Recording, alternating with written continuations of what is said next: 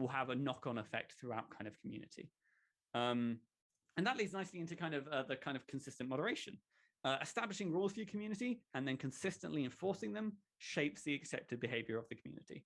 And how that moderation kind of applies sits on another sort of spectrum between kind of very subtle to kind of being kind of fully explicit. But the key is consistency. The same rule applied across the board. And then lastly, talking about cutting out a toxicity. Because there may be a point where, again, in every community where toxicity kind of rears its ugly head. But there shouldn't be any sort of hesitancy to kind of outright cut it out. As some studies have kind of showed that, like, when toxicity is targeted and just straight up removed, it had kind of lasting positive effects for, again, the greater community overall. So that's kind of all the core factors kind of tackled. And now we can kind of look at the desirable outcomes. Because all these factors we've kind of spoken about impact the content of the game. And when successful, they can kind of enable one, if not all, of these kind of desirable outcomes. And again, they're desirable because they increase the possibility of actively challenging the stigma around mental health. So to go through them kind of one by one, does the game allow space for reflection? Reflection is a key part of learning.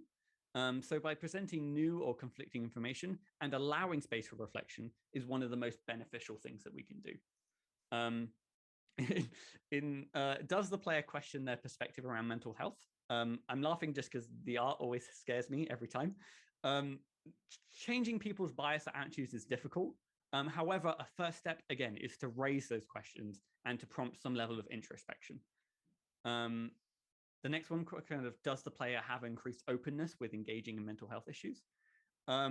Perspective kind of challenging experiences often lead to kind of transformative experiences that only exist within the game. But how can we kind of like shift it out to kind of make them think about how this applies, not just in the game's context, but to the wider world? Because what we want to get the player like this image. We kind of want to get their mind more open. We don't want to pop their head open, but to kind of get their mind kind of more open to these experiences as a whole. And then lastly, kind of, does the player feel a personal resonance? And personal resonance, again, itself can kind of stem from feeling of agency or emotional connections to the narrative, characters, or story.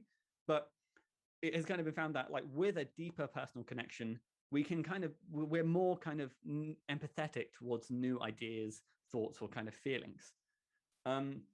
So there you go. So kind of across this, we kind of have the complete picture. You have the 8 factors around the kind of outside that kind of make up the framework, as well as the kind of 4 desirable outcomes in the center. And hopefully, in some way, I've kind of challenged your perspective on how stigma around mental health can be challenged.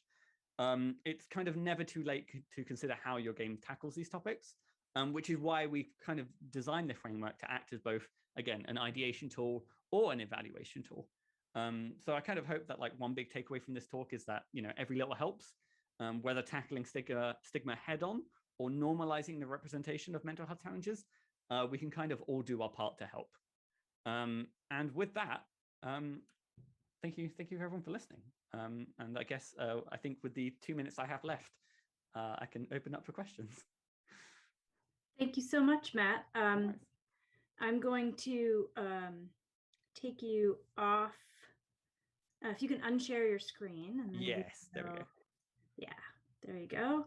And then we'll invite questions. You can, you're welcome to jump on to audio if you'd like to jump in on questions. And otherwise, you can also just dump those into the chat button.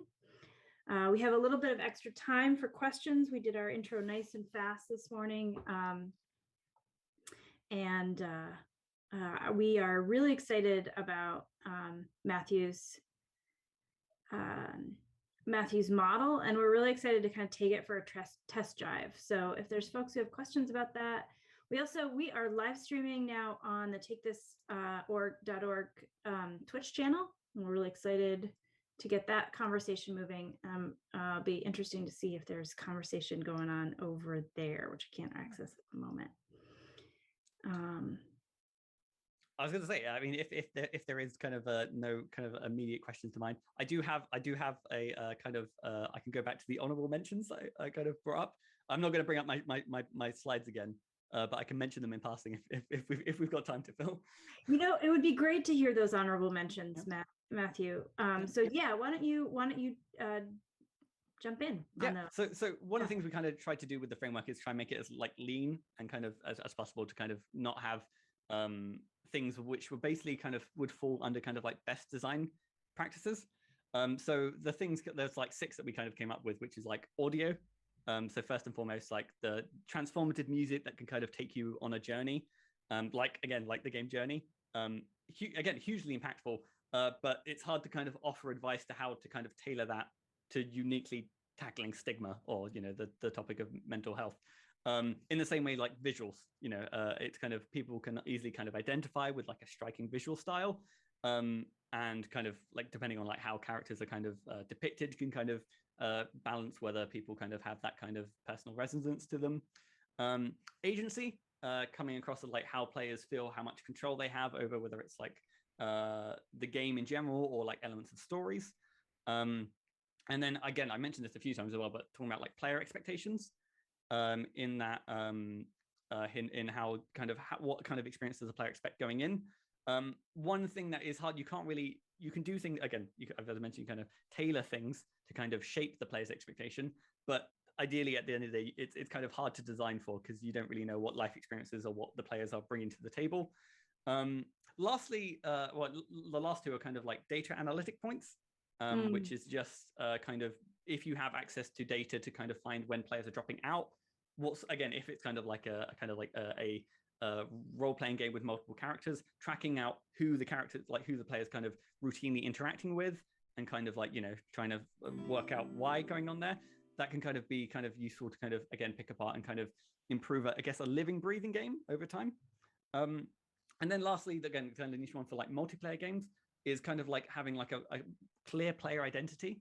So players can kind of feel they have that kind of personalization, as well as kind of how they go about interacting with the kind of other players bit by bit. So those are kind of the honorable and again, all in their own way. Again, they definitely can kind of tackle mental health stigma, but it's just the kind of the advice to go about them is kind of hard to kind of fit within a concise framework. It's a big topic. We have a great question in chat from Clara, which was, I was recently in an accessibility in games course. Can you share how these 2 fields intersect?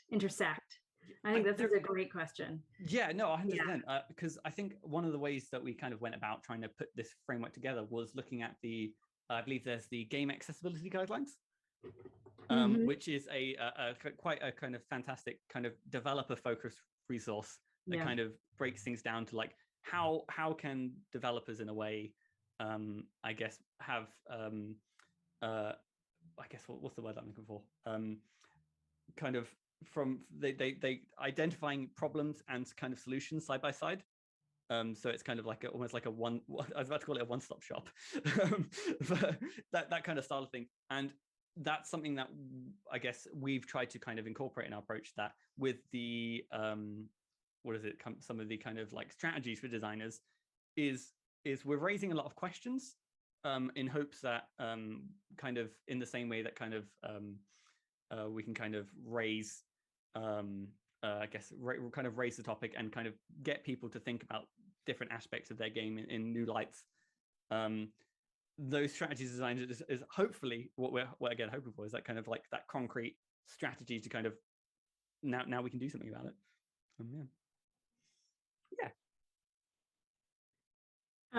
Cool. And then there's another question here. Are there any models from social psychology on the topic of cognitive bias and changing attitudes using game design?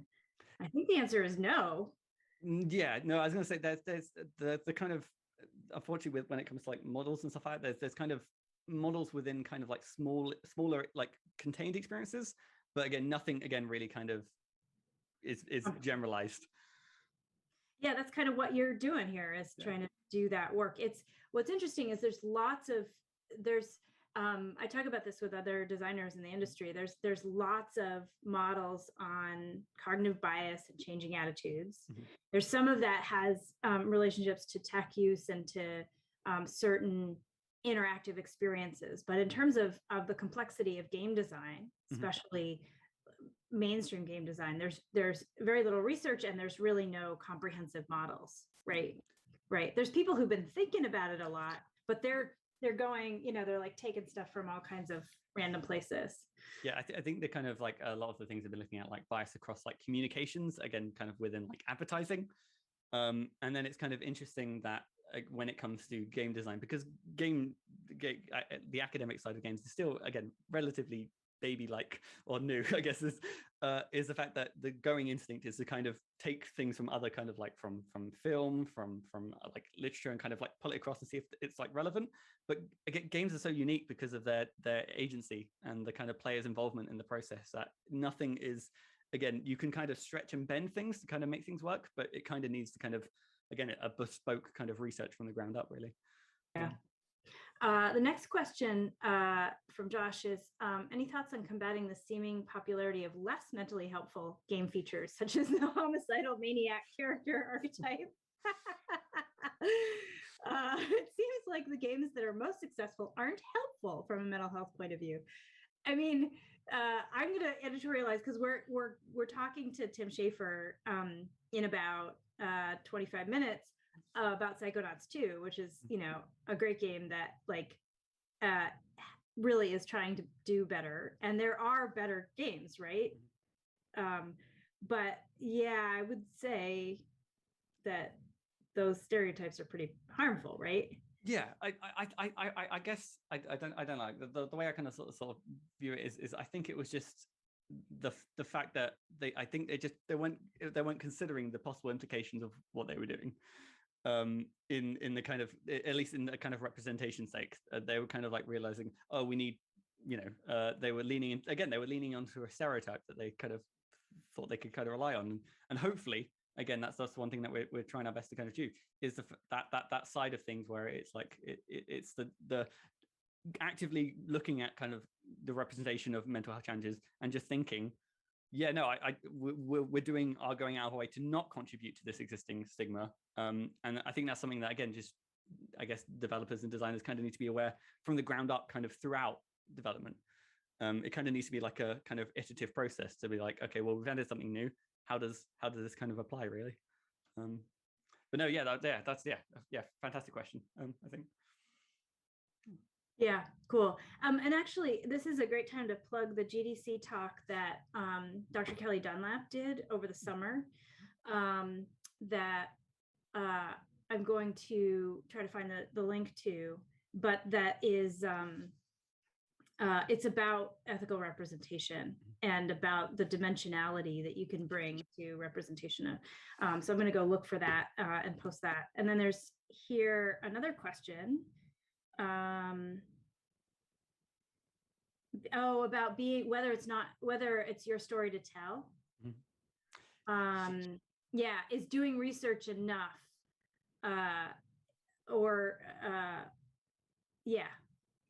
So I think so this was something, again, that Eve yourself really kind of helped kind of coming up with the kind of the way to kind of phrase this within the framework. But I guess it's the kind of the point that, like, I guess it shouldn't be research, but it should be that kind of inclusive and kind of participatory development where possible, because otherwise you aren't necessarily telling someone's lived experiences, you're just kind of stealing it. I don't know if that's that folks need to be involved if their story is going to be told. Right. And that's what, like, if you look, there's all this video up from the development of Hellblade: Senua's Sacrifice, right? Where folks with lived experience were not the developers, but they were brought in extensively. They reviewed many, many versions of the game. They talked extensively about their experience and their that was all mediated by a psychiatrist who was kind of making sure it was safe, that the way this process was undertaken. Dr. Paul Fletcher, who was a speaker at TIGS in year one. So yeah. I did want to say as well, going back to the earlier point about, was it Dr. Dunlap's talk or like paper before, that was kind of, again, a really kind of good point of inspiration towards like the representation side of things. because they kind of, I think the best way to describe it is they broke up representation into kind of three categories, which is like one-dimensional characters, two-dimensional characters, and obviously like I used K from what was it, the example of Sea of Solitude as like a third-dimensional. And realistically, again, you need good representations kind of across the spectrum, because again, that's how you kind of end up with the kind of like, I guess the passing references to things that can just be kind of normalized. But yeah.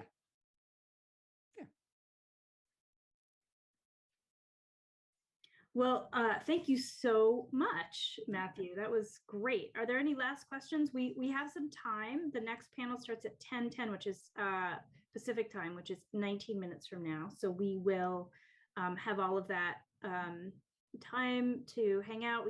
I feel free to discuss in chat or just go check your email and come back at 10:10 unless there's any other questions.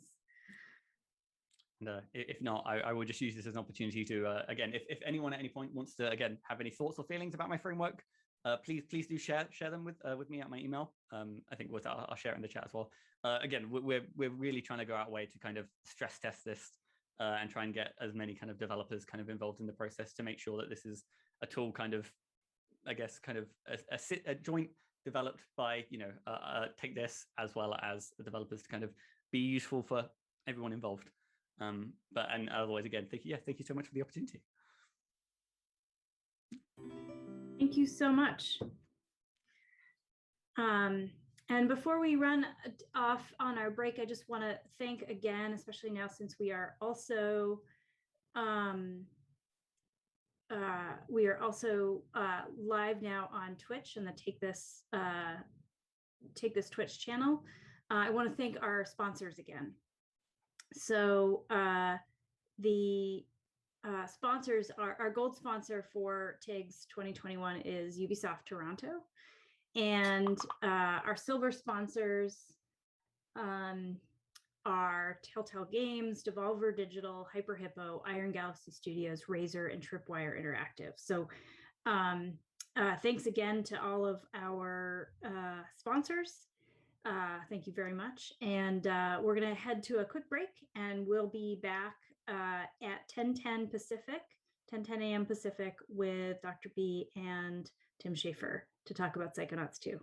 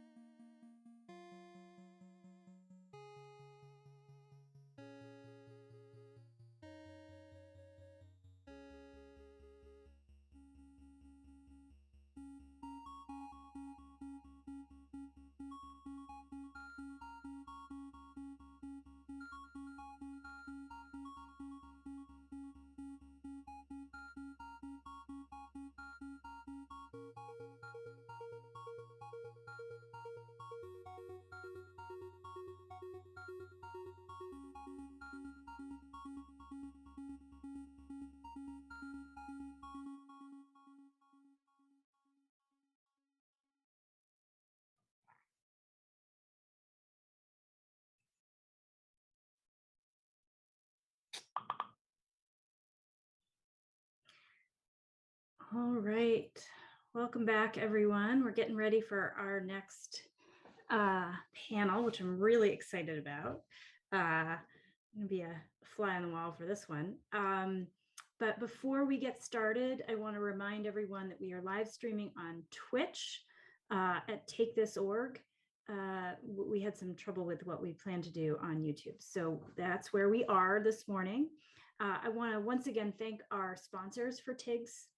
The gold sponsor, Ubisoft Toronto, and our silver sponsors, including Telltale Games, Devolver Digital, Hyper Hippo, Iron Galaxy Studios, Razer, and Tripwire Interactive. So thanks again to those folks. I'm Eve Krevichet, I'm the Executive Director of Take This and the programming partner with Mark Chandler on TIGS.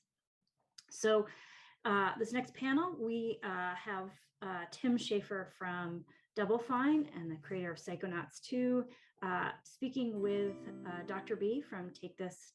Dr. B is also known as Rafael Bocamazzo. He is the clinical director here at Take This. So I'm going to get those folks, if you can both of you raise your hands, we'll get you spotlighted and get me out of here. There you are. Thank you. And Dr. B, if you want to show up, let's see. We got most of you here.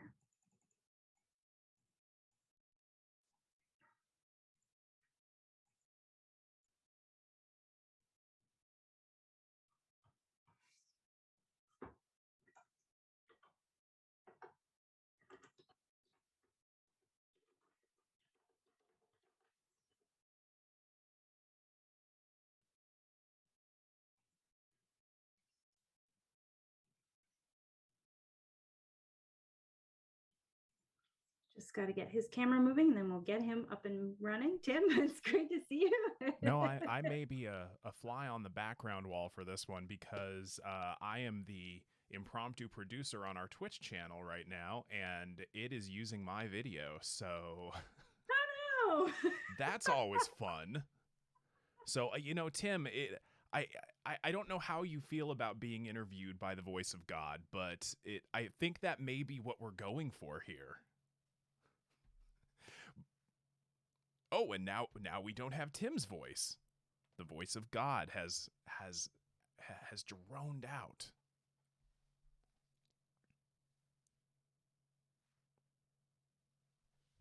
Oh. It looks like Eve is going to have to unmute Tim. So let me do that right now. Let me find him in here.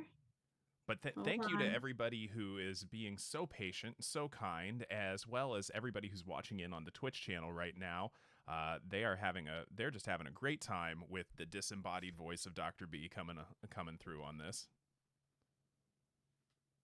All right, Tim, you should be. Those are all my thoughts about mental health. Those were fantastic, Tim. Thank you so much. It was pure gold and unrepeatable. So that's fantastic. Hi, Dr. B. Hi, everybody. Thanks for having me. We're glad to have you here. So Tim, you had a game come out recently. Yeah, Psychonauts 2. Psychonauts 2. I may have heard of it. It was it on any major platforms? It was everywhere. It was everywhere. It's on Xbox, and you helped us out with it. I don't know if that's a secret, but you helped us out with it. Well, and and we're going to get into that a little bit because it has been incredibly well received. Like I'm tickled pink to see what the reviewers have been saying, what everybody has been saying about this. People who barely know friends of mine from my childhood who barely know what I do for a living are saying, have you seen this game Psychonauts 2? It's amazing. But before we get directly into that, you've had a heck of a career. It's all, the secrets are all in the beard. 20 years making games. Well, so people know, what else have you worked on that's led up to Psychonauts both 1 and 2? Well, all through the 90s, I made adventure games over at LucasArts. So I worked on Monkey Island 1 and 2, and it was a writer all those times and designer. Day of the Tentacle, Full Throttle, and Grim Fandango were games I made back then.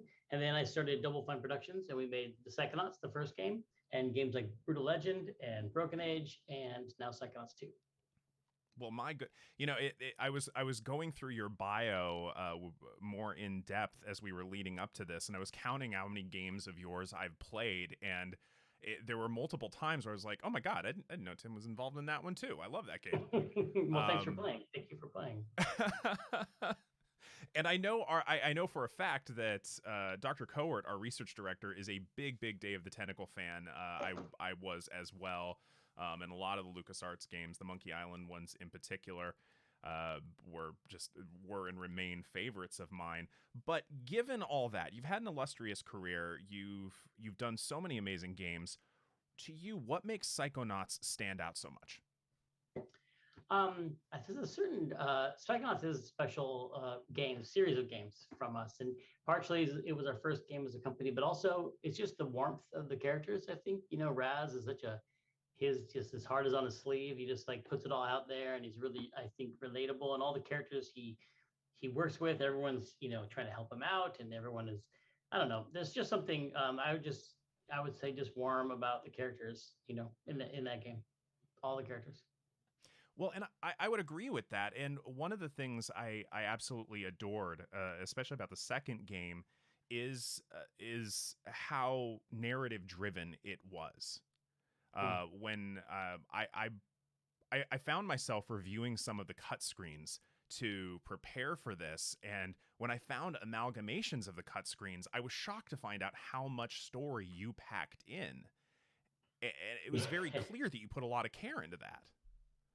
Yeah, I mean that's kind of our thing that we care about a lot here at Double Fine is story and characters. I come from in college I studied creative writing and programming, so it's kind of like the mix. And starting out at LucasArts, it was obviously the emphasis there was on besides adventure, was story and exploration. But we care a lot about story. And there was a time when story and cutscenes in games was kind of like people were kind of frowning on it, like, oh, it's player doesn't want to have all these words, But I think because of there's games like Gone Home and even Uncharted, I think it's kind of like made it clear there's room for everything in games. There's room for games that are all about story and games that are all about action, and there's room for games like Psychonauts for sure. Well, and story lets us get into, Psychonauts. The other thing that's special about it is that the premise of going into other people's minds, like you psychically project yourself into their mental worlds. It lets us do a whole different kind of storytelling where we can use the environment and the level design to let you get insight into the psyche of the characters.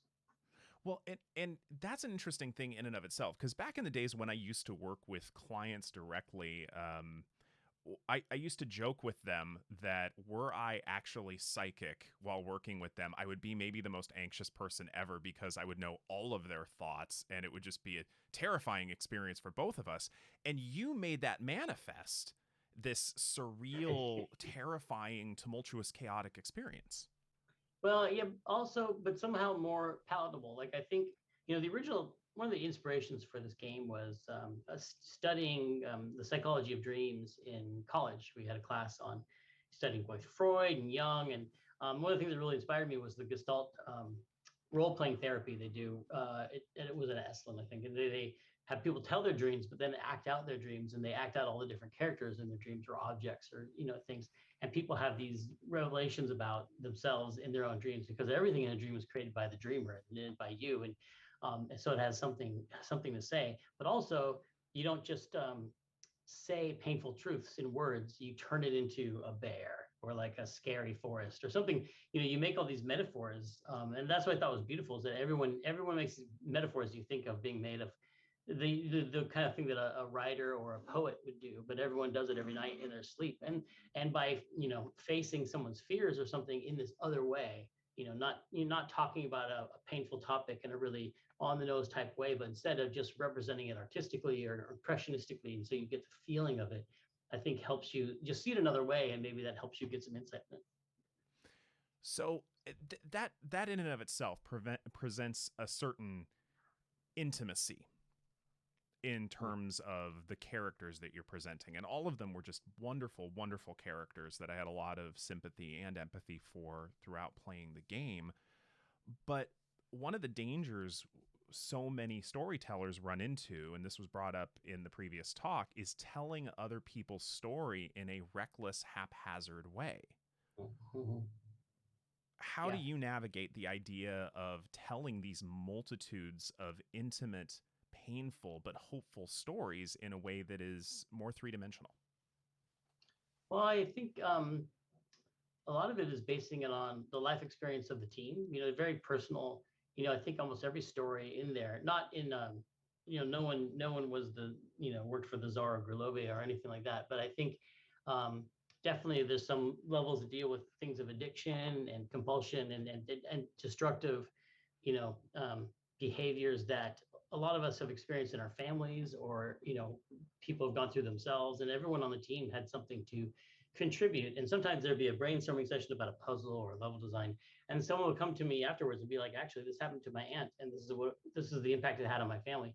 And we were able to, I think that's the most fundamental way for us, coming at it from not a scientific or a clinical perspective, but from our artistic and creative perspective, is to go to primary sources, as they would say in school, like instead of we all have this education about mental health that we erroneously get from movies, which is about stereotypes about mental health and the way people act and the way people feel and what causes all these things.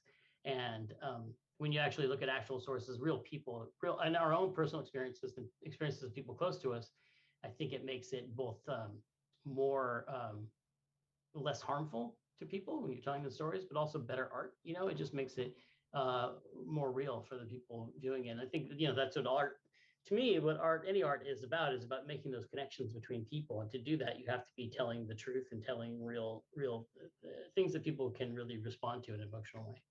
Well, and you did that, and what fascinated me is that you sidestepped the idea of trying to create a definitive representation of any particular mental health challenge, which is just, not really possible to create like the depiction of depression or the depiction of a phobia or anything like that. How did you choose which artistic representations to display in coming up with? You did dental phobia, you did self-regulation, you had regrets, you had doubts, you had all of these very epic literary themes throughout this.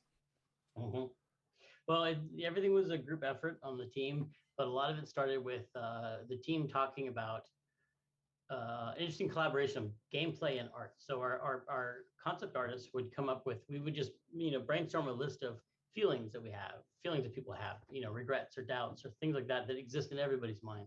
And Scott Campbell, who does our character design, would just brainstorm do 20 drawings of what depression, the embodiment of depression looked like to him, and he would do a whole bunch of drawings, and they would all capture the feeling of depression, but some of them would have legs, and some would have wings, and some of them would have different shapes.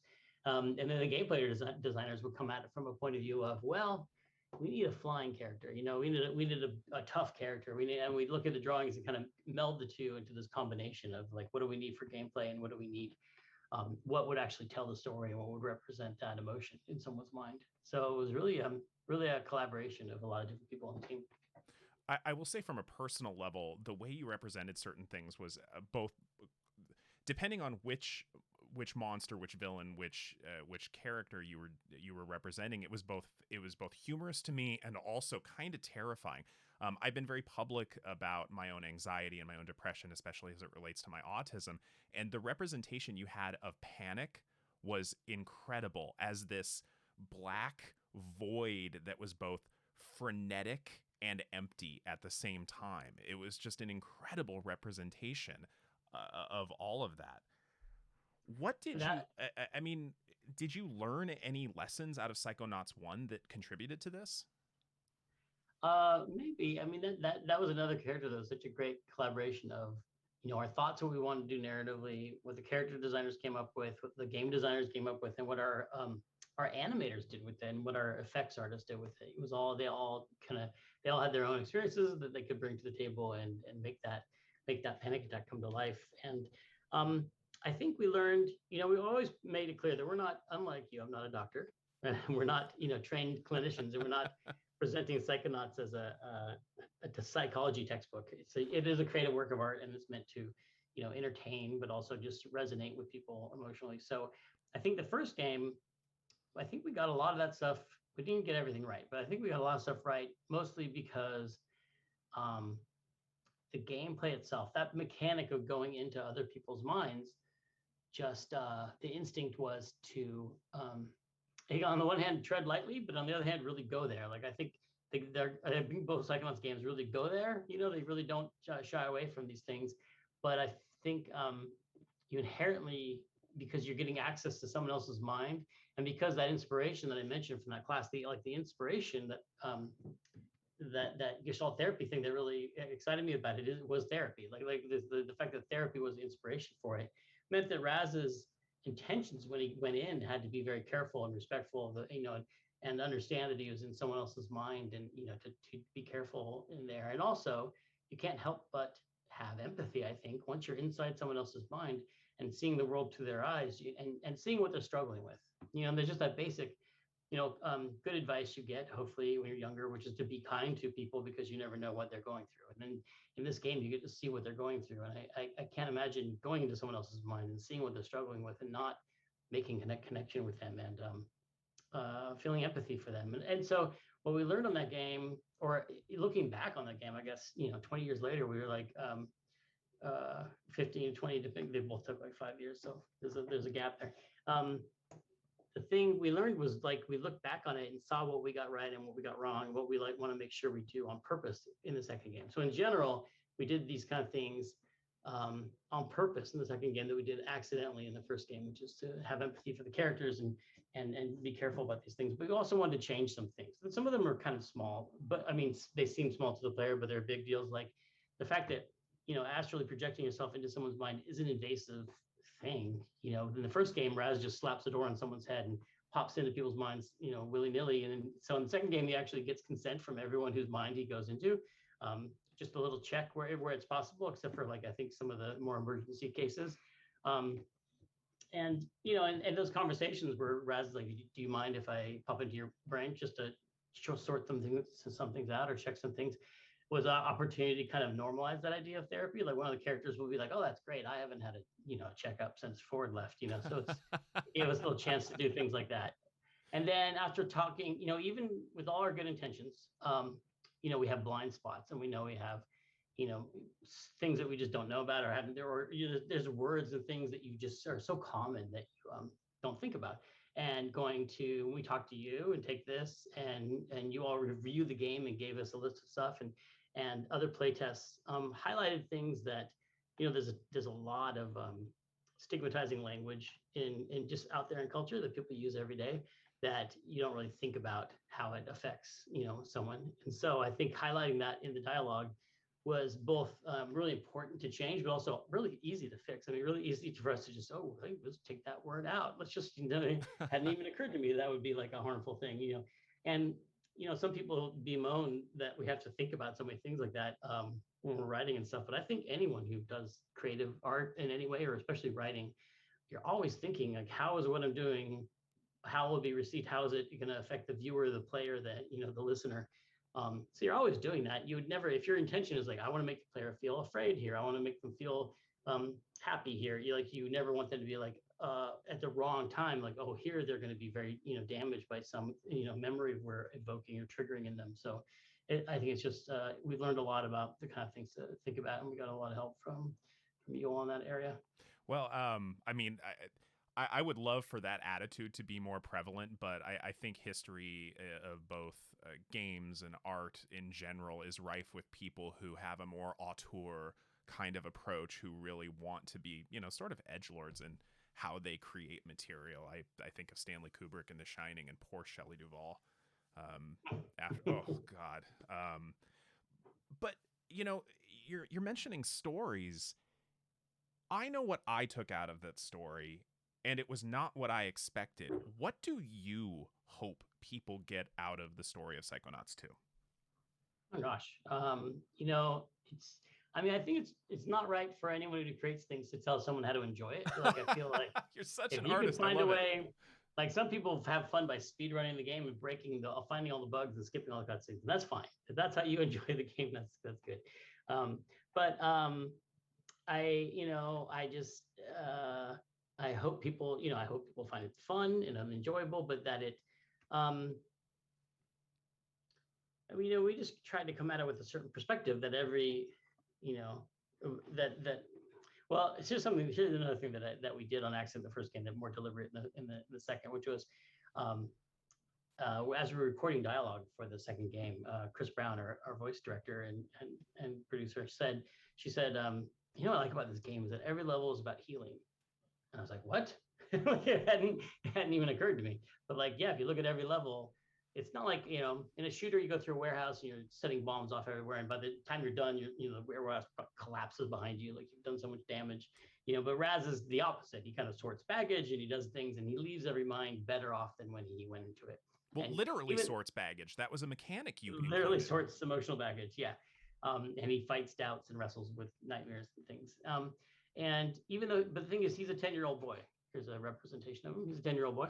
And so he, that allows us to actually deal in some ways with tougher subjects because Raz, he kind of self-edits. Like I have a young daughter and I can see if something happens in a movie that she wishes she hadn't seen, she goes, I don't know what that means. Raz there's some things in the game that are an adult playing would think that is very heavy and that is a very serious thing. And Raz is aware that something serious is going on, but he doesn't sit down and try and talk to the person about addiction or anything like that. He's dealing with the more, the representation of it in the level, or the boss monster that represents it, or the moth that represents the destructive force. Now I've been talking so long, I don't remember what the question was. But but you're still bringing up something. Well, the question was, what do you hope people get out of it? But one of the things I hadn't thought about was the juxtaposition of the heavy subject material with the innocence of this 10-year-old boy going through. And I don't think it would have been as effective or as impactful without that innocent wonder. Yeah, he's very earnest and intense, and wholesome. I guess it's wholesome. He's just very committed. He takes his job as being a psychonaut very seriously, and he might see it more from a 10-year-old kid's perspective of fighting bad guys and or fighting monsters or something like that. But those monsters are people's inner demons. So he instinctually, I think, knows in most cases the right thing to do. But he messes up sometimes, and he has that pointed out to him by the more senior psychonauts. Which was actually a point that I really liked about the game, in that there are a lot of other media materials throughout history that have treated this idea of psychic invasion of the mind a lot more haphazardly than you did, and showing the consequences of that was, I thought, incredibly impactful, not only for the story but just as a viewer. Mm-hmm. Can you talk about why you included that? Because of that realization that is such an invasive thing that Raz is doing, and that's why he gets consent. And then when he messes around with someone's brain, we're realizing that these things he was doing in his mind were like, he's altering someone's mind, and he should realize that there's a lot of power, with his that he has being a psychonaut. He needs to, kind of grow up a lot of the things. There's a period in his life where he's really maturing in the 3 days that are covered by these games. He's doing a lot of maturing. It really was only 3 days, wasn't it? I didn't think about that. 3 or 4. Yeah, it happens very quick. Gosh, that's just cool. It's a credit to our voice actors who could sound 10 years younger. So why did you choose to go with, instead of a sort of a beat the villain approach? Because you mentioned first person shooters where you can just go in destruction, beat the villain, game is over, I won the day. Well, why did you choose to avoid that? I mean, I had nothing against going in and destroying a warehouse or anything like that. I have nothing, like, that's going to be very satisfying. Oh, Lord, yes. You say, oh, it's great to confront the shadow, as they would say, I think, Jungian. But it's very satisfying. It can be very cathartic. It can be very positive. It's just there's two things of like, what I want to put out into the world. I think it's just something that any creative person thinks about, like, what is there not enough of, and what do I want to add to the world, and what is there too much of? It just comes up, that's part of it. But part of it is also just the fact you're going into someone's mind means, how can you, once you see that someone, has these memories of a traumatic experience or their issues with their father, and like, how can you feel like punching them in the face is the answer, And I feel like I don't want to tell other game developers what to do, of course, but I feel like it's too easy in film and movies to use mental health as like an othering type technique, to like make it okay to fight or kill someone. Like, it's just like, oh, they use some derogatory term for the fact that their brain's not operating the way you think it should, and therefore I can do whatever I want to them because they're dangerous and they're mentally divergent from me. And I think that same you see that in games a lot with and movies with mental health, also LGBT representation. It's often used to like, oh, the villain it's a guy in a dress, so therefore you don't know what he can do. He could do anything. Like, it's just like the rules are off. And so and mental health is often used in that same way of like letting the player throw the switch of like not treating someone like a human being, and therefore doing whatever damage they need to do in the game. And I think that's just a bad thing. And I think it goes. You can't do it once you realize like the thing that Psychonauts is trying to do, which is to see the humanity in everyone, even the villains. That you go into their mind. And not that all villainy is excusable, but once you go into their mind, you can see that from a lot of them, that like what the cause of it was, and it just allows us. We're really lucky with Psychonauts. It allows us a more interesting way of dealing with quote unquote villains. Well, I mean, and that's the line that you walked with this, because one of the topics I talk about frequently when I give workshops on mental health basics is that empathy isn't the same thing as approval of somebody's behavior. Empathy is simply seeing things from their perspective, not necessarily agreeing with the choices they make, but understanding the choices and then dealing with it from there, instead of this sort of binary, you're a good or bad person. And that's a line that I saw you walk with all of Psychonauts 2. Was that a struggle for all of you on a developmental level? We did our best with the first draft, and the team is there. We had like table reads of the dialogue, and people would catch things and improve the story. And then we did a lot of playtests, both with Take This, but also just friends and family, and then some more official playtests. And we got a lot of feedback about how different things made people feel, different words and different setups, and what they felt was satisfying and what they questioned, morally about the story. And there were some things that was like, well, that's really baked in. I don't know if we can do anything about that. But a lot of them were just like, oh, we didn't make it clear this one plot point that makes you understand someone's motivation better. So by sharing the game early with some people and getting a lot of feedback, I was able to make, some last minute, and not a lot, but like another wave of just dialogue recording for Raz, or a couple things that I think link something together in the story that made a huge difference in how the game was received. Because any game that represents something like mental health or anything like that, it's not enough to just throw it in there. But if you get it in there and then you do it slightly wrong, it's much worse than not having it in there at all. And so just a couple of small changes really helped us, I think, let people feel the way we wanted them to feel about it in the story. Well, do you have any, do you have any examples of that you're comfortable sharing? The story turned out just pretty spectacularly, and so I'm curious how you shifted it in that direction. Yeah, it's hard to. There was a big debate about whether spoilers. I'm gonna get into some spoilers. I gotta see it. The person at the end of the game has committed some atrocities in the past, and some people thought that you can't redeem a character like that. You can't. There's some crimes that are. They were like, that person is basically Hitler, which is just to take it to extreme. I was like, that's not what that character is, and that's not what we were going for with that. And so it was great to actually hear someone think that that's what we were going for with that character. It's like, no, we were going in their mind. Not that I would be interested in doing Hitler's mind, but what I think of as the motivations for this character are much more about a different sort of psychic construct. And the person you're fighting for most of this game is actually in some ways more of a victim of the Psychonauts themselves and early experimentation and about this tyrannical ruler of this Grulovia, this country who pushed her into war, and all these things that made her, once you get into her mind, it helped us show that we have to show more of these things and highlight how she was pushed into this position, and the bad thing that you're fighting inside of her mind is not something that was not what this playtester thought it was, but it helped us clarify that it was a different psychic construct for sure.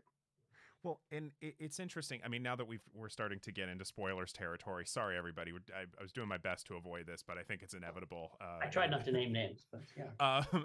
But in many respects, what you portrayed there parallels the history of psychology and psychiatry. That despite the best intentions, especially of early psychology and psychiatry, there were absolute atrocities perpetuated on patients.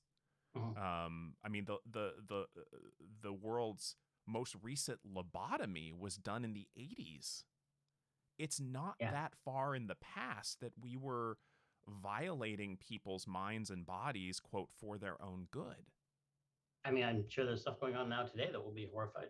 Oh yeah, I mean, we especially when we have the hindsight, we're going to look back on what we do today and go, my God, what were they thinking? Mm-hmm. But you just went straight into that as a topic and as a plot point.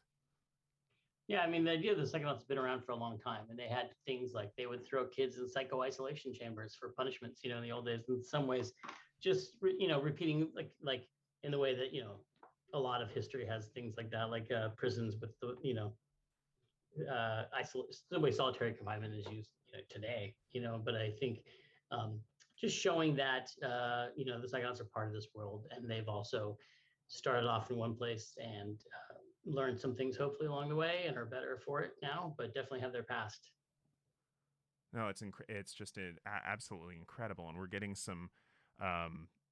We're also getting feedback in the chat for Tiggs that the non-sensationalized same-sex relationship that you had among two major characters. It was that was such a wholesome relationship, by the way. They were so cute. Bob and Helmet. Yeah. Oh, they were so adorable. I owe a lot of that to James Marion on the team, one of our level designers who, I wanted to have this character. I wanted to have a gay character in the game, the way I had it, it was much more of a secret and a big reveal and like a big plot point, and he was like, oh, that's cool, but what if there's these other characters and they just kind of had they were married and it was no big deal. I was like, oh, that is better. I was like, okay. It took me a while. It's like, well, that's not as exciting. That's not a big, I loved having big shocking reveals about stuff. And it's like, well, it's not as big shocking. And then I realized like, this is so much better. This is so much better. And it was really fun to, I think the whole team really liked, the artists putting in their, scenes from their wedding in the game. And it was fun to write, little snippets of their vows I got to write. And then the actors, Jack Black plays, one of the characters. And at some point, yes, like him and Elijah Wood both take their turns of their characters in the real world and the mental world. And so it turned out really great, but it was something that was never, I like that people discovered it themselves. It was never like I think just a few years ago there would have been like a, I don't know, Kotaku article about the fact that we had that in the game. It would have been this big, and the fact that it was just like that it was a lot more normalized, I think was a big success. Well, and that's what we're hearing from the chat. The fact that it was so normalized, the fact that not a plot point and not sensationalized it was in and of itself part of the beauty that we had in the game. So in terms of, you obviously have a lot of talent that brought their experiences internally. Why reach out to a group like Take This? You had all this expertise. Why reach out externally? Well, like I said, I'm not a doctor. We are not, we're not clinicians. We did, ask some, family and friends, experts and things like that, and we use our own experiences. But we knew that we have blind spots. We have just areas that everybody does. I think, all good writers work with editors, and it's really, I learned through coming up through creative writing, the value of sharing your work early, and getting feedback, and not being defensive about the feedback. That's what being in a creative writing group, I think, teaches you. Like, oh, thank you for your notes. This is great. I can turn this around and make it better.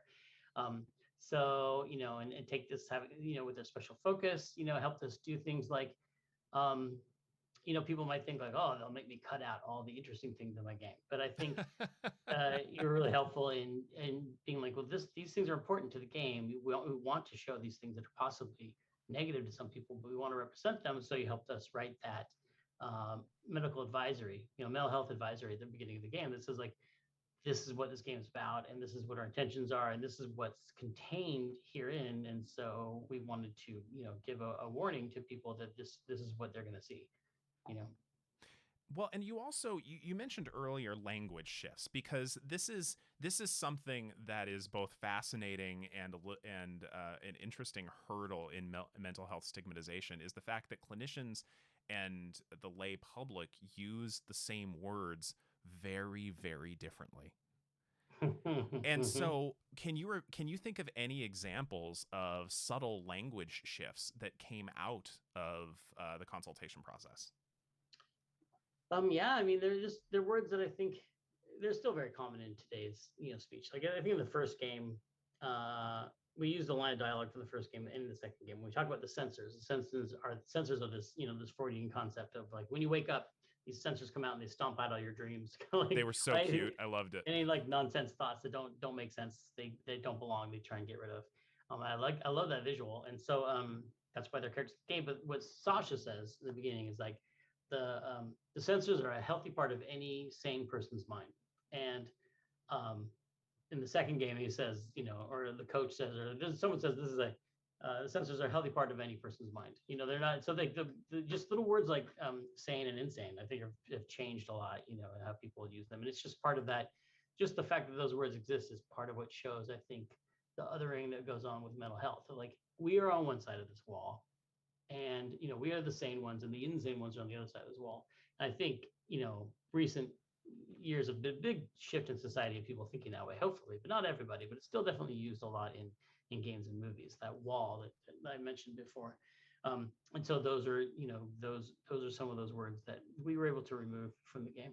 Well, we sometimes just took them out of the dialogue and re-recorded, but sometimes our Kate, our voice editor, went in and made these amazing edits that just you can't even tell they're there. Oh God, editors are amazing. Well, we see that sort of language still in a lot of games, and it's not just limited to games. I don't want to just pick on games, but the statistic we saw from Matthew's talk that just preceded ours was that 69% of villains are presented as the homicidal maniac trope, when in fact we know, statistically speaking, that those who struggle with serious mental illnesses are more likely to be the victims of violence than the victimizers.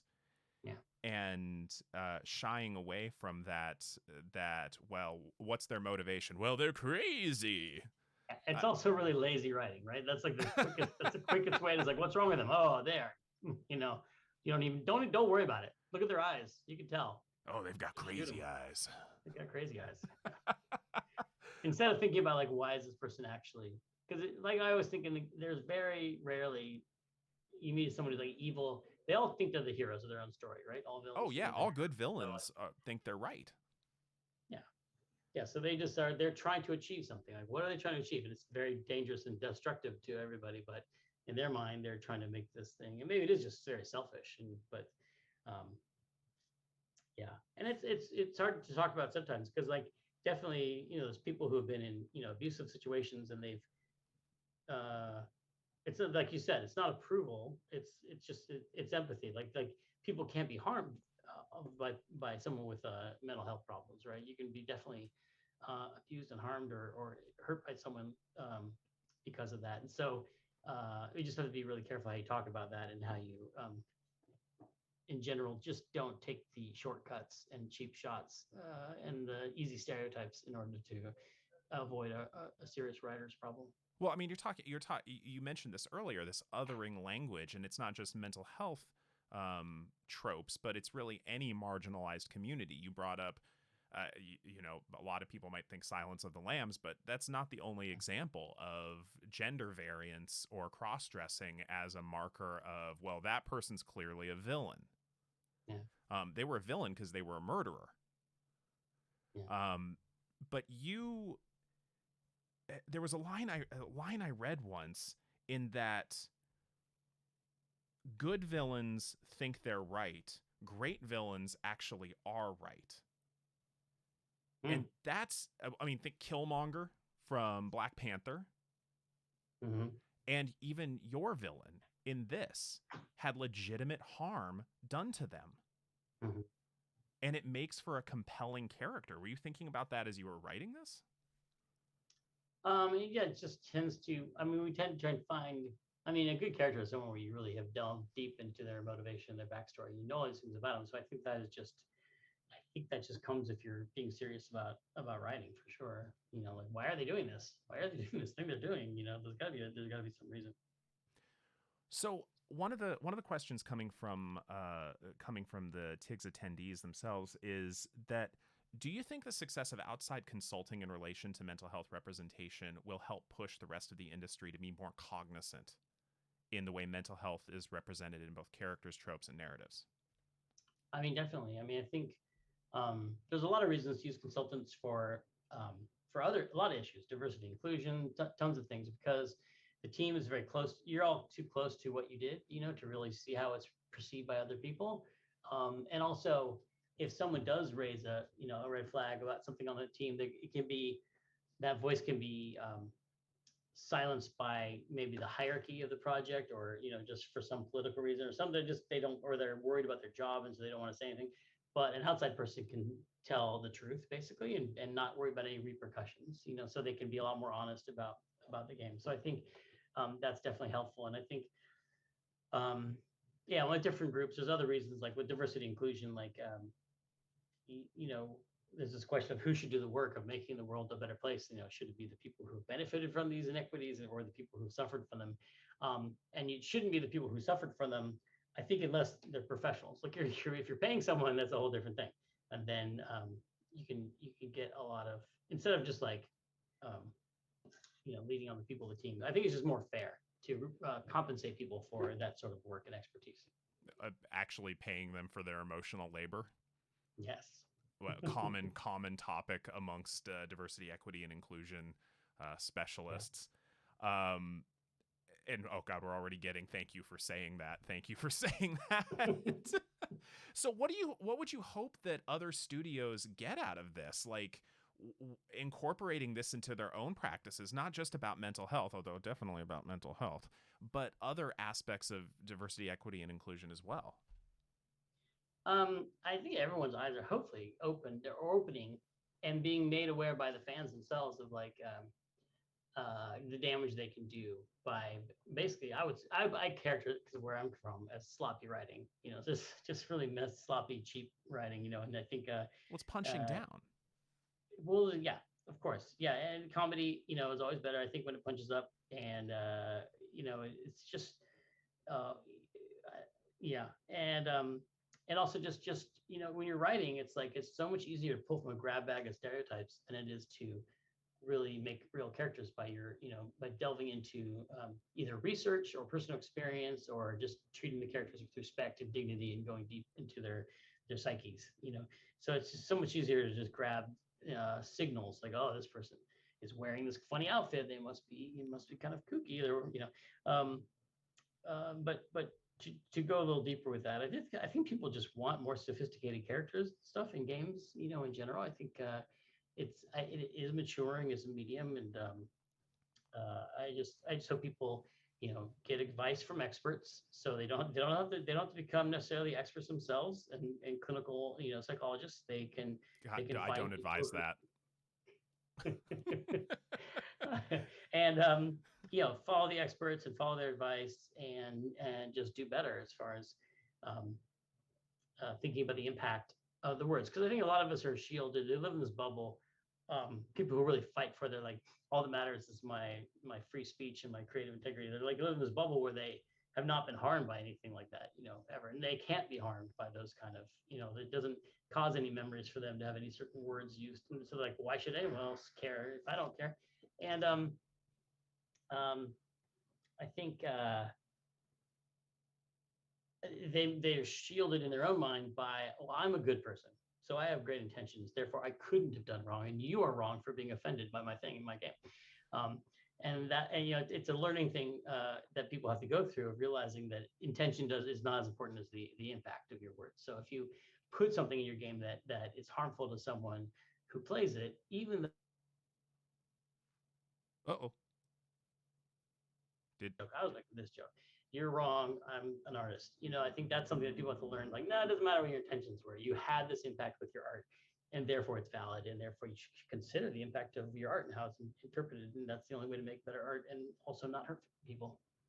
So there's something you've been sort of alluding to, and I want to make sure I'm clear on understanding this. And it seems like one of the things you're saying is that storytellers have a responsibility to be aware of the power they have, especially if they have a major platform from which they can build. Yeah. I mean, I think, yes, definitely. But I think it's also, I guess I approach everything in terms of, like, I still think it makes it for better writing.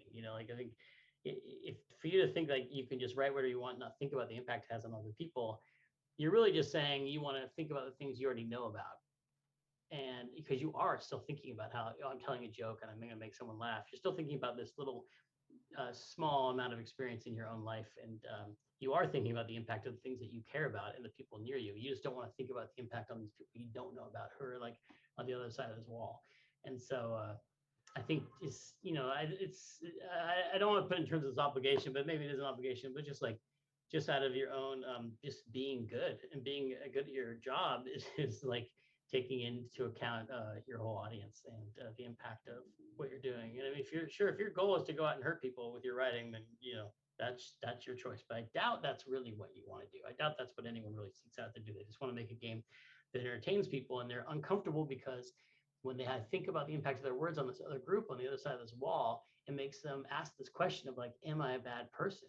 I wrote this joke that hurt this person, but I'm not terrible. I'm not a bad person.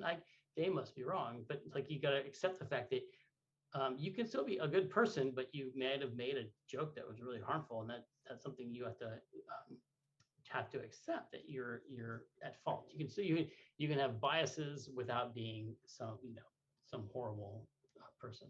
Well, and so you're also talking about learning from these mistakes. And I have to say, from a personal level, I really appreciate that when we entered into the conversations around this, you came in with this same level of humility of, hey, I want to do, better than I would have done 20 years ago, which is hopefully something all of us can say.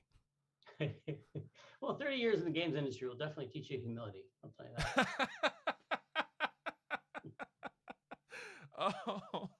that. So you may have already answered this in a way, but I want to still bring this up from the chat, that you seem very self-aware.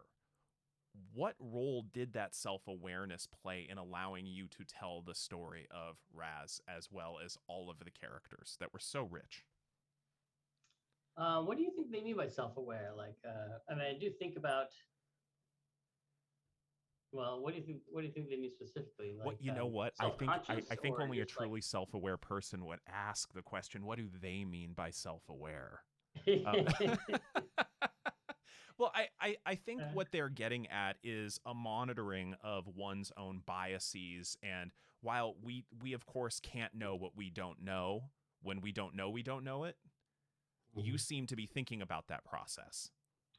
Oh, okay. I mean, I think, part of I think, like, most people don't want to be a bad person, but I think it's also, if you're, trying to be a writer or a creative person, you think about, your brain, the part of you that comes up with creative thoughts is like this tool that gets you through life. And you're always thinking about how it's performing. Like, I tend to think about that, because creativity over time is just an interesting topic to me, and how people authors who write a good book and a bad book afterwards, you're like, what happens to your brain as you get older? Like, so I'm always trying to think about how to, like, in some ways tune it up all the time, and like what definitely I've always realized that to be creative you have to be careful. It's like you have to be careful what you eat, mentally, like what how you process experiences and what kind of experiences you seek out, has an effect. It's how you take care of your mind, how you take care of this, for me, the tool by which I make a living, so I'm always thinking about it's kind of, I guess I accidentally said I care about mental health, and so I guess that's what I was Shout doing that all one along. from the rooftops. Yeah, I'm but biased. for me, I'm it was not just wrong. so I could stay employed, just so I could have a living. But always thinking about, like, how can I make myself more creative? How can I make and seeing, and a lot of it's just having made mistakes, like being a guy in their 20s and stuff. Like, the stuff I wrote then was really just like a lot more bull in a china shop, like just kind of like trying to see what I could do. Like, what do I do? Can I write one of these things? And then you make mistakes in your personal life, and you go like, oh wow, okay. So when I do that, that really made that person uncomfortable, or hurt them or something, and try to make amends and learn from it. So I definitely have had experiences like that that made me in general try and think about, like, how to tread more carefully when with other people. That's Please, other developers, listen to that. Follow that as an example. Grow as a person. You will make mistakes. Yeah, I mean, I think a part of that has to do with just kind of, I try to be, I won't say hard on myself. I definitely, like, try and hold myself responsible for, my own actions and things, but also pretty forgiving. Like, I'm like, yeah, you might not, there are always mistakes I made, but everyone makes mistakes, and I'm pretty much like, you did the best you could. Like, you got to move on. So I think that's what gives me the ability to accept mistakes that I've made, is that I still feel like, relatively speaking, I made those mistakes, but I didn't, kill anybody, so I'm okay. Is that okay? Is that a right way to think about it? I don't know if that's right. They don't torture me for a long period. I just kind of try and learn from them and move on. I'm not tortured by horrible mistakes. But you've got some support in the chat saying, yep, it's a valid threshold. It's a valid threshold. So I want to make sure we're able to take a break before our next session in 10 minutes. But I definitely, Tim, first of all, thank you for being here. Thank you for contacting Take This and allowing us to be a part of the process of this game. And obviously, there's a lot of fans for this game, and they were so excited when they saw that advisory screen pop up. So thank you for allowing us to be part of the process. I want to give you last thoughts, last words before we cut to break. What do you want people to walk away from this talk knowing? I hope people, if they work in video games, feel inspired to, both not shy away from difficult topics, but just try to approach them with a lot of respect and a lot of, thoughtfulness. And that goes for video games or writing or anything, because I think there's a tendency to either, like, plow in without understanding something, or else avoid it completely because you're scared of doing it. But I think you can, by contacting, experts or people, if you're writing about a culture or something you don't know about, by actually talking to, someone who knows about that kind of stuff, and doing the research and getting the consultation, and to not be afraid of handling topics, because life is very broad and has lots of diverse things going on in the world, and it'd be a shame to leave that out of any art, and especially video games, because video games is made so much better by covering new topics that hasn't covered before. No, I mean, that's the essence of creativity. It's divergent thinking. It's going into new territory. Mm-hmm. Without feeling entitled to tell the story from your perspective, without any knowledge of that territory. So there's that humility again of not utilizing other people's stories crassly. Well, God, thank you, Tim. Thank you so much for all of this. Thank you for being here. And for everybody who is in the chat right now, we are going to take a 7-8 minute break before we go to our next panel at 11:10 a.m. Pacific time, and that is our inclusion and bias in game usability panel. But thank you so much, Tim. It's been wonderful having you. No, thank you, Dr. B. Thanks for having me. Thanks everybody for watching.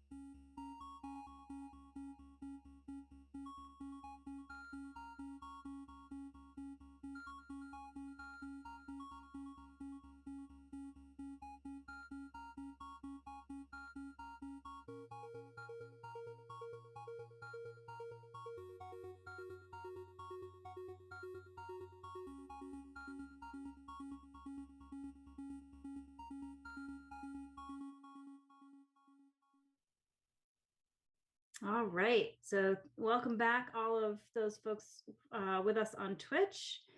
And looks like we've got you all unmuted. This conversation is game usability and bias. It's a conversation about accessibility. Before we get started, I want to quickly once again thank our sponsors for TIGS this year. Our gold sponsors, Ubisoft Toronto, and our silver sponsors are Telltale Games, Devolver Digital, Hyper Hippo, Iron Galaxy Studios, Razer, and Tripwire Interactive. So thank you very much to those folks for supporting the work we're doing. This conversation is what I'm really excited about. I think I'm going to learn a lot about game usability and bias. And so I would like to start by having you briefly introduce yourselves and give a brief summary of your background and what you're doing now. So why don't we start with Deanne? So hi, my name's Deanne Adams. I work for Xbox Research. I've been with them for 6 years after completing a couple postdocs working in educational games and navigating in virtual environments.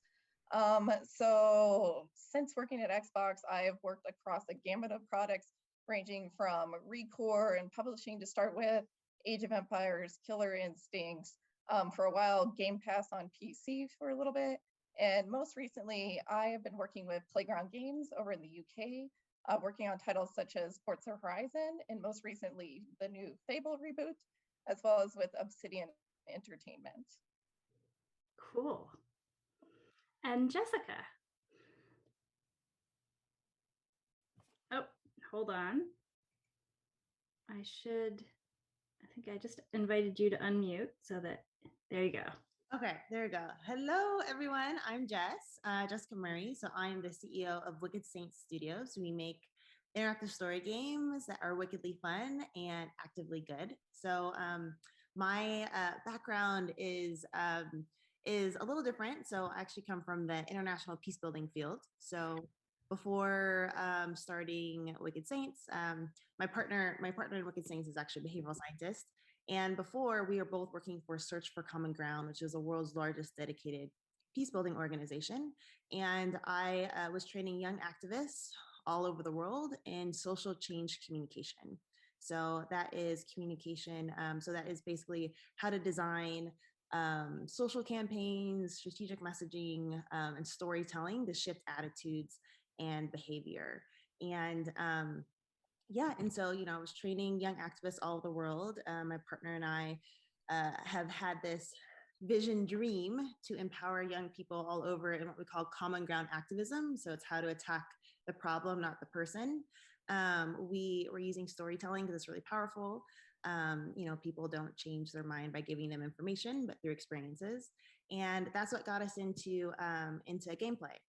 Because what we found was that the young people that we're working with, even though they had a lot of desire to impact the world, they didn't have the self-efficacy to. So they didn't believe in their own ability to accomplish a goal. The amazing thing about gameplay is that it creates mastery. So you don't gain self-efficacy by, people telling you that you're awesome. It actually is through gaining mastery in something. And that's what's awesome about games is like you continue to go around the core loop, and every time you go around it, you get a little bit better and you gain mastery. And so that is what got us into games. We are currently the first team selected for Niantic Labs Black Developer Initiative. And so we've been doing that for the last 8 months. We've been working on our prototype called World Reborn. I believe it'll be the first world scale adventure activism game. And so you basically play the hero within the story and practice, you get to practice behavior within the story. You spend points doing, spend courage on your choices, and then you actually get to go out into the real world, and that's how you gain courage back. And so it has augmented reality in it and geolocation, all the fun stuff. So yeah, that's what we've been working on. And super happy to be here. So yeah, so my background, so literally our game is trying to help people work on issues like racism, extremism, mental health issues, political polarization. And so this is often why I get asked to talk around inclusion and things like that, because we really look at this kind of thing with like issues of race and inclusion and bias with a really peace building, conflict transformation, and reconciliation lens. So like, how do we get to a place where we really want to go? So yes. Sorry guys, that was long, but yeah, that's the full story. No, that was relevant and topical. That was great. And also it's amazing work that you're trying to do. It's really, I think, and I have to say this because it's so exciting to me. But I think what you're trying to do is really where where games can go. Like it's what the possibility is in games. And that's the point, right? That's the point of this conversation is what might be possible, because we are really in the infancy of games and talking about and thinking about them, as much as we like to talk about an industry that's maturing or an art form that's maturing. So I want to just get to a place in this, before we do kind of dive into this conversation, to talk a little bit about some of the definitions that we're using, so that we all have some clarity around those, right? And we're speaking the same language. And those, so I want to start with usability. Like, what do we mean when we say usability, and how do you use it actively? And feel free to just jump in as you're ready to talk about it. So at least at Xbox Research, we have a lot of different methods that we use when evaluating our products and helping improve them for our players and our customers. So usability is usually one where it's more these one-on-one interactions we have with players that we bring in. We have them play the games, or we even have them, we do what's called narrative usability, where we have them read through the story. And there's a great presentation, I believe, from GDC of Deborah Henderson talking about her narrative usability with Quantum Break. But we have them like read through the story and see where there's pain points and stuff like that.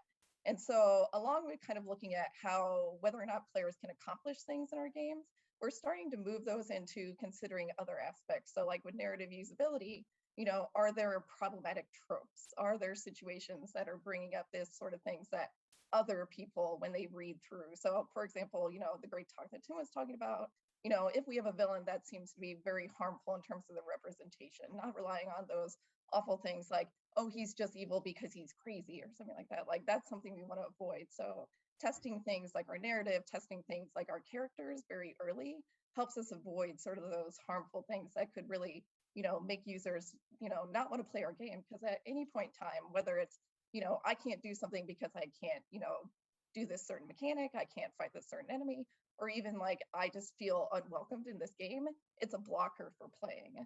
So when we think about usability, we have to think about blockers from all different perspectives. Jessica, is there anything you want to add, or does that kind of summarize it? Well, it's just amazing. I love what you're saying, Deanne, because a lot of times when I've heard other people talk about usability, it's really that basic of like the mechanics. Like, can you find out where to go? Are you getting stuck at a place? And so like, we've definitely been testing as well. But the part that my partner and I have always cared most about, because of where we came from, is that what you're talking about, the narrative part. And because you can do harm, you can do serious harm in narrative and perpetuating stereotypes and assumptions, and and so I think, so I just want to say, like, that's awesome that you guys are doing that over there as well.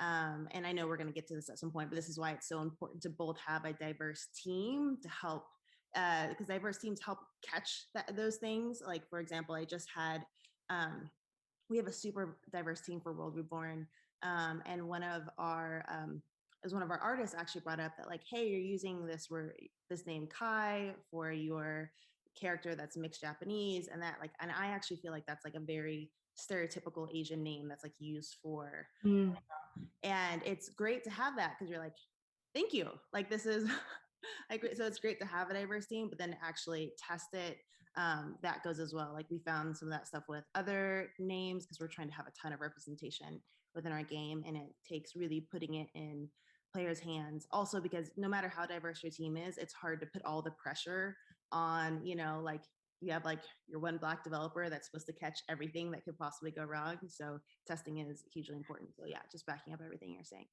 Yeah. So the next thing I want to make sure we define, and what I love about this is that we're getting into the meat of the conversation as we talk about these issues, is bias. What does bias mean, especially in the context of design? And I think we've already talked about that a little bit. but can we dive a little bit more into that? Yes, definitely.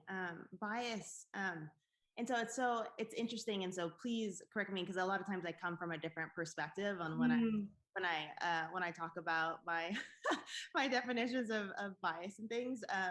But one thing I do want to say about bias is that we all have bias. And so sometimes I think bias gets really demonized, like you don't want to be the person that's considered a racist or a bigot or whatever. So it's like, but in reality, we all have bias. So I just want us to start at that kind of place. A lot of times when I talk about, I even think that it's like, since we're defining things, I even think it's interesting redefining like how we talk about inclusion as well, because like a lot of times this is like goes in with like, okay, like inclusion and diversity and like how does, and I really want to start challenging how we talk about inclusion, because when we say like, okay, when you look at the dictionary, it says including and accommodating historically excluded people. And the thing is that when there's something that we use in peace building that's called, that we talk about all the time, contact theory, which is when you help so in contact theory, when you help someone that's different than you, a lot of times we don't see any kind of behavioral change or shift. But and it's because of the power dynamic. But if you see someone and you engage with someone who's different than you as a partner at an equal power level, that's when we actually start seeing a reduction of fear and increase in empathy. And so even when we're talking about things like bias and inclusion, sometimes even talking about it, we set a power dynamic of making assumptions that certain people are on the out and that the norm is to exclude, when actually it doesn't have to be that way whatsoever. That the norm, we should be looking at it instead of saying inclusion. So that's what, when I usually define it, I define it as partnering with and listening to historically excluded groups, because oftentimes without even meaning to, we set the power levels in our language of like, who's the benefactor and who's lending the helping hand, and the helping hand is always going one way. So just as a kind of, I'll let Deanne talk more about bias, but that's kind of how I kind of see it. And then of course we can confirm bias, which I'm sure we'll go into, but I want to pass off to Deanne.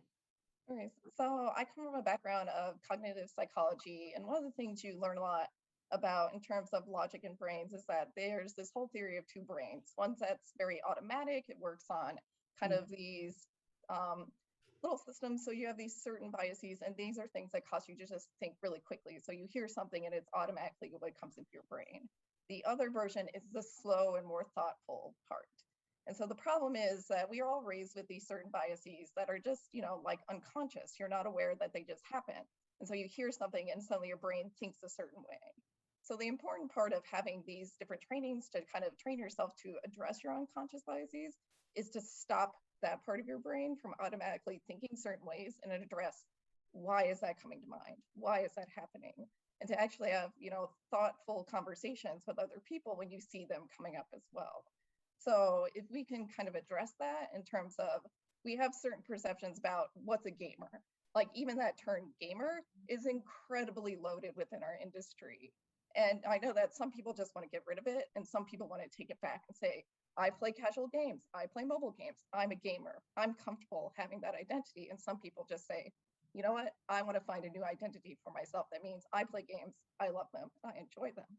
So one big thing we have to do with our developers and with our partnership teams is, when we think about who's going to play their game, really trying to expand that. Because we want to think about like, this is who used to play a particular type of game. That shouldn't be your limitations. One of the great things I think about Xbox having Game Pass is it removes a lot of barriers for trying games for new people.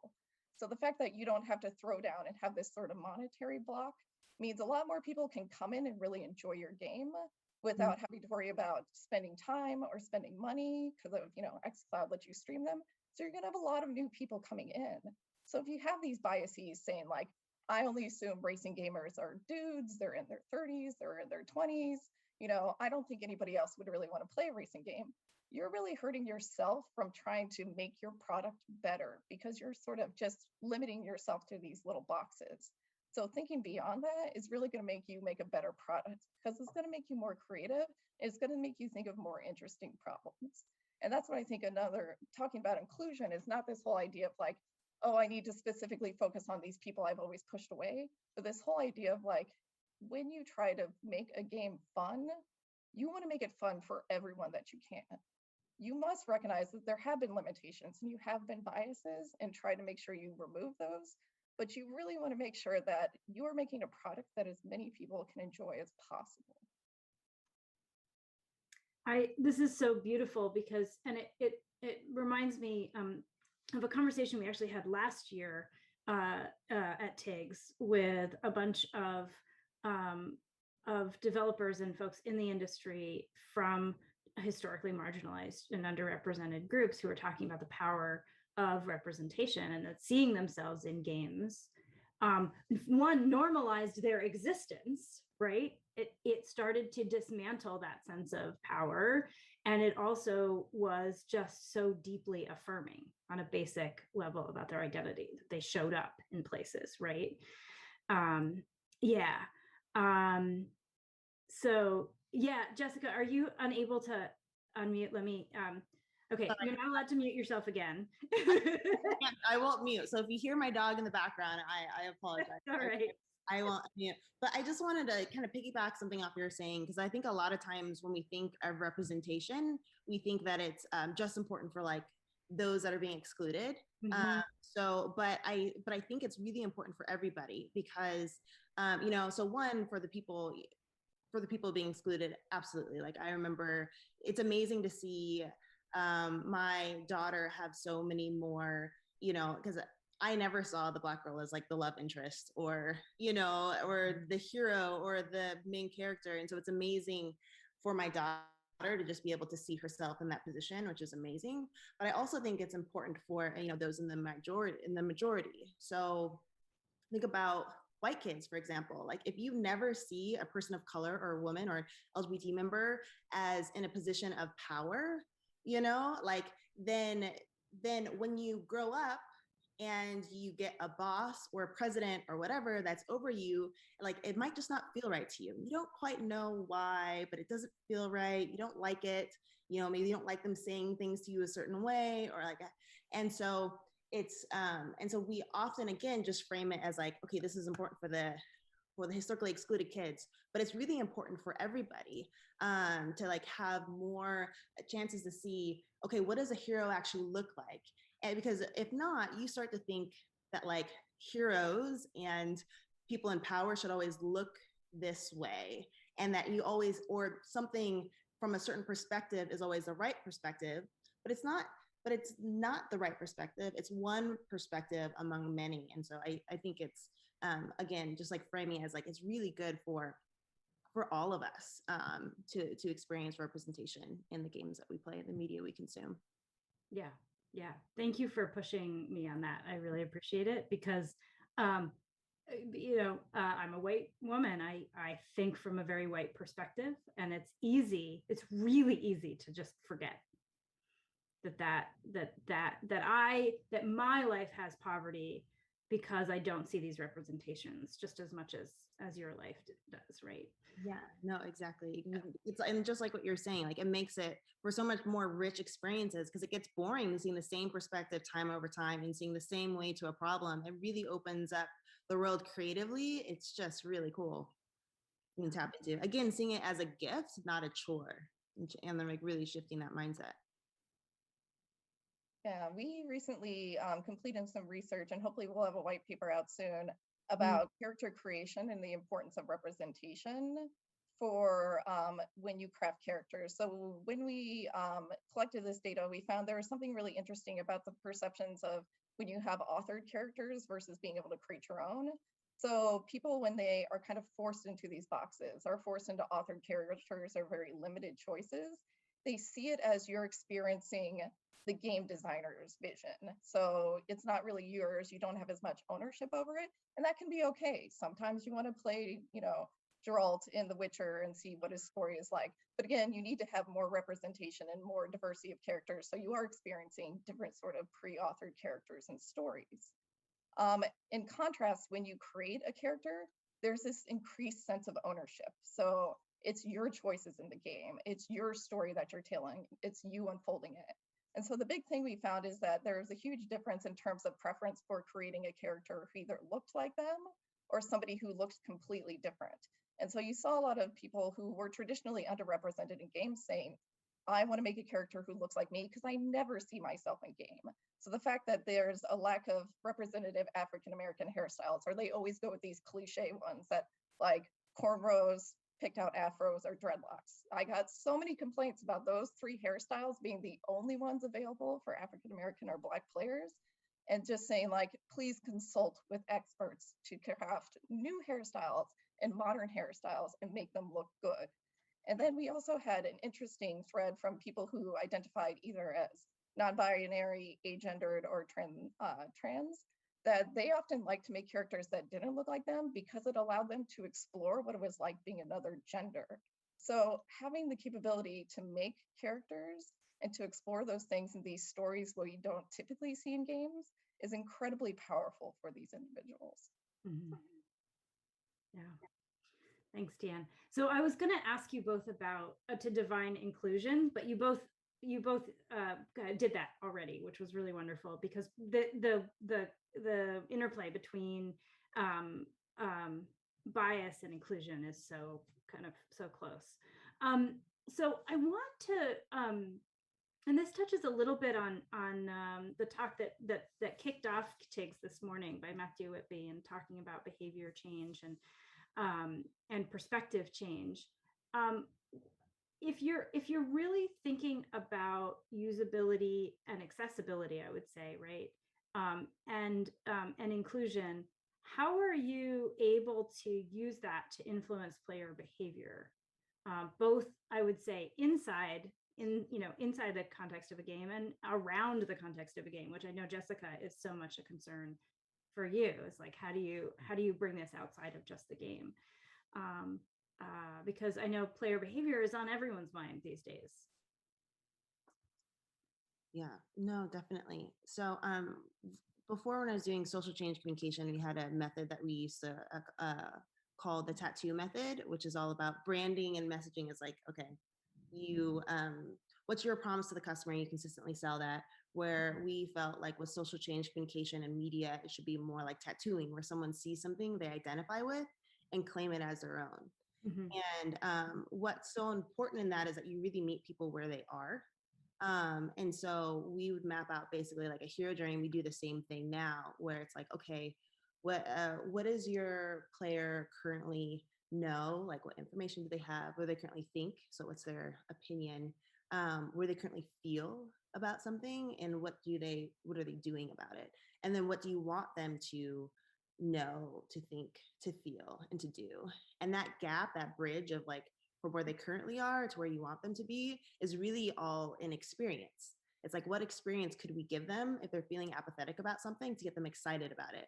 Or that, like, or to increase their empathy on this, like what experience could we do to give that? And I think so I think it's really, again, it just goes back to, so that means you have to like really know your audience. You have to know their pain points. So like, what barriers are they facing? What motivations? Who do they trust most? Where do they spend their time? Like, that means really getting to know them. That was one thing that we were thinking about in our design for A World Reborn, was one of the things that, obviously we're working with Mantic Labs. One of the things about Pokemon Go was that kids in neighborhoods that weren't safe, or a lot of like Black men, they're like, I can't just be wandering around a neighborhood with my phone out. Like, I look suspicious. It's like not safe for me. And so, we added another element to our game, so like it does not require you, we wanted to make finding something fun in the geo world, and so we wanted to have you to be able to see a map though, so that your neighborhood. You're like, okay, I can't cross if there's, I've worked with former game members before, so if there's gang lines you can't cross, that you'll be able to see that in the map. And then we also have another opportunity for you still to play the game and not have to walk around if your neighborhood's not safe. But again, if you live in a neighborhood that's really beautiful and safe and wonderful, it's like those things don't necessarily come up. If you're not targeted in neighborhoods, it's not something that comes up, which is again why it's so important to kind of to have that diversity in your team and to have that testing really early. Mm-hmm. Yeah. Deanne, is there anything else you want to add to that? So I'd say it all comes down, we really think about approachability of our games, and there's so many things that feed into that, whether it's making sure that our games are more accessible to individuals that have a range of disabilities. I know we just added in our disability tags to Game Pass in the store to help people know which games are open to them, which games support different features. It also is just how the games are marketed and what you're thinking about in terms of themes and stuff like that. So making sure that games feel like they're open to a wide range of players and not just going for these traditional groups. And I think taking some of our old traditional titles and making them more accessible to people is what's going to make gaming and also reach other people in terms of our messaging with Gaming for Everyone with Xbox, is that we don't want to just focus on what gaming used to be. And when you see those things in games, when you see different pride flags in Gears of War, we're trying to send a message and say, you know what, we may have done things in the past that weren't as open, that we were shutting doors to certain individuals, but we're going to try and keep this message and move forward to show that gaming is for everyone, that Xbox doesn't want to be exclusionary. That's a really powerful statement. I do wonder, given that we're talking not just about usability from a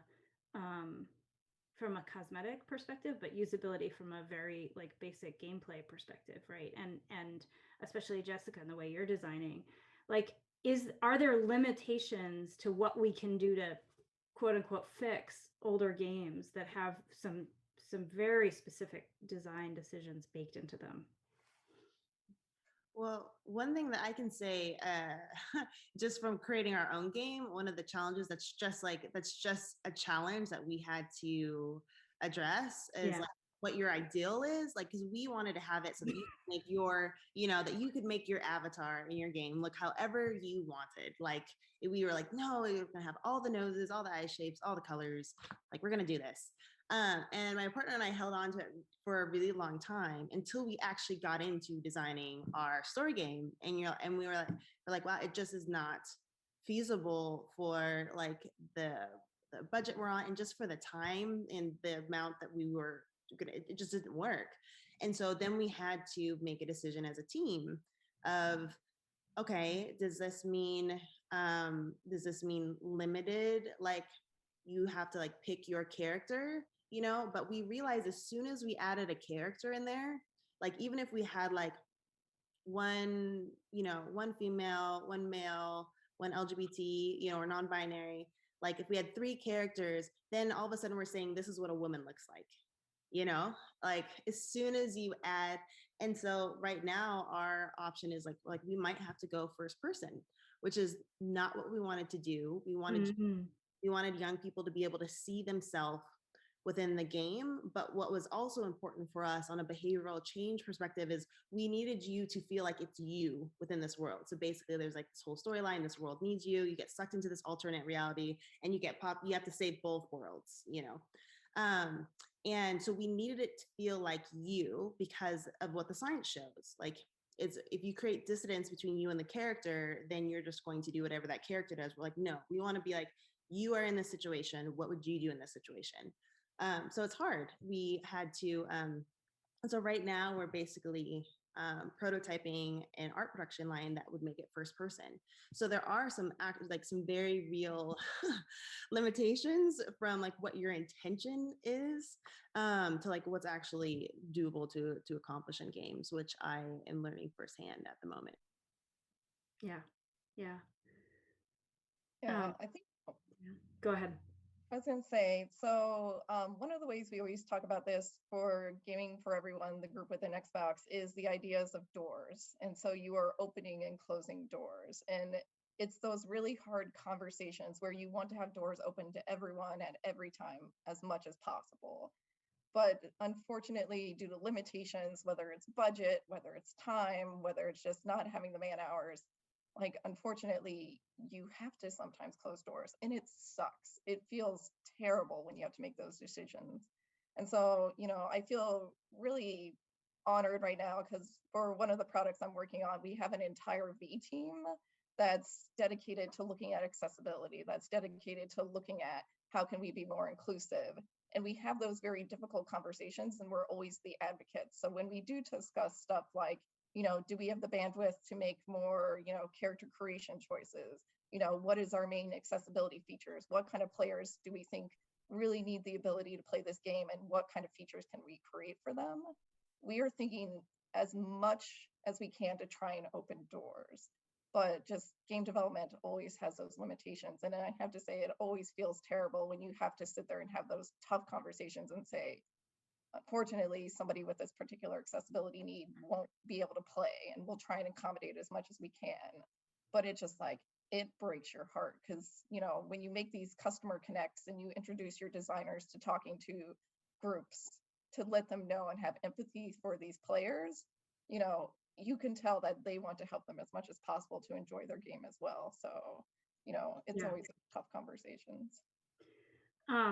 This dovetails with a conversation we've been having internally at Take This, and it's been in kind of a thing in the industry with the recent release of Boyfriend Dungeon and Psychonauts 2 with content warnings, right? And there's been this conversation about, well, what is the role of content warnings? How specific do they need to be?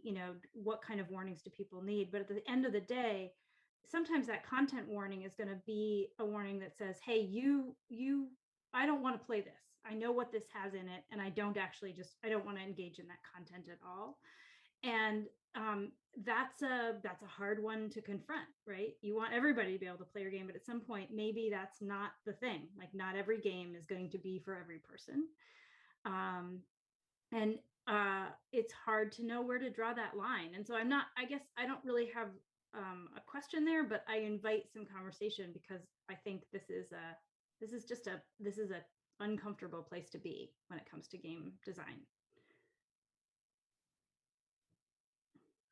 Yeah, no, all I can say is I agree, because you like everything from because it's hard because a lot of these things, like, you should plan from the beginning. So if someone has sight or hearing, or what if they only have one hand, like, these are like things that you need to start from the beginning, and like, we have a lot of like embodied play in ours, where like at the least you have to be able to move and to see, and we don't have all the answers yet, and I don't know what happens. Like, I don't know what happens when you get to that place, and it's like, and hopefully the idea is to be as creative as possible, but it is really frustrating, especially because we set out to build Reborn to make a more inclusive world. and then it's like, you're like, but like, I'm not doing it. Like, exactly. It just definitely feels very hypocritical. Yeah, I think it's also important to just be transparent with your players as much as you can in terms of, what the team can accommodate and what they can't accommodate, because it's just, there are limitations, sometimes based off a genre of game. So, the fact like an RTS requires so many moves per second for people to sometimes be successful, like, is there a way you can remake the fundamental, layer of that game in order to make it accessible to people who may have mobility issues and not able to click the mouse that quickly? Are there game modes you could make? So it's one of those things where sometimes, just because of the fundamental way of a certain genre or a certain game, it just sucks. There may be blockers, but when you encounter people who are really passionate about accessibility, passionate about being inclusive, then they often think of really creative and cool solutions to try and work around these things. And that's always a wonderful feeling when you're just sitting there and you're reading design documentation and you're just like, oh my God, this is going to solve a huge problem. But I think the best thing to do is to understand those issues from all these different perspectives and being, as you said, and this is a lot about usability, talking to your users as much as possible to understand where those blockers are and where those pain points are, because that's how you're going to find those solutions and open those doors. Yeah. I wonder, especially you, Deanne, because you're working inside the context of both as a publisher and a platform and a developer studio environment, how much the actual design and like assumptions of the platform influence what you're able to do, and if that conversation is kind of one of the next frontiers in this effort around usability and access. So I will say that comes up a lot because a lot of our developers, they're thinking about the fact that their game is going to go out much more broadly. So like when we think about, Obsidian Entertainment, for a long time, they had a lot of games that were PC first and PC heavy. And they want to be able to translate those into being good console games. And now we think we have cloud and touch controls, which can help a lot of players who aren't able to hold a traditional controller. If they're able to use touch controls, they may be able to play our games when they weren't able to do mouse and keyboard or anything like that before. So I know a lot of our developers, a lot of the questions they come to us is thinking about, when we take our game and it feels good in a certain medium, how can we transfer it to another medium? But also, what possibilities does that open up in terms of new and different types of players? Because some people can't afford a super expensive high-end gaming PC or the newest console, but they could stream to their laptop and be able to play some of these higher-end games. So how do we try to make these games more approachable to people we didn't reach traditionally? Yeah. So I think that's one thing that a lot of our developers come to us, and something that user research is trying to help them with, as well as our accessibility researchers in thinking about, these are new groups. You're not used to, building for them. And that sucks because, we used to focus on certain types of gamers and certain types of players, but we're opening up the world to reach more people. And that's a great opportunity and a great place to start learning and to help developers kind of expand their audience so they can experience these magical worlds and these magical stories. Yeah.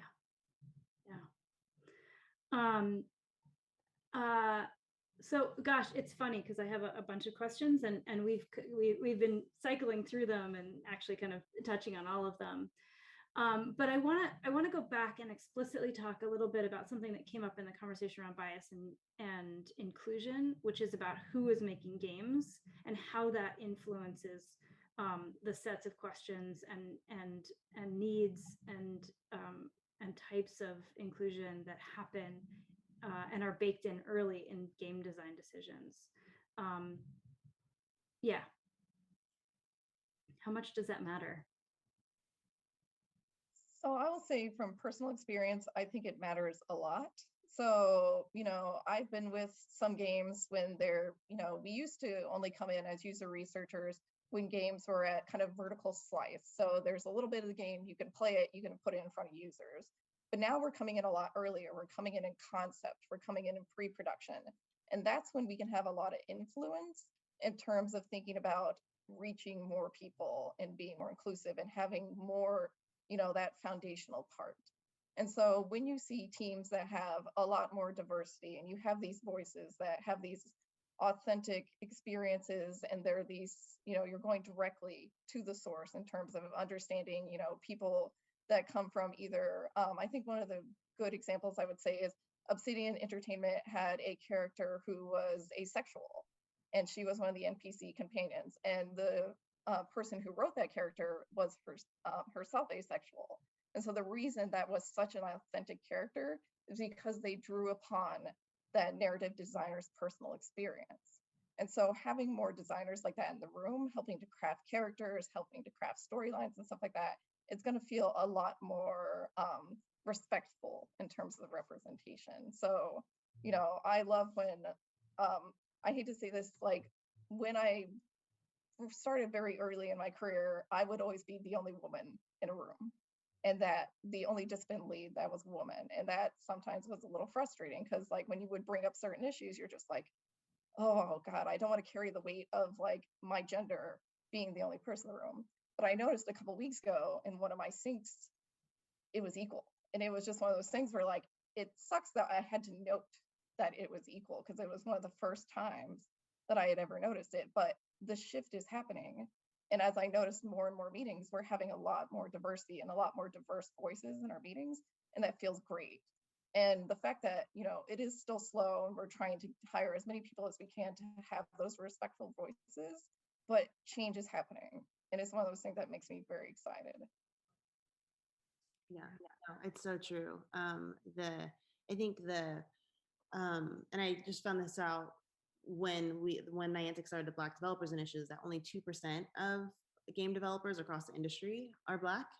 And so it's such a, and then there's a lot of there's a lot of low numbers that go with that, with you know, Latinx, with LGBT, like there's a lot of low numbers that go with it. But I think a really great example is oh my gosh, I'm almost losing the nope, I caught it.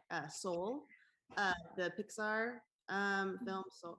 And it's just, I think what's so amazing is that when you have a diverse team from the start, from concept start, they're going to notice things, just like women are going to notice tropes, right? That like we are like in all the time, like they will notice those tropes. And it's interesting because with Pixar, it's, if you go through and you look at what they did with Soul, like they really brought in a lot of Black creatives from the beginning and then tested. It's like a really, it's interesting to see how that went down, from the light, from like how lighting works with dark skin to and even with all of that, they still found that they unexpectedly had tripped into a typical trope, which was when in Black cartoons, most of the time the Black character actually plays a animal or something most of the time. Like you don't actually see their Blackness through the movie. So like Princess and the Frog, there's like a Will Smith movie where he spent most of the time being a pigeon, like, you know, and so their audience caught that. And they went back and they actually redid, if I understand this right, like, of course I was not there, but if I understand this correct, they actually went back and like number 22 or whoever the number was supposed to be the main character. They actually went back and rewrote it so that they would spend more time in his world and then you could actually see him as himself more, not just his soul. And so those are like little things. And as soon as someone points it out, you're like, oh my gosh, that's right. But that's why you need, that's why diversity is a gift. Because you're able to catch these little things before they hit reality, you know, before they hit this wider audience. And because, you know, that was of course not the intention, but when you go back and you look through, you're like, yeah, these tropes just keep showing up. And so it's so important to look. So when you get into a room, you need to see like who is in the room, right? But also we should start asking ourselves, like, who's not in the room and how do we get them there? Because what happens a lot of times is like, even with like people of color or like women, it's like we all get passed around. And so there ends up being the same of us in the room all the time, but there's a leaky pipeline. So it's really hard, you know, especially in like high tech and like with assumptions and bias and all that, it's really hard for some of these minority groups to actually get into the room. And so I also think it's like, you know, our responsibility when we're hiring to really kind of, hiring is important, but also to be looking at some of these other pipelines like internships and like how to like be showing up at schools and, you know, doing game jams at schools and things like that, just so that there's more exposure and so more kids see that like, hey, like I actually like to draw, like maybe like, ooh, could I be a digital artist for a game, you know? And just more of this exposure is going to be so important to getting more of these people in the room who can't get in the room. And then of course there's being in the room, and then do they actually listen to you once you're in the room? That's a whole well, we can tackle that, you know, later, but getting more of those in the room is so important. Yeah, there's many stages to this. Like there's the invitation in, which is I like to think of that, you know, introducing kids in school to the idea that they could do this in games, right? That they could be in these rooms. I want to first I want to make sure that all of the guests here have the opportunity to ask questions. If you have, we We have a little more than 15 minutes, so I want to make sure drop those into the chat. I want to, I see we've got a question here, but first I want to ask a question of my own, which is, we've talked about like what characters look like, representation. We've talked about narrative structure and the stories we tell. We've talked a little bit about accessibility around physical disabilities. What other aspects of usability would you put in the broad category of like, this is what we need to consider in games to make them, when we think about bias, when we think as much about inclusion as possible? I definitely think design, I would put design in there as well. Especially like I have my art team is, they're, the three of them are all from Cuba. And it's amazing just to see the creativity that comes out of that and like shows, because you know, your design is like your brand is also your promise to your customer. It also tells your audience what you think of them and who they are and what they like. And so even, you know, so I mean, we do a lot of things that are very Western, right? And so again, it's just like a way to like really enrich worlds is to like it's like is really drawing on these like incredible cultures. But again, then you have the balance of cultural appropriation, right? And so how you get away from the cultural appropriation is that you actually have people from those cultures on your team. And if you don't have them on your team, you bring them in to consult and you actually bring them in to like broaden these worlds.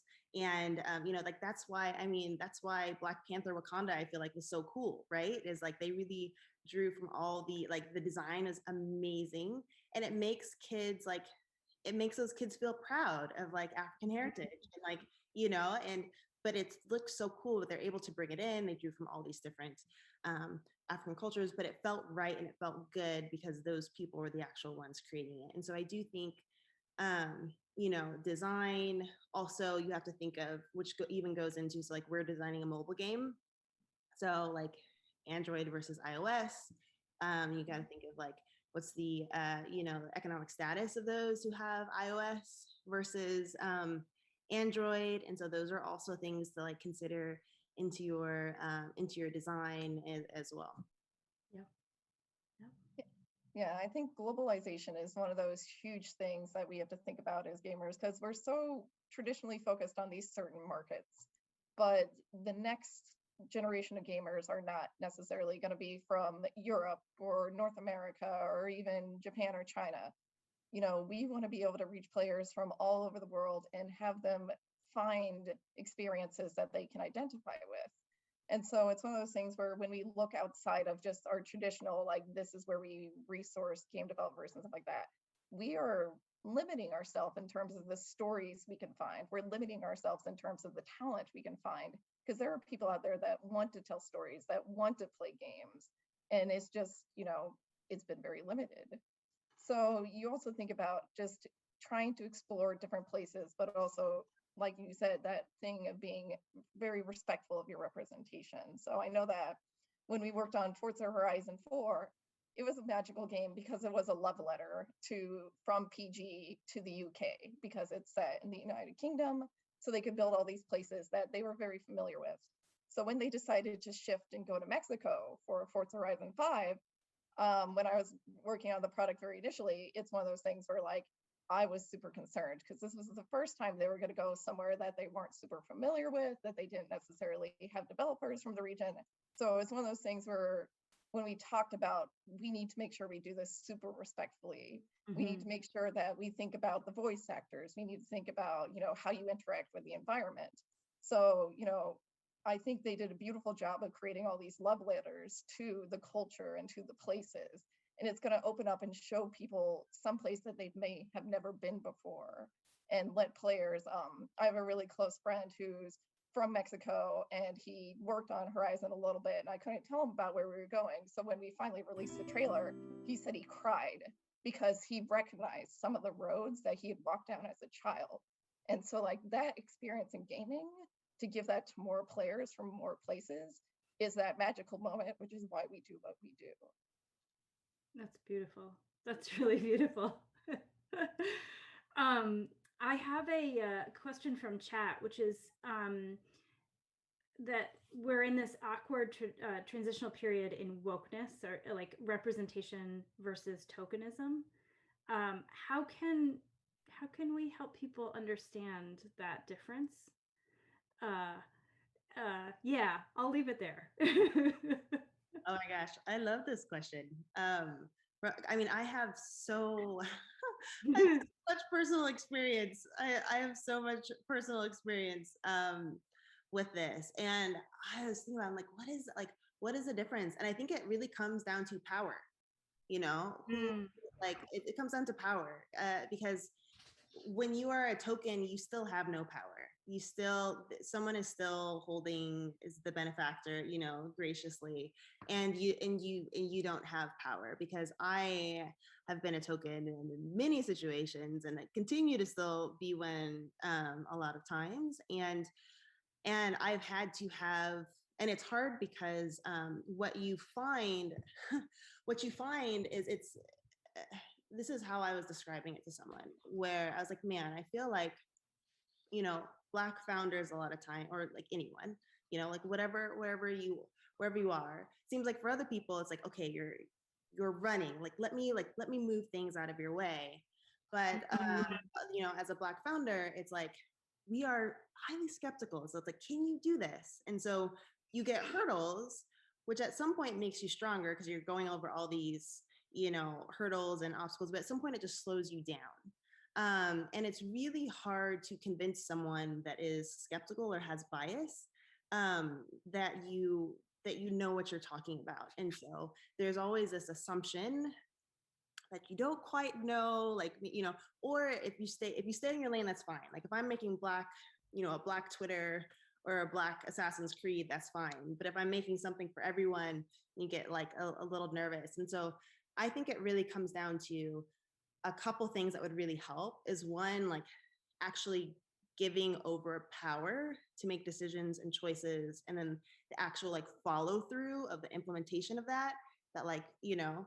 And then something that goes with that is allowing these people a chance to fail, like everybody else has a chance to fail. Because that's one of the things that's really hard about being a person of color, is I know that I have to be perfect, and that like I can't, and it's hard because innovation is about failure, right? Like you have to fail to win, just how it goes about. But if you fail, it's like, nope, I knew that they couldn't do it. And all the confidence that you've worked so hard to gain just is wiped. Like, nope, I knew it.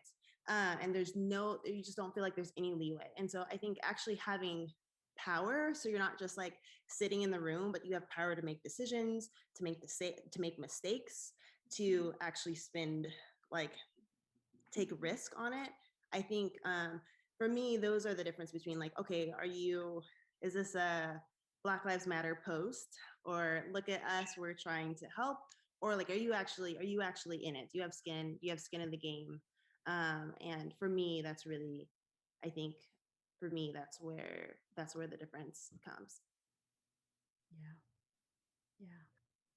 Yeah. Thank you so much. Deanne, do you want to add anything? So I'd say when we kind of consider, you know, with our characters and with the game when we're building, trying to avoid just doing sort of token things. So we're doing a checkbox, we're inclusive, we covered that group, done, move on. It's always getting back to examining those archetypes, those tropes, and making sure we avoid them, and also making sure it's not just, you know, don't do the checkbox.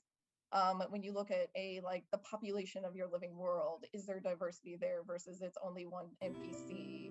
When you have, you know, who you're bringing in for casting and stuff like that, are you bringing in a wealth of voices versus are you just bringing in the traditional famous, you know, Nolan North and Troy Bakers over and over again, which they're great voice actors, but, you know, we've heard them a million times. And, you know, it's one of those things where you really have to think through, you know, what you want to accomplish, and try to expand that from just being, I want to do what's good for the business and make sure I'm in line with G3 or any of these other criteria, and really have to integrate that desire to be inclusive into the design sort of intention of the game.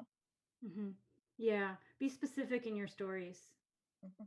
So yeah, I'm hearing be specific in your stories and actually give people power to make their own decisions. I think that I talk about it in the context of voice, like who has a voice in the decision. But power is really what we're talking about. Yeah, yeah. And it's really powerful. I want to reiterate. I want to go back, Jessica, to what you said about the opportunity to fail. That's I hadn't thought about it in those terms, but like a lot of times folks are given one chance if they haven't had a seat at the table before, and a white man is given many chances and fails often. And like that is like, we don't learn if we don't fail, if we don't make mistakes, and nobody can get better unless you're given the space to fail and pick yourself up and figure it out, right? Yeah, and that grace in that space is essential.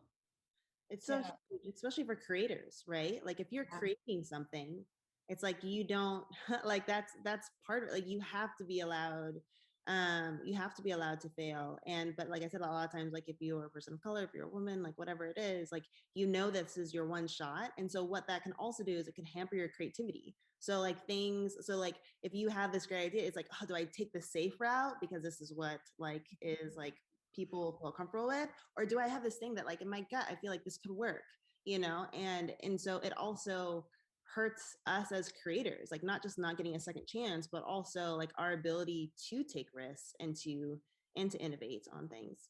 Yeah, I will say just one frustrating thing I've experienced personally in tech is, when I first started one of my jobs, somebody questioned my ability to do it because of my gender. And so I felt like as I was doing the job, I had to overprove that I knew games. So like every time I made a recommendation, I followed up with 15 different examples from games that did well and stuff like that. So like I had to overcompensate constantly. And I would see, my male counterparts who aren't necessarily traditional gamers. But the assumption is when they walk in the room that like, oh, it's a dude, he totally knows games, totally cool. And so it's one of those things where I see it changing and it feels better, but it's still one of those things that you always have that in the back of your mind, that if people don't think someone like you has been in the room before and has a voice that knows games and has that depth of knowledge, you always question that and you're experiencing those, fraud feelings, but you have to overcome that. And it's hard and you'll have those hard days, but when you find people who will work with you and advocates and you see cultures changing, it feels so rewarding to stick it out and keep fighting. Yeah, absolutely. And I think this kind of answered, I saw that there was a follow-up question to the other one about like being asked to panels just because you're a woman, or just like, just to like add some color to the panel, or like whatever it may be. And I think it's hard because like I've always, it's like if you to some aspect, because I understand what you're saying, like, okay, I don't want to be that person, so I'm not going to do that. But it's hard because then it also hurts you, right? Because you're also taking away opportunities because I found like the only way that I've learned that in order to be credible, I need credibility boosters. I need qualifiers. Like I did not go to I was a scholarship athlete.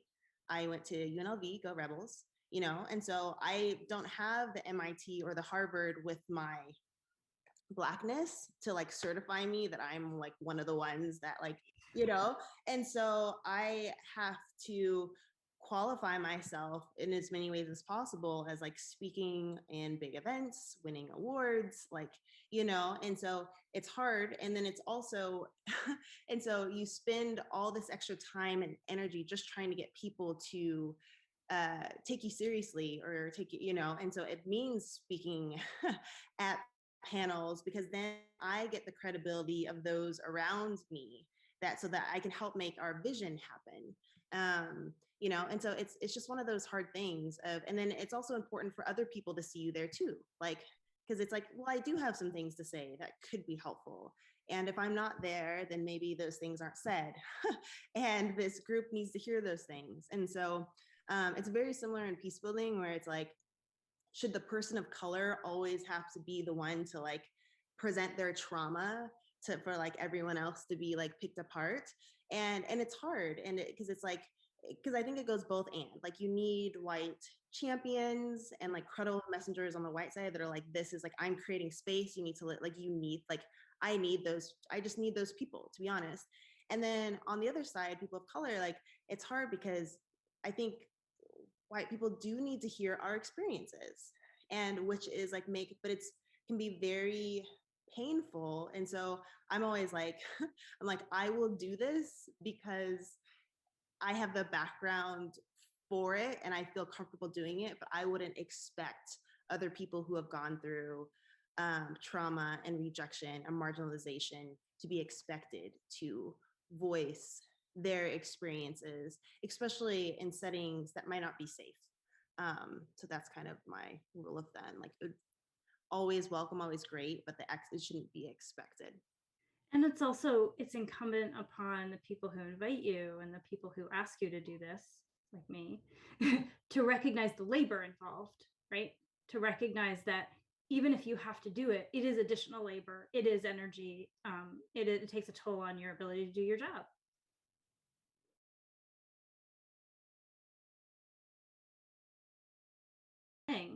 As a woman in that space when you started your career.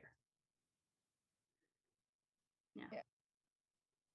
No, it's frustrating, but it's one of those things where I do love my job. I love what I do. And so I'm definitely willing to fight for it and to make room. Like, I'm so proud of Xbox Research because since I joined, the diversity of our researchers has grown and expanded. And seeing those voices and seeing us grow has just made me feel wonderful, because like I've been part of the recruitment.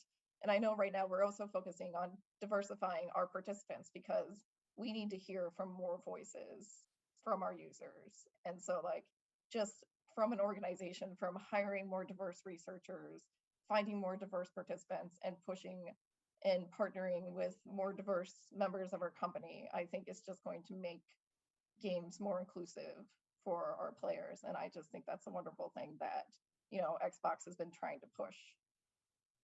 Awesome. We are at time, and I want to thank both of you for taking the time today to show up and have this conversation. Pretty on the nose, given the way we ended this conversation. I have learned a lot today, and I really appreciate your background and what you're both working on in your spaces. It's a real pleasure to have this conversation. We're going to take a lunch break now because this is a mental health conference and we want to emphasize self-care. So we will see everyone at exactly, let me double check the schedule here so I say the right thing. In exactly 20 minutes for a review of new research in mental health and games, or mental health generally, with two of my colleagues, Dr. B and Dr. Rachel Cohort. And in the meantime, I want to thank one more time our sponsors, our gold sponsor, Ubisoft, and our silver sponsors, Telltale Games, Devolver Digital, Hyper Hippo, Iron Galaxy Studios, Razer, and Tripwire Interactive. I hope you all have a lovely break, and we'll see you back here soon. Bye. Awesome. Bye, everyone. Thank you. Bye. Thank you.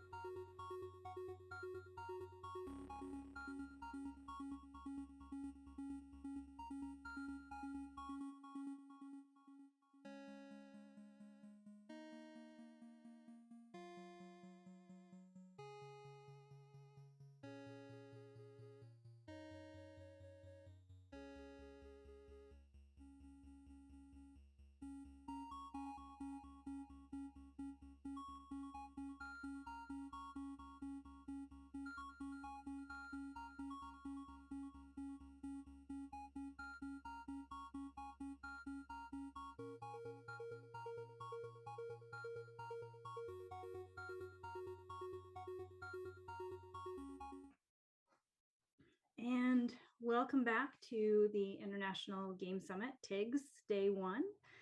We just had a short lunch break and we are back in action. I want to welcome everyone back. It's great to see you all here. And also to once again thank our behind the scenes team, Tardia Porca Cantori, and the founder of this great event, Mark Chandler, who are busy running their swan and duck and other foul feet under the surface. And to our sponsors, we have our gold sponsor, Ubisoft, and our silver sponsors, Telltale Games, Devolver Digital, Hyper Hippo, Iron Galaxy Studios, Razer, and Tripwire Interactive. And we've got a great panel for you right now, a conversation with two of my colleagues at Take This, Rachel Cohort and Dr. B. And so I'm going to bring them into the conversation right now. Just gotta find everybody. Well, don't worry about my camera because once again, it's being used by the production on the back end of this because that's what you get when you do a rush job. Well, we have got Rachel, and I'm going to turn it over to the two of you. Thank you so much. Thank you, Eve. Hello, Dr. B. Hello. From the ether. From the ether. Well, you're the more important one anyway. No. You've got the actual background information on this. I am but a voice from the wilderness, facilitating your brilliance. Oh, you're very kind. You're very kind. You're a very encouraging voice. I wish you were always in my ear. Don't wish that upon yourself. I will I will say impish things like definitely eat that. No, oh gosh, never mind. I take it back. But you know, you're the face on the screen. Why don't you introduce yourself? Sure. Hi, everybody. I am Dr. Rachel Cowart. I am the research director for Take This. I study games and the gamers who play them. I've done so for more than 10 years with a specific focus on the way games impact us physically, socially, and psychologically. And how many books have you written on the topic? A few. I've written a few books. A Parent's Guide to Video Games is one, and also I've edited. I need to interrupt you for a moment there. I think you mispronounced award-winning book, Parent's Guide to Video Games. No, it's very. See, I told you I should keep you in my ear. Yes. I've written a few books, and also, Video Game Debate 1 and 2, which is very much targeted towards academics or people in the gaming industry who want to learn more about the uses and effects of games as well as mental health and well-being. Press start. Yes, very relevant to today's discussion. Very much so. And for those of you who don't know me or only know me as the disembodied voice, the narrator at Take This, I am Dr. Rafael Bocamatzo. I'm a doctor of clinical psychology. I have been the clinical director here at Take This for nearly 6 years. And most of my work has been very community oriented. I was trained clinically as opposed to Rachel's research background. And so I'm the guy who's in the background saying, but how does this affect our community? And additionally, I'm also an expert on the applied use of tabletop role-playing games like Dungeons and Dragons in clinical and learning settings. But let's turn this back over to Dr. Cowart here, because this is really getting into what she has to say and what she researches and what she knows, because, oh boy, we have seen just such a shift in the last 18 months for some reason. I don't know why. There's been something going on. And we've seen not only a shift around the moral panic aspects of things in regards to screen time, of which I'm sure you're going to get into talking about the shifting patterns there. We've seen even such bodies as the World Health Organization soften their stance on problematic tech use. We've also heard reports of things like how streaming platforms have helped people feel connected throughout these moments of social isolation. Well, these now months of social isolation, years. Yeah, the last 18 months in terms of game studies research has been pretty incredible. It's been very different from the last 10 years that I was spent in the field looking at games. And the first thing you mentioned is the way we even talk about games, kind of the moral panic. Of course, there's always going to be some remnants of that. And we've seen some with, the legislation in China recently, for example. But there has been a general shift in the way that we understand the role that games play in our lives, and the role and the ways that games can positively impact our mental health versus, the previous 10 years, which was all kind of about fighting how it can negatively impair us. Now we're more celebrating, the positives. Well, and one of the more interesting things has, at least that I've noticed, and I know you would love to talk about this, has been a more nuanced discussion around the topic of screen time. Because especially previous to the last 18 months, screen time was an incredibly ubiquitous and homogenous term that was thrown around by a variety of both physical health organizations like the American Academy of Pediatrics, as well as other organizations that only wanted X amount of screen time. but can you say more about how we're discussing it now? Yes, we're finally moving away a bit from the amorphous screen time or the, what's the magic number, which is the question I get most often. And I understand why people ask it, but there is no magic number. There's no good answer to that. But apart from just saying there is no magic number, there was a really great research paper that came out the last year from Amy Orban, who's now at Cambridge. She got her PhD from the Oxford Internet Institute over in the UK. And she talks about a digital diet in relation to our physical diet. You think about a food pyramid. She talks about thinking about the way we consume digital technology in the same ways. Think about what's being eaten, the amount that's being eaten, the different food groups, individual differences, population differences, and all of this really needs to go into the equation of figuring out what role digital media plays in our lives. So we talked about the pandemic. Games have served a different function over the last 18 months than they did over the 18 months previous before. Have they always been social? Yes. Have they always been the only social, playful thing we can do 6 feet apart from each other? No, but they are now. And so it's now transitioning into a different function. And we really have to consider these things when we think about the uses and effects that games have, specifically with mental health, or especially with mental health. So it's really nice that this paper came out because it's a way of operationalizing this conversation. So instead of just saying, we can't think of it as a blob, we can say, let's talk about amount and type and purpose and individual differences.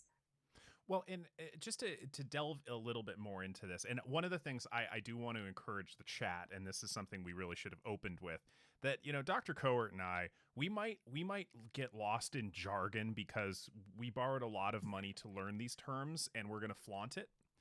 But if we slip into some technical jargon that you don't understand for some reason, we get too technical, just type terminology into the chat, and we're gonna go back and we're gonna define the term for you. I don't want to treat y'all like my mechanic used to and throw words around like I know what he's talking about.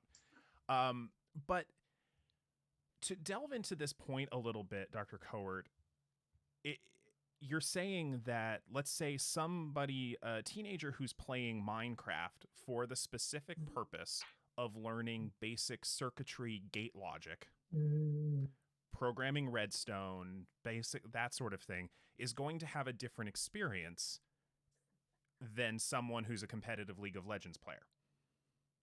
Yes. Isn't it funny that games are nuanced and varied and can have different outcomes? Yes. And I know it sounds maybe to us a little obvious, but to many people that difference is not so apparent. It's more they're doing something and it's frivolous and it has a screen, so we don't like it. Is it frivolous though? No, and it's not, Dr. V. No, and I think we've talked about, especially your talk this morning with Tim, I think really delved into and Matt's presentation, it really delved into this idea of how games can have long-lasting impacts on us, in the ways we think and the way we perceive the world. The accessibility talk we just had, seeing yourself represented in games. I read a wonderful piece not that long ago about Miles Morales and how the experience of having that character, was a real emotional experience for people who were playing this game, and it had a great impact on them. So no, it's not. Well, and it's not just the games themselves, because we've been talking about games throughout today as a form of media as valid and as poignant as any other form of media, whether it's books or movies or music. But it's also some of the platforms, some of the delivery methods that we see games on, like Twitch. I know there's been a lot of interesting developments around Twitch, especially in terms of social connection. What can you say on that? Yeah, Twitch is a really interesting thing to study because of the live nature of it. Hi, Twitch. We're live on Twitch right now. We are. We are. Engaging on Twitch is has been found to be different than, say, making YouTube content, which I make YouTube content, and I love making YouTube content because you can edit out all of the ums and it's not live. But in terms of the social reciprocity and the social and emotional benefits that you gain from it, it is significantly less, because if you look at the research, people say there's something special and unique about knowing that that person is right there in their living room talking. And even if you just have it in the background, even if you're lurking, even if you're not participating in the chat, it can have these social and emotional benefits, reduce loneliness, sense of emotional closeness, that sort of thing. Well, can you say a little bit more about this? Because it's an interesting concept, Twitch. I remember the first time I really encountered Twitch about 5 years ago, and it was social without being as fluidly bidirectional as your typical face-to-face interaction is. So can you talk a little bit more about the benefits and maybe even some of the parasocial aspects of it? Yeah, that's a great point. So parasocial relationships is typically the term used to explain a one-way relationship that you have with your favorite weatherman, for instance, or your favorite movie star, where you feel socially connected to them, but it's one way. They don't know who you are. They wouldn't recognize you on the street. But when it comes to live streaming, these parasocial relationships are a little bit different, because, I can look at Twitch. Let me see here.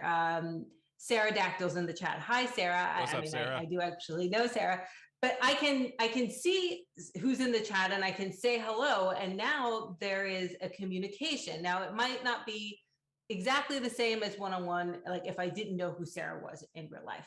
So we call these 1.5-sided parasocial relationships. And when we move forward away from the traditional one way, now we have a stronger sense of community affiliation. There's a sense of fandom. There is the potential for reciprocal communication. I could sit here and have a whole conversation with Sarah because she's in the chat and I'm here and I'm live and I'm looking at it. So Twitch really affords a whole new range of social interactions with, these micro celebrities or media personalities, whatever term you want to use. I don't think you can call the Critical Role crew micro celebrities at this point. well, the media personalities, personas. There's a lot of terms for it. But it can have and does have a significant impact on well-being of the people who are part of that community, of the communities that form around these personas, even just engaging with other community members. Clinical Role is a great example. So Clinical Role is a live Dungeons and Dragons show. And either people can interact with you as you play, Dr. B is in the show, but even interacting with the other people in the community has been found to reinforce that social relationship and connection that you feel with the media personality. So there's really a lot going on there. But in terms of the last 18 months, oh man, what a godsend to be able to have this technology, wrapped around games and being able to feel these kinds of social relationships and, have them going on your TV in the background. Well, and so how have the last 18 months really shifted this? This is something that I know you wanted to touch on. This is something that I see Eve bringing up in the chat. How have the last 18 months shifted our awareness of the utility of things like Twitch or YouTube or Facebook Gaming or whatever platform you want to name? Yeah, it's funny you bring up Facebook Gaming. I only recently discovered Facebook Gaming was a platform. That was fun. So, it has changed because more people are realizing the utility of it. I can say I've been watching Twitch since before it was bought by the bigger company and became, what it is today. And I watched it sporadically. I'm sorry, did you just say I've been watching Twitch before it was cool? Before it was cool, I was watching I did hipster us? I was watching Twitch before everyone knew what it was, when it was gaming content only. Are you talking about Justin TV? No, okay, not that far back. The next stage, when it was already called Twitch. But it was Diablo 3 streams. And I would watch it more to see what was going on in game of Diablo 3, like for game knowledge. I was watching it for information, not really for social community or social connection. In the last 18 months, my motivations have absolutely shifted towards the social community and the social motivations. And the research is reflecting that as well. There was a great paper that came out about, sorry, my children are home, live streams on Twitch, specifically during the time of COVID, and how people report saying, I took to Twitch and I started watching it more because I was feeling more socially isolated and alone, and it made me feel like there were other people, in my rooms. And if you look at the stats on Twitch, there's been a huge uptick in who's making content. Take this, started making content on Twitch. There has been a huge uptake on the amount of hours that are being viewed and watched. So it's not just me. There's a whole lot of us that have now taken to adopting this social utility of Twitch as more of a commonplace experience. Well, and it's one of the things that maybe the relative neophytes when it comes to online streaming platforms don't necessarily understand is the fact that it's more than just games at this point. It's been that way for quite some time. I gave a talk to Twitch not too horribly long ago to some folks at Twitch, and I mentioned, like many people, I started streaming during the pandemic. They chuckled, and I'm streaming study sessions. I'm essentially streaming study hall. Right. It's so weird. And it's very comforting, and I attend your study hall and I get work done. Or there was a piece in the Wall Street Journal that featured a good friend of ours, librarian Liz. She started streaming during the pandemic and she reads poetry. She's a librarian.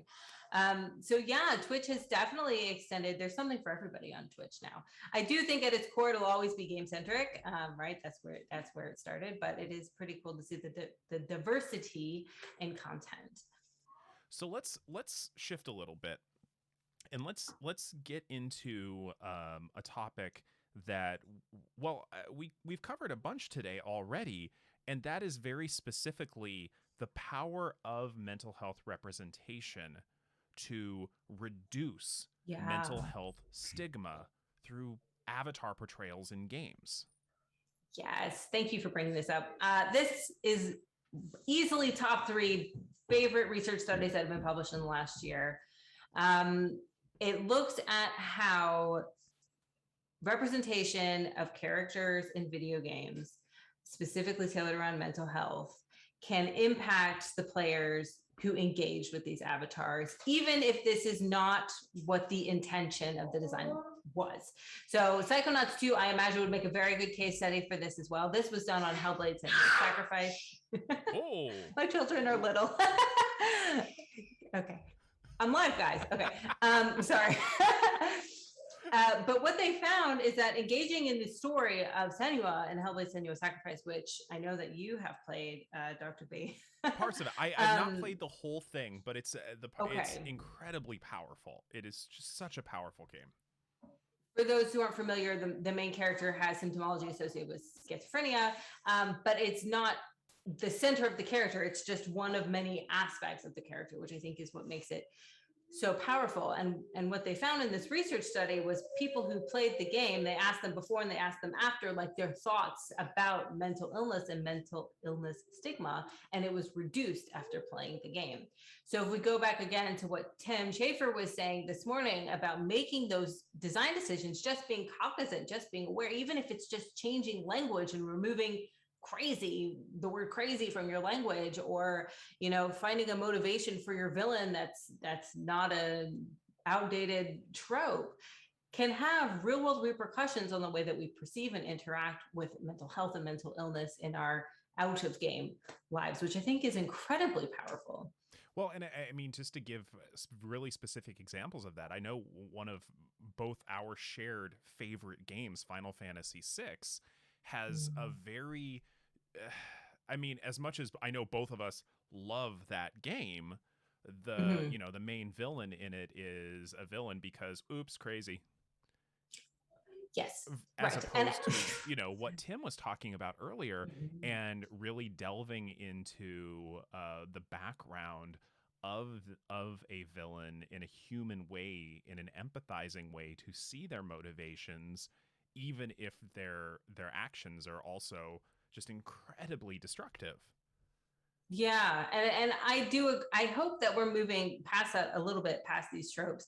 But I will say, in defense of Final Fantasy VI, the rest of the writing with the other characters is quite good. The villain could use some work, but the character interactions are quite good. Also, it was 30 years ago. It was, but still, when Tim was 30 talking years ago. earlier. when Tim was talking about tropes, I wanted to be like, it's okay, we'll let Maniac Mansion slide. We'll let it slide. I do love old LucasArts games. Oh, I loved all the LucasArts games so much. But this is where we've seen things going. But one of the things I'm really curious about, in your projection, pure speculation, where is the research going to be taking us in the next year or two? Oh, goodness. I think that we're moving a lot into further understanding the power of media to craft and form these conversations that we have about mental health and mental illness. This goes back to all of the discussions actually we've had today about things like content warnings, or being able to opt out of content, or being more mindful of the games that we're creating and the content that's being included, and how the narratives are being approached. With media, with all media, but video games, of course, are included in that. We really have the power to show, what's important to us as in a society, to change the dialogue we have as a society around these conversations of mental health. And it's an opportunity that shouldn't be pushed to the side. I feel like it's a conversation that people aren't even having. So I was so excited to see these conversations happening today, with like Matt's model, right? Like this model should be at the table of the discussions of what story are we telling, and how can we do it in a way that's not only entertaining and interesting, but it can also have these ripple effects by showing, what we deem is important, and how these conversations can be, crafted to something more nuanced and accurate and hopeful. Well, and we're seeing more and more of this stuff as gamers who grew up gaming. I think you and I are among really the first generation of practitioners and academics who grew up with video games as pervasive as they are. We're seeing more and more research come out. I mean, I'm also thinking about Dr. Jane Cox's research that was part of her dissertation in terms of pan-theoretical model of change in narrative design, which is brilliant, by the way.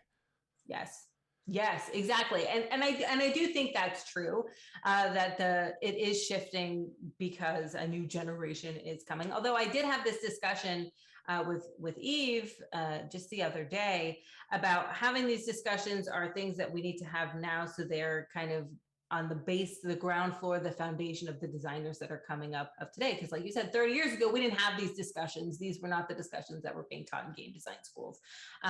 So I think as time goes on, right, there's more promise that this will be center stage in the conversation instead of like a Band-Aid or an afterthought.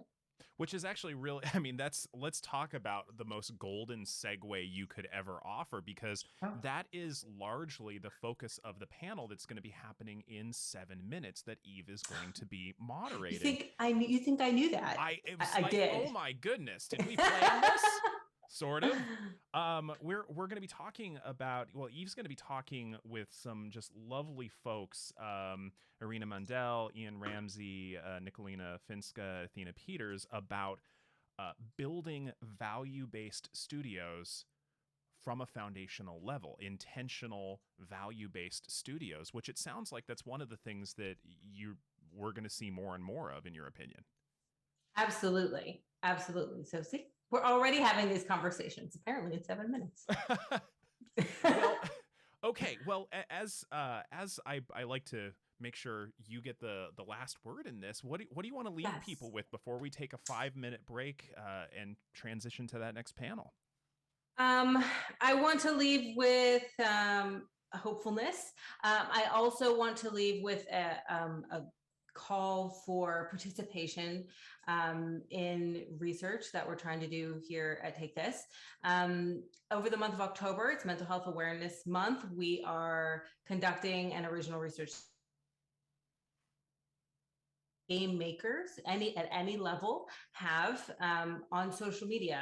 Hate and harassment is a serious topic, and it exists on the internet generally, but in recent years it's become more prevalent among game makers, and we're looking to assess that prevalence and also its mental health impact. So I'm going to put a link to the survey in the chat. It takes 10 minutes maybe, and if you wouldn't mind doing that and or sharing with your personal and professional networks. Part of our mission at Take This is to provide information and resources in and around mental health for the gaming industry. And this is a big part of that.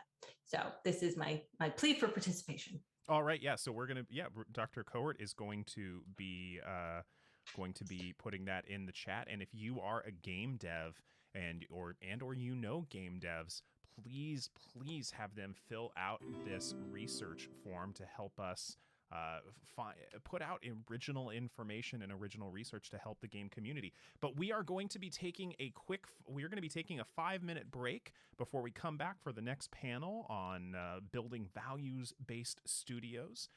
Thank you, Dr. Cohort, for your insight. And anytime. We will see you all in about 5 minutes.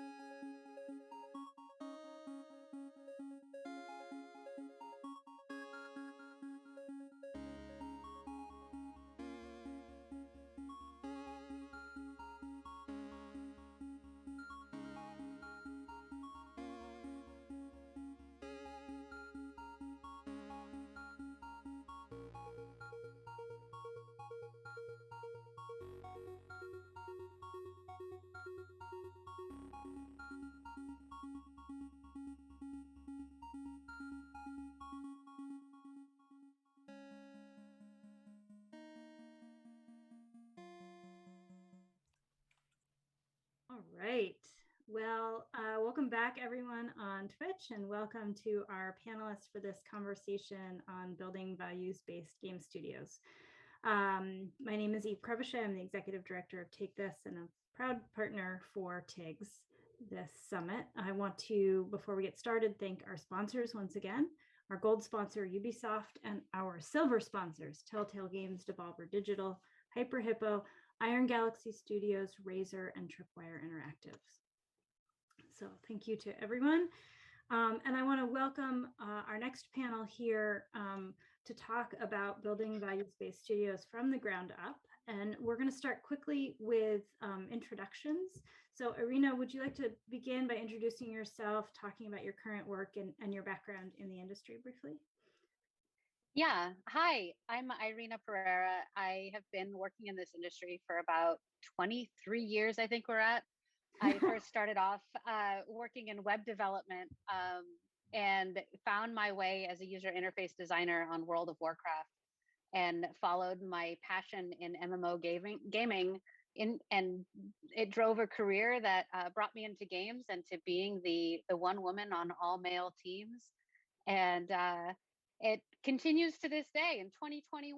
It's kind of wild. So uh, looking right now with my career to make a difference and to change what business looks like in the game industry, in particularly around human dignity and respect. And working with Nicolina, who will speak shortly, and our other co-founder, Athena Peters, to found a business that is from the ground up about diversity, inclusion, and leveling voices and collaboration, called Rainbow Unicorn Games. Actually, that's what I should actually say is what the name of the company is. We're found. I'm the CEO now of Rainbow Unicorn Games. It's a strange thing to say, but there it is. Wonderful. Congratulations. Nicolina, do you want to go and talk about your work next? Yeah.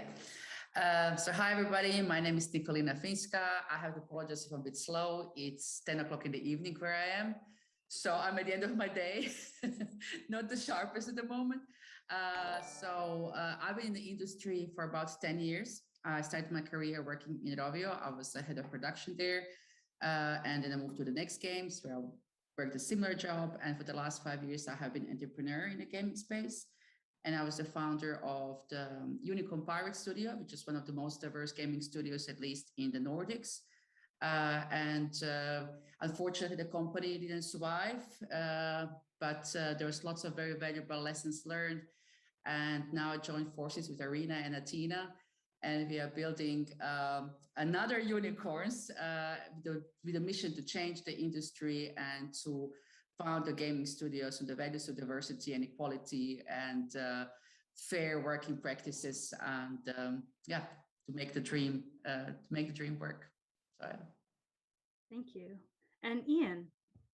Hi, I'm Ian. I'm significantly less exciting than Arina and Nicolina, but not with those headphones. Not with those headphones. Thank you. So I started out my career just as a QA tester at Namco Bandai, built my way up inside the AAA industry, working for Warner Brothers on Shadows of Mordor and Blizzard. And then I took a hard right into the indie space. And right now I'm working with a team of about 7 on a very gay game called Drag Her. It's a 2D fighting game starring drag queens, naturally. Nice.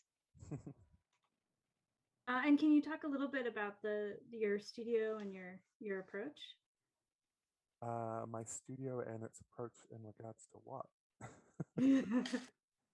Well, here, the next question I have is, can you talk about what you're doing right now and how you structure, and what are some of the core values you're working with right now in your current studio and your current configuration, and why you got there? And Ian, why don't you start there? Okay. Yeah. I'll head us off. So for me, it was always the end goal to have a studio of my own. I grew up inside New Zealand, not a lot of game development there when I started. I moved to the US to pursue more industry opportunities. The goal was very deceitful in that I'm like, I'm going to go out and acquire as much knowledge from others that I can, sequester it away, and foster it with some people that I care about. So for me, this was always going to happen. It's just my experiences inside the industry kind of shaped my perception of what I want to do next.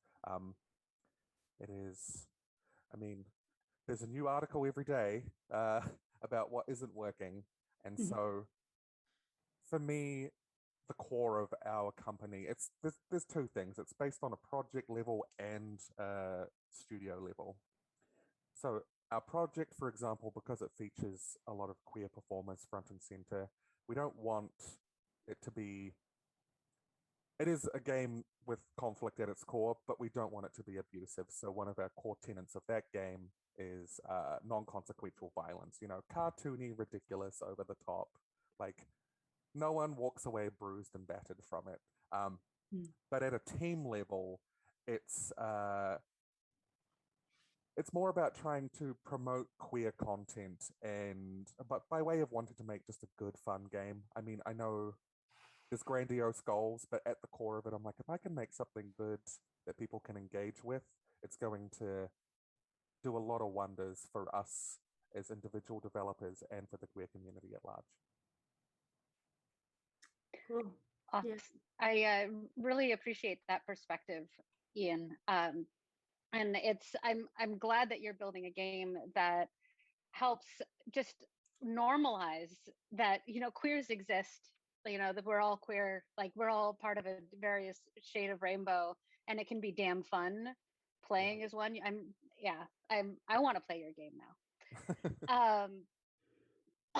It's what I grew up in my 20s. That's in my 20s was when I grew up, and I grew up in a scene in Southern California that was the rave scene, and they had a certain phrase that, like, it was just our acronym. It's what we said, and that same attitude and perspective kind of helped spawn Burning Man and that kind of creative environment and beautiful environment that Burning Man is. And that's the acronym of PLUR, which stands for peace, love, unity, and respect. And those are the values that when I first approached Athena, I said, hey, do you want to build a business based on these 4 values? Respect for everybody, peace for everybody, love and celebration of everybody, and absolute like unity, because we are all part of a greater whole. And she basically gave me the 1,000 times yes, because we've been fighting and we've been talking about building a business for so long around these values. And we also focused around the idea of how DEI in the games industry and in the our capitalist world as a whole is token. It's not actually impactful. There's a hire made, that person is a person of color, but they have no ability to actually make a difference or change process, change policy. And I actually had wanted to build an organization that has DEI at the basis, at the ground floor of everything that we do, including things like the meetings that we hold. How do we structure our meetings to be more collaborative and to not have one person dominate the airspace or suck the room dry? How do we get everybody's ideas, even if somebody's afraid to speak? How do we create psychological safety in a space that is known for even like generating products that destroy psychological safety? And these are things that our industry has not addressed. And I'm kind of tired of it. Tired of sitting and being silenced in a room, tired of being spoken over, and tired of not being able to contribute ideas that could actually make for a better product in the end. So we take this to heart, even in the products that we want to build, that if we build an IP, that IP has to be inclusive itself. If we're going to build a historic IP, what if that history was reframed? Like just like Netflix did with Bridgerton, let's reframe it in a place where we don't have, you know, these colonialist powers. We don't have racism. What if we didn't have like issues with LGBTQ? Like, what if there were no walls? And what would that society look like? We can make games. We can make them in any form that we want. And so that's actually what Rainbow Unicorn wants to do, is to blow the walls off what fantasy can be. And it doesn't have to be sexual if it's LGBTQ friendly. Like, it's okay for a woman and a woman to have a romance in a romance driven story game, right? So why don't games support that more? And that's where we want to differentiate ourselves, is that we can include these voices and provide these fantasy opportunities for people who just get ignored as a potential audience. So again, just always circling around that PLUR is everything that we do facilitating those things And then if they are, then we're making the right difference. Thank you. I'm curious, Nicolina, in coming to Rainbow Unicorn Games from your previous studio, was that did it feel like the same set of values or a similar set of values? Is that what brought you to the project?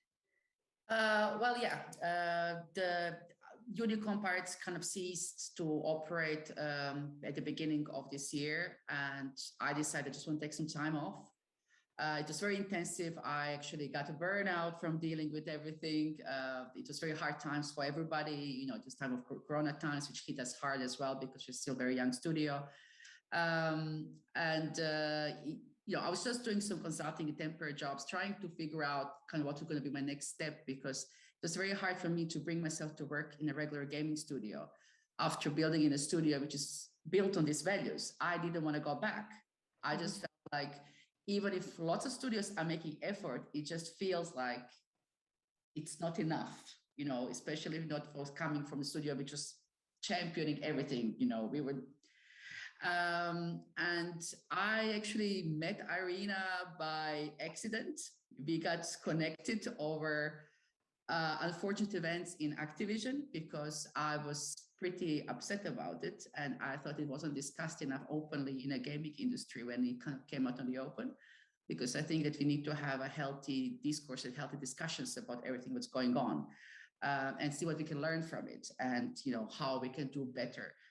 But then Irina posted something which was found very insightful and I found it very relatable, and we started talking, and then we realized that, oh my God, she's building something that I was building for the last 3 years, and there was this instant connection, and we spoke for quite some time, and well, here we are today. Here we are.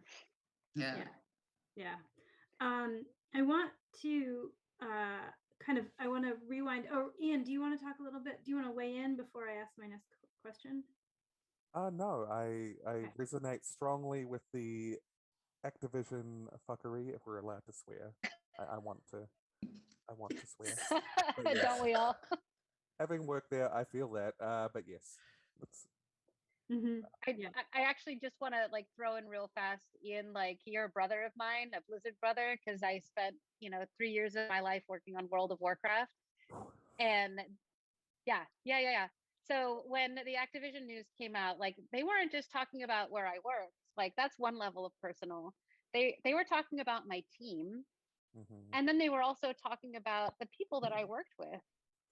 And there's photos of people that I worked with, and then suddenly what that did was blew the doors off of recollecting everything that we had normalized and recognizing how messed up a lot of that really was.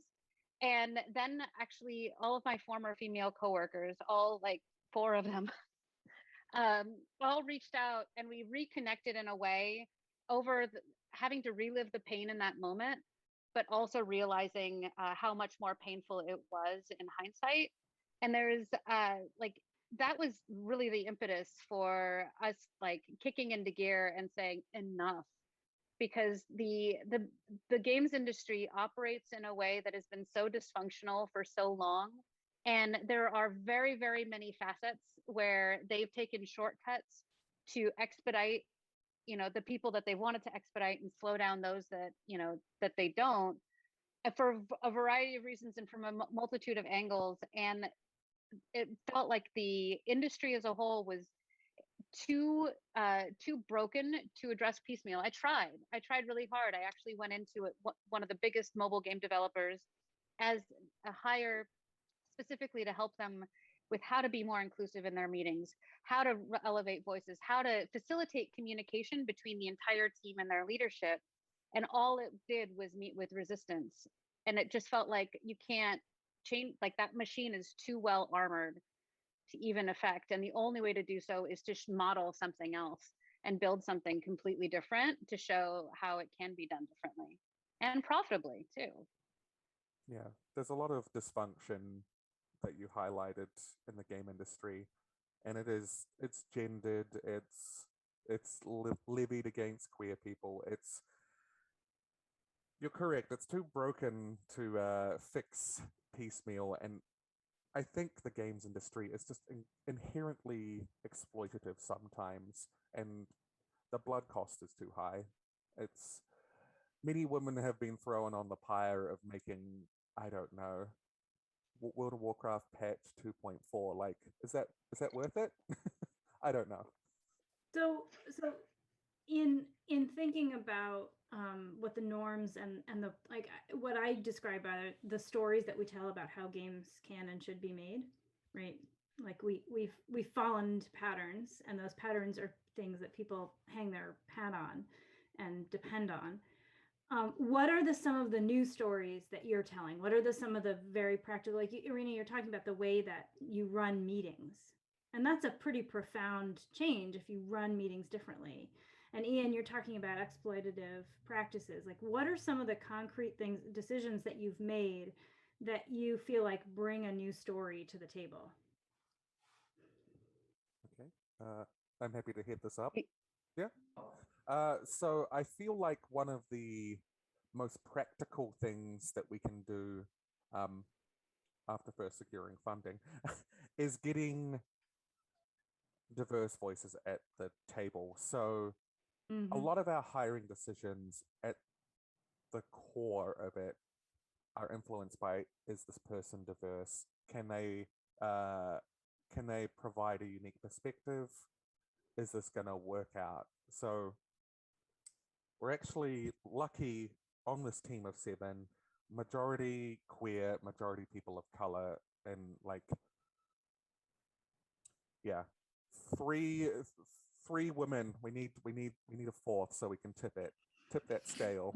But yes, I feel like by making a diverse company, there's going to hopefully be diversity of thought. But I think more of the structural stuff that Irina can maybe talk about is that's the stuff that I need to learn. I need to ensure that people aren't talked over in meetings. You know, we've definitely had our brushes with that, where people who aren't maybe like, there's people on a team who aren't neurotypical, and so we try and be accommodating of like some level of conversational awkwardness, which is also very Zoom. But yeah, trying to get that person to understand, like, hey, when someone on the team is speaking, try not to speak over them. Try not to railroad this. You know, our narrative director, Jessica, she's a stunningly sharp individual, but like the person I'm talking about had a tendency to talk over her, and we had to sort of put him aside and be like, hey, so this is how it's perceived. I know that's not the intention, but this is how it's perceived. I'm going to believe you're acting in good faith, and hey, let's arrive at a better point. But yeah, so for us, hiring the right people and trying to just live a diverse value day to day, I think it's something that you have to practice. But yeah. I learned a few crazy things. Actually, I spent time about 2 years in between, like, so I spent a lot of time out of the game industry while I was having my children, because I didn't think that games development and having children were actually practically compatible. And when I came back, the game industry wanted nothing to do with me because they felt that my motherhood had disconnected me too much from games. And nobody would have ever said that straight to my face, or even, it's not legal to say anything like that, but you could get a sense of, I actually had in a hiring meeting where the team wanted to hire me as a director of UX, that they'd flown me across the country for this interview. They said, and I was divorcing at the time, you as a mom of 3 kids, how are you going to do it just by yourself? And I think that was a moment for me that, like, a man would have never been asked that question. And this was by a female director of HR, which I should have known that was an illegal question, even if she was being chatty. But I spent 2 years actually coming back to full-time work with the United States Air Force in a group called Kessel Run. And Kessel Run, it's actually Detachment 12 of the USAF. They are what is now dubbed a software factory. And you wouldn't believe it because it is a military organization, but like they had a culture officer who was an openly gay Air Force airman. He was phenomenal. And his job entirely was to support psychological safety on the team. Like the fact that those words came together, you know, in the same sentence with the United States Air Force felt antithetical. But what they did have were these agile practices that changed the way and the dynamic and the frame that you approach every single conversation. And you do it without regard to the individuals in the room. And by doing that without regard to individuals and actually minimizing people's contribution to, hold on, I've got a visual aid, this, suddenly you've just homogenized everybody, including the most important person and the least important person, and put them on the same level. So all decision making, all prioritization happened with the voices in the room, with objective things like dot votes, with post-it notes, pen, like Sharpie pens, so everybody had the same pen, so that you could not distinguish. Like if you paid close enough attention, if you're a designer, you can tell handwriting, but like at that point, you're just going too far. But these practices and things like, hey, before you enter, when you enter a room, everybody gets caught up on the context. There's nobody that has different information at that moment. You all contribute what all the talking points are at the very beginning. And then you give people the opportunity to walk out the door if they're not appropriately there. Little rituals like this. And at the very end, always recapping, double checking actions, making sure that you have that captured, and then you disseminate it to the entire group so that there's clear communication and conveyance of what happened in a room that other people aren't in. Respect for these things actually creates better inclusion. It creates better equity. It creates people who are all informed and who are coming at the same baseline, and that changes the entire dynamic. And it's stupid things, like things that you could just incorporate today in how you run your own meetings. And actually, I noticed that with a lot of the impulses for startups is to move quickly, get to that funding event, do that right. But we're actually doing it differently with Rainbow Unicorn. We have one meeting a week. And that one meeting is, we just started including Nicolina in it. So we can accommodate a European time zone. But it's one meeting, that is our one work day. And as our business grows, we will eat into the time of other paying work, because we're all contracting to keep ourselves alive or working other jobs. But we have that dedicated time and it's time boxed. So we have to be very functional, we have to be very productive, and we have to, be very intentional about where we grow. But that forces us to be intentional so that when we have a meeting, we know that we're not imposing. This is about, inclusion is very much about accommodating everybody's lives too, because everybody's going to have a different life. That's why I think, and also remote work, that allows people to be parents and, contributors at the same time. That's a beautiful, beautiful policy. All of these things built in help establish a groundwork that recognizes our universal humanity, recognizes the fact that we have a life to manage outside of the work that we do, and allows us to be able to build with intention so that we are not dominating or overwhelming ourselves and leading ourselves into burnout before we get a chance to actually make a difference. So what you're saying is that you actually insist on transparency and think of it as a core value, and insist on on shared power sharing. We were talking in a panel earlier this morning, and when we were talking about inclusion and bias in game usability, that you have to share power. Like if you're going to do meaningful inclusion in the design process, you actually have to listen to everybody. Yeah. Not just bring them into the room, but listen to them, right? Yep. Yeah. And it's down, when you get down to brass tacks, it is actually about literally who gets heard. Yeah. Yes. And I also want to point out that not everybody expresses themselves in the same way. that very often we buy into somebody who is the loudest, the most convincing, but it doesn't mean that the person is the most insightful, the most knowledgeable, has the right answer. They're just the loudest, they're just the best salesperson. So I think it's really important to listen to the quieter voices and encourage them to speak in the way they feel comfortable expressing themselves. That we just don't buy into something because it's presented so magnificently that we're like, oh, wow, it's great.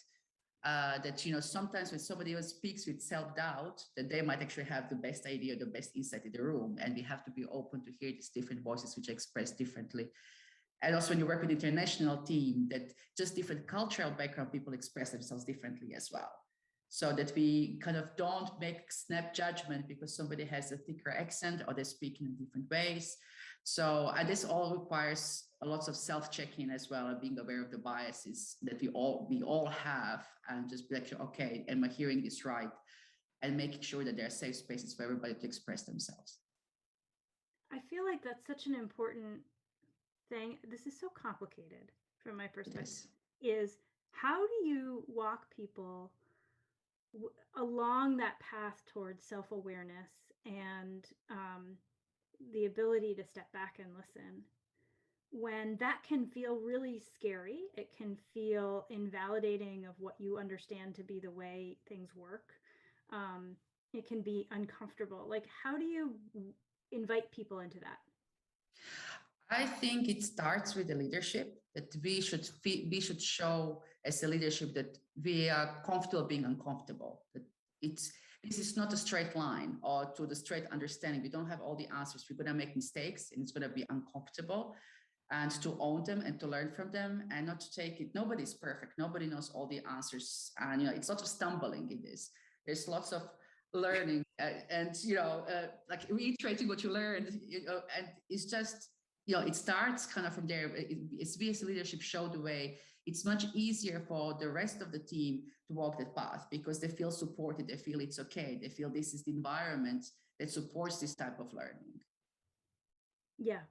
And part of it is also just holding yourself accountable. Yes. And also modeling failure. So, you know, or modeling what you'd like to see. It's very much be the difference that you want to see in this world. So taking the time to do things like, hey, I'm going to reflect back on you what you said. Could you check me on this and make sure that I have it right? Investing the time to not shortcut language, to invite people into your own personal expression so that you show that you are respectful of their perspective, even if it's potentially uncomfortable. That is a powerful thing to demonstrate. And once you can demonstrate it in front of people, I know that modeling feels like it's a little bit more passive, but you cannot be what you cannot see. And the way that we learn as humans is through mirroring. And so establishing a culture from the very get-go of respect and behaving in a way that, you know, allows, like, not only that you allow yourself to make mistakes, but then you call yourself out on it, but not in a derogatory way, but in a, hey, you know what, I think I can grow from this kind of way. Yeah. That is one of the most powerful tools that we have, because we truly are only responsible or capable of changing ourselves at the very, very core. So when we take ownership and accountability for our own behavior, we can demonstrate to others how to do the same. Yeah. Yeah. It's vulnerability, right? It's a level of vulnerability, and it's also it's being trustworthy, like actually doing what you say you're going to do in a real way. Yeah. Yeah. That's really powerful. Now, I think this is all well and good, but you know, we were talking about how, you know, the existing, what we see and what we have experienced in the industry is not necessarily this, although there are exceptions, and I don't want to overgeneralize, because the industry is full of some really cool stuff too. But a lot of the coolest stuff is small. Is this kind of culture scalable, and to what extent is it scalable? This is one of the things that when Irina and me spoke for the first time, we had to make it clear Um, I want to make games which are going to be topping the charts, and I really want to do the same.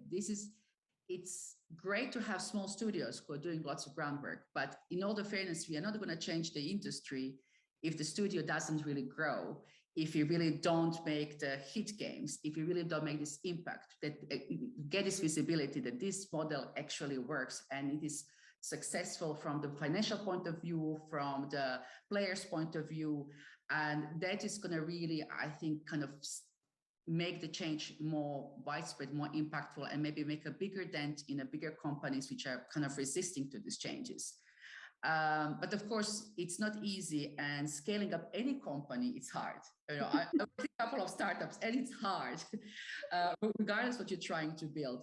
But we are purposely building everything, all of our processes, you know, that can be scaled from the company of 3 people to 300 or potentially 3,000.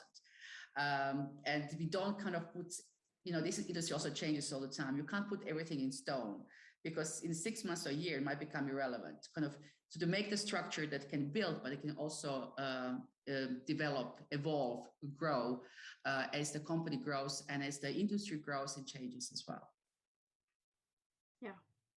Yeah, that was actually something that Nicolina and I both like virtually high-fived across the Atlantic Ocean over. I was like, you know, I appreciate all the indie work, and really that's just been the way that these, like, I don't want diversity and inclusion to be an indie concept. Like, I'm a daughter of the children of the 60s. Like, we are all beautiful, and we are, as a majority, like, how about this stat? This is something that I could not find on the interwebs in any tube that I searched through. And that was, what is the actual percentage of straight white males in the United States? Because every single game that I've ever worked on, you know, billion-dollar titles, have been aimed majority at straight white males aged 25 to 35, sometimes 45 if they want to really stretch themselves. But that's the demographic that a majority of products in the games industry are made for. Did you know, now that I know, you can't find that statistic anywhere of what the actual percentage is of straight white males in the United States? And this is just the United States. This is not globally. I have not been able to find this number. But only 36% at its most conservative estimate, the most generous estimate, but really more like 33% of the United States is straight white males. And who's making games for the rest of us? Like, that's 67% of the United States population that has a ton of money, that is looking to spend on some quality entertainment, Netflix shows, Amazon Prime shows, that there's an entire swath of people just within the United States that have money to burn and spend, and they're spending it on slot machine games right now, when they could be actually spending it on games that actually promote diversity and inclusion, games that reimagine, like one of the title that we are considering pushing for our first title is a game that reimagines Regency England from a more diverse perspective, erasing prejudice, erasing sexism, erasing, you know, any sort of cisgendered normalcy. And what would that look like? That would actually serve a much larger population, I feel, if we were able to do that, than the games that are typically made. So Rainbow Unicorn Games, our core market opportunity is literally that 67% of just the US market. That's a much wider margin in the remainder of the world. Yeah. Like, let's elevate those stories, because who knows what kind of games that we could come up with once we start considering other perspectives. Like, we don't even want to start talking about our products just yet, even though I just did, because, like, we don't even know what those products are right now, because I'm white, I'm in America. It's pretty ethnocentric of me to start dictating what games those should be, when in fact that there's so much more opportunity out there in the market. Mm-hmm.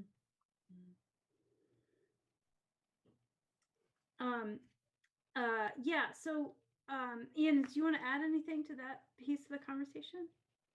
Yeah, I'm a little bit curious and perhaps scared of scale as well.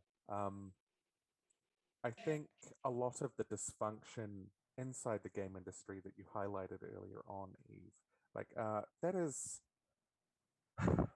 there's a culture that we end up upholding.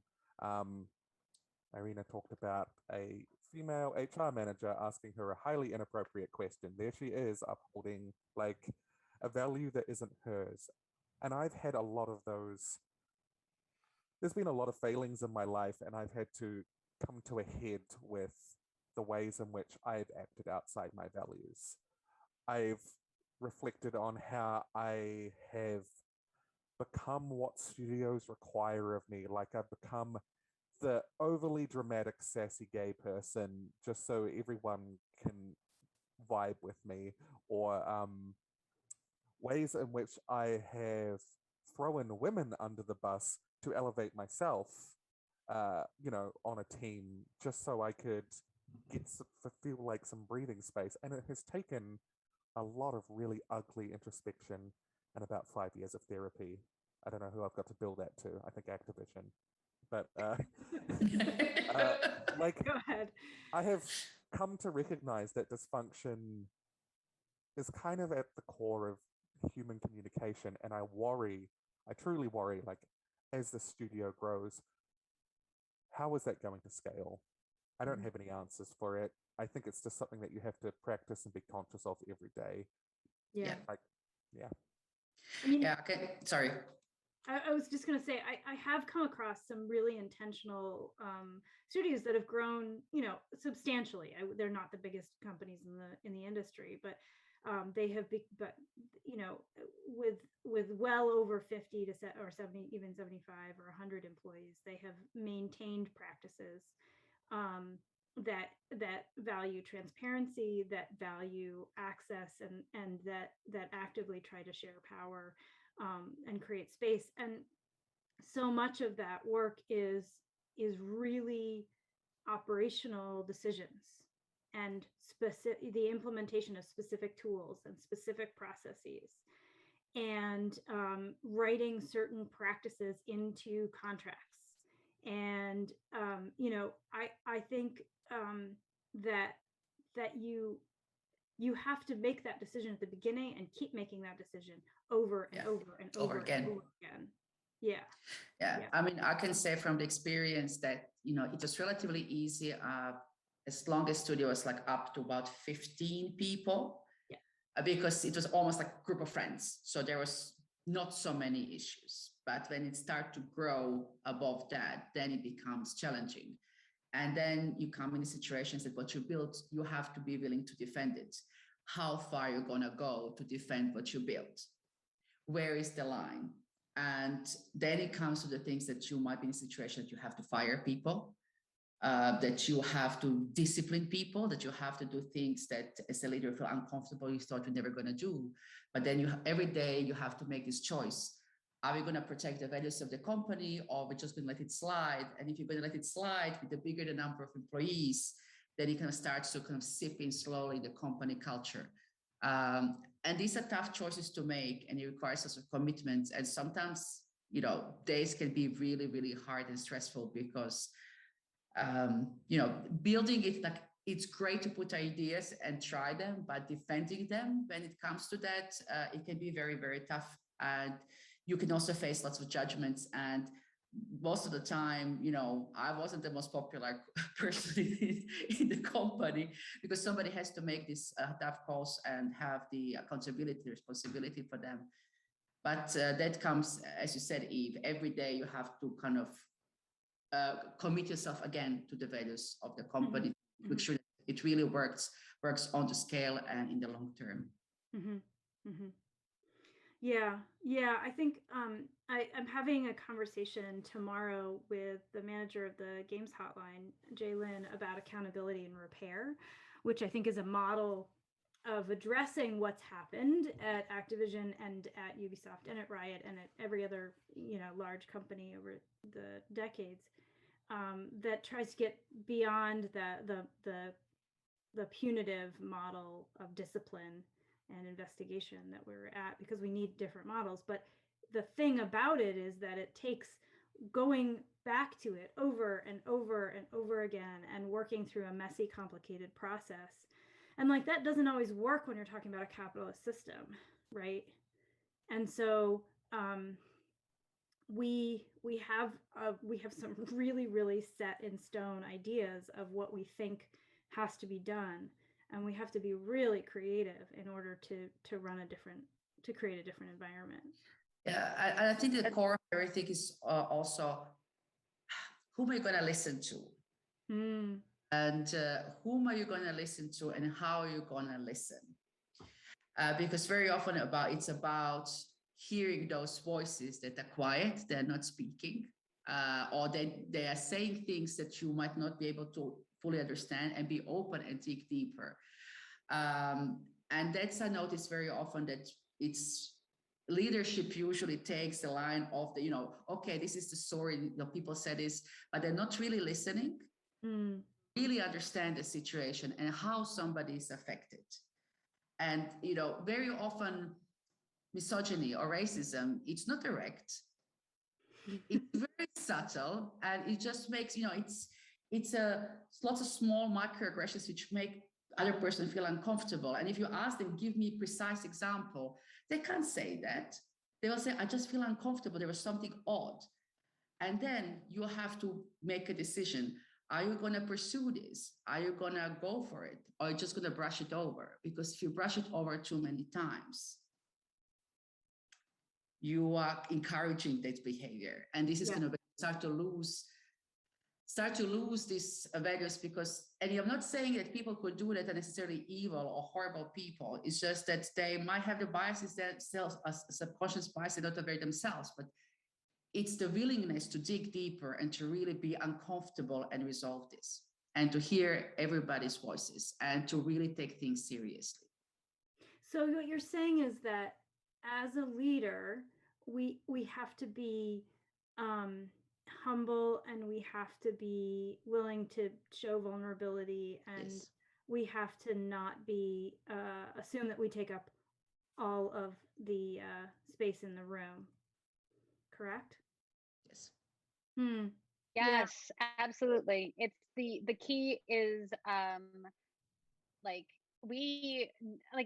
we're there to direct, we're there to model, and we're there to serve. The servant leadership model is such a powerful tool to really reframe what a good or what a great leader should be.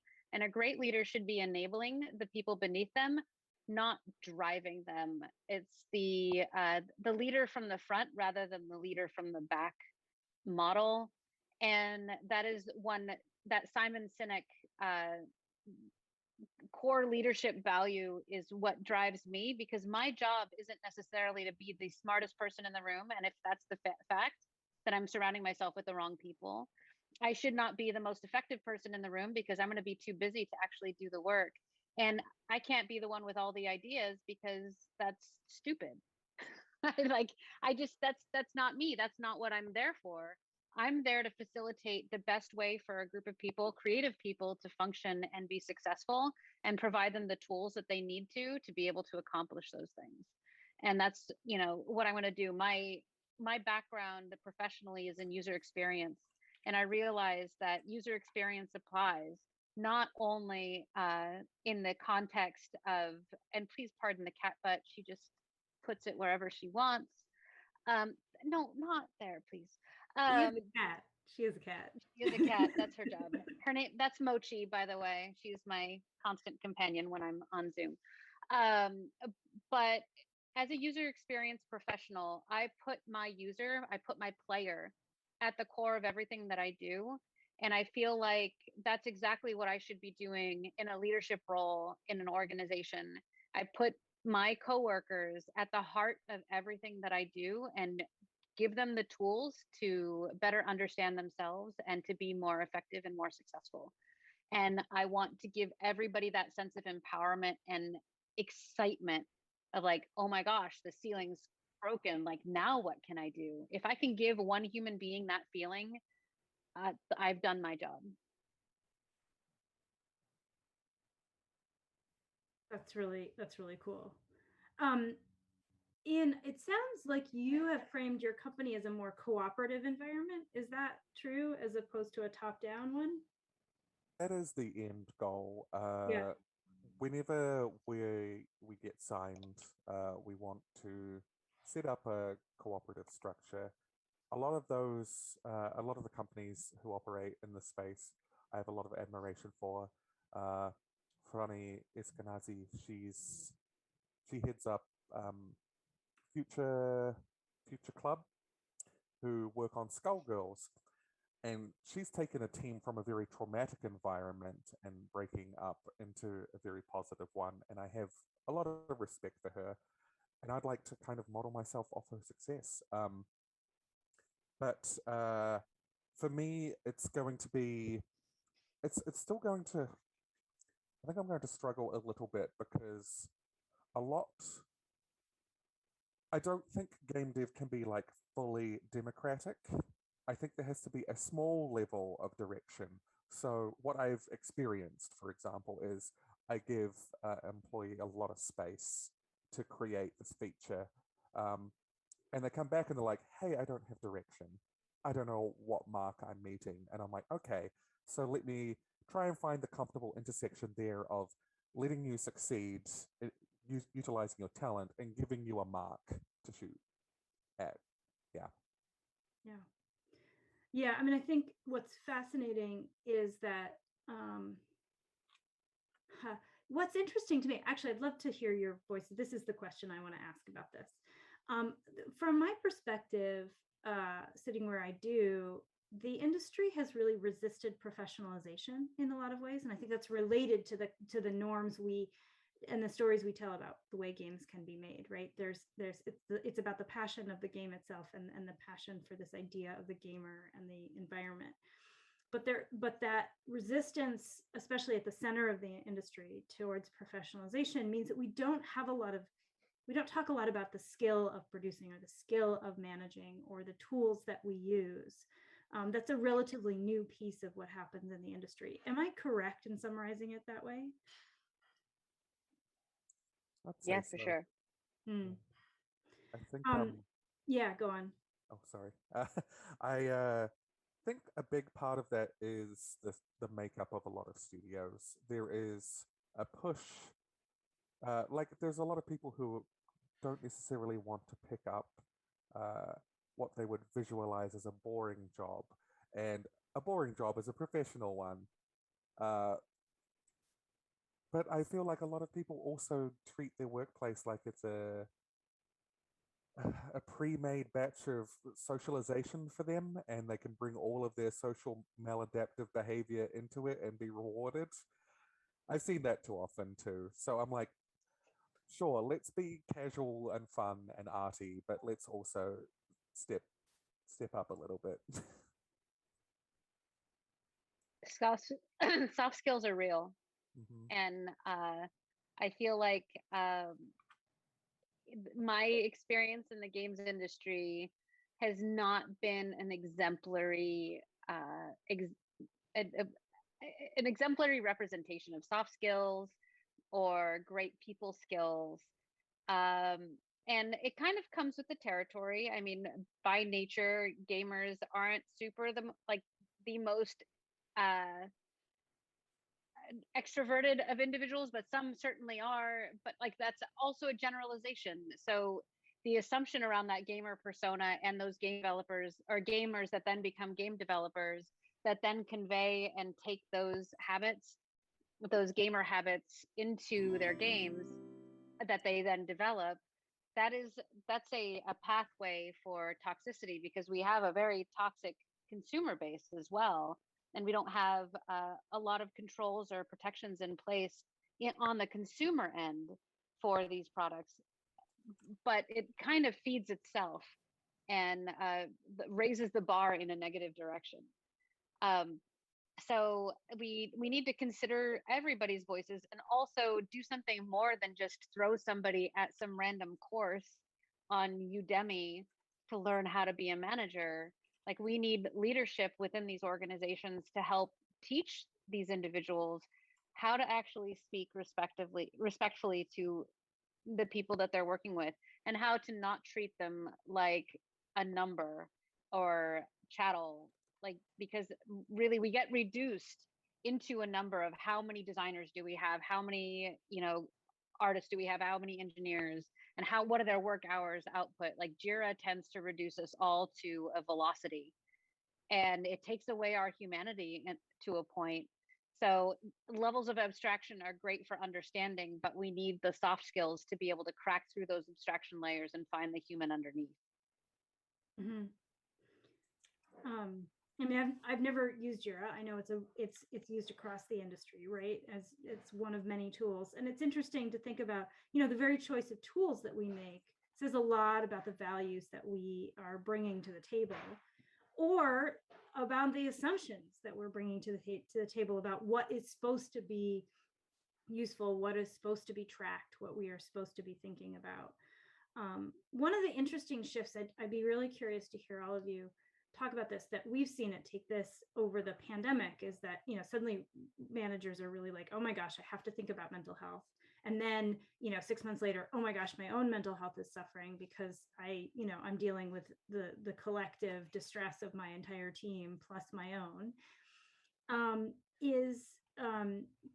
Has that shifted? Are we seeing a better kind of relationship to emotional needs and care on the part of managers and leaders because of the current state of the pandemic? And I'm just going to go shut a door. I'm not going very far.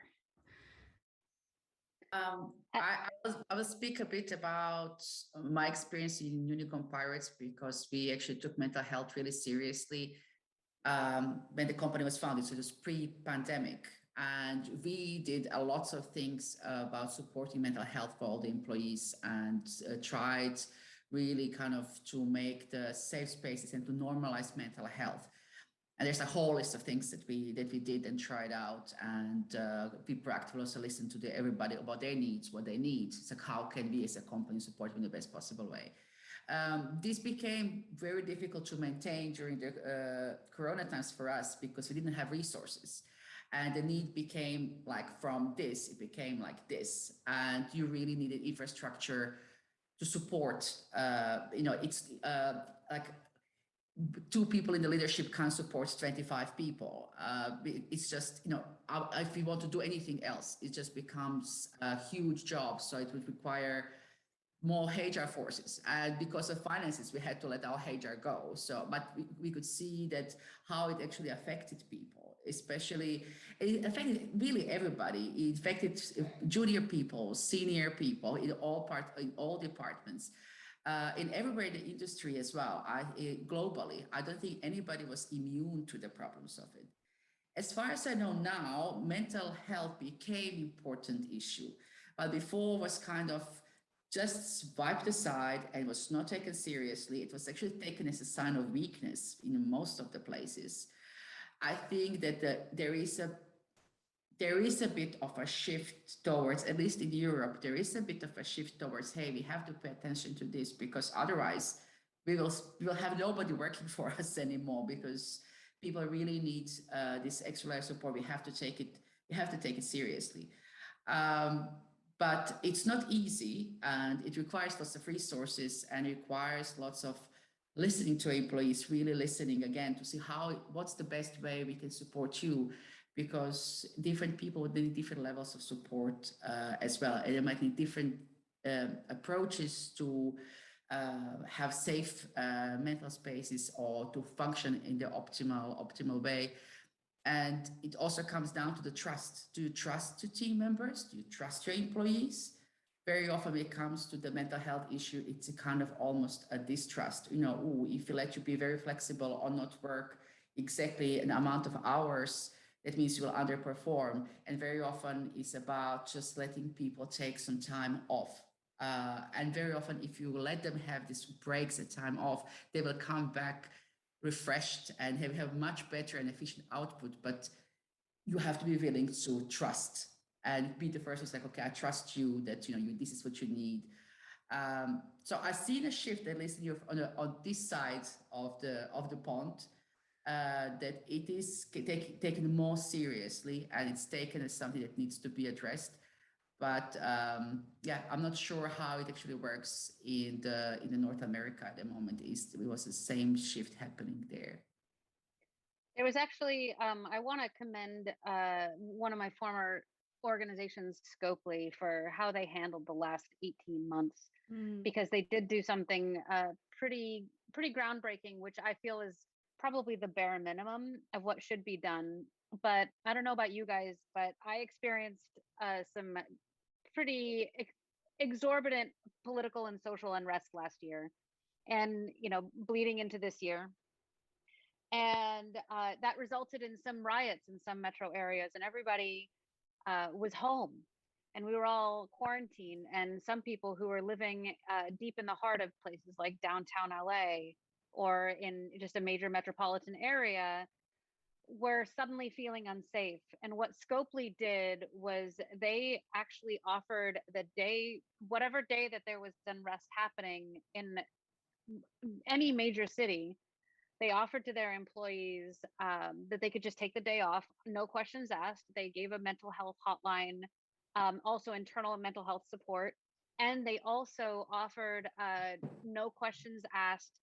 We will pay for your hotel bill if you need to leave your house and go somewhere else, to every single employee across the board. And I thought that was, it's a small token, but it was enough to give people the peace of mind knowing that, hey, if something bad comes to my door, I'm covered to go someplace safe, even if I don't have the resources. So I think that's, at least the bare minimum of what should be done to be able to provide and accommodate for the fact that life does happen. And as our world becomes more and more variable, more unpredictable, it's up to organizations, because governments aren't supporting at the level that we, idealize them to, that companies are going to have to step in and fit the bill and take over that role in supporting their individual employees. Again, humanity matters regardless of the context. And so bringing back that human center to business and corporations will change the game for everybody. Yeah, here. I think it's people who work are people first, right? We're humans first, and we can't function without being recognized for our full humanity. And Ian, I'm thinking back to the way you started this conversation about making queer games by queer people that are just fun, right? That's your humanity. That is who you are. That's what you want to express. And to be able to come to the table in that full way is really important. It's really essential. And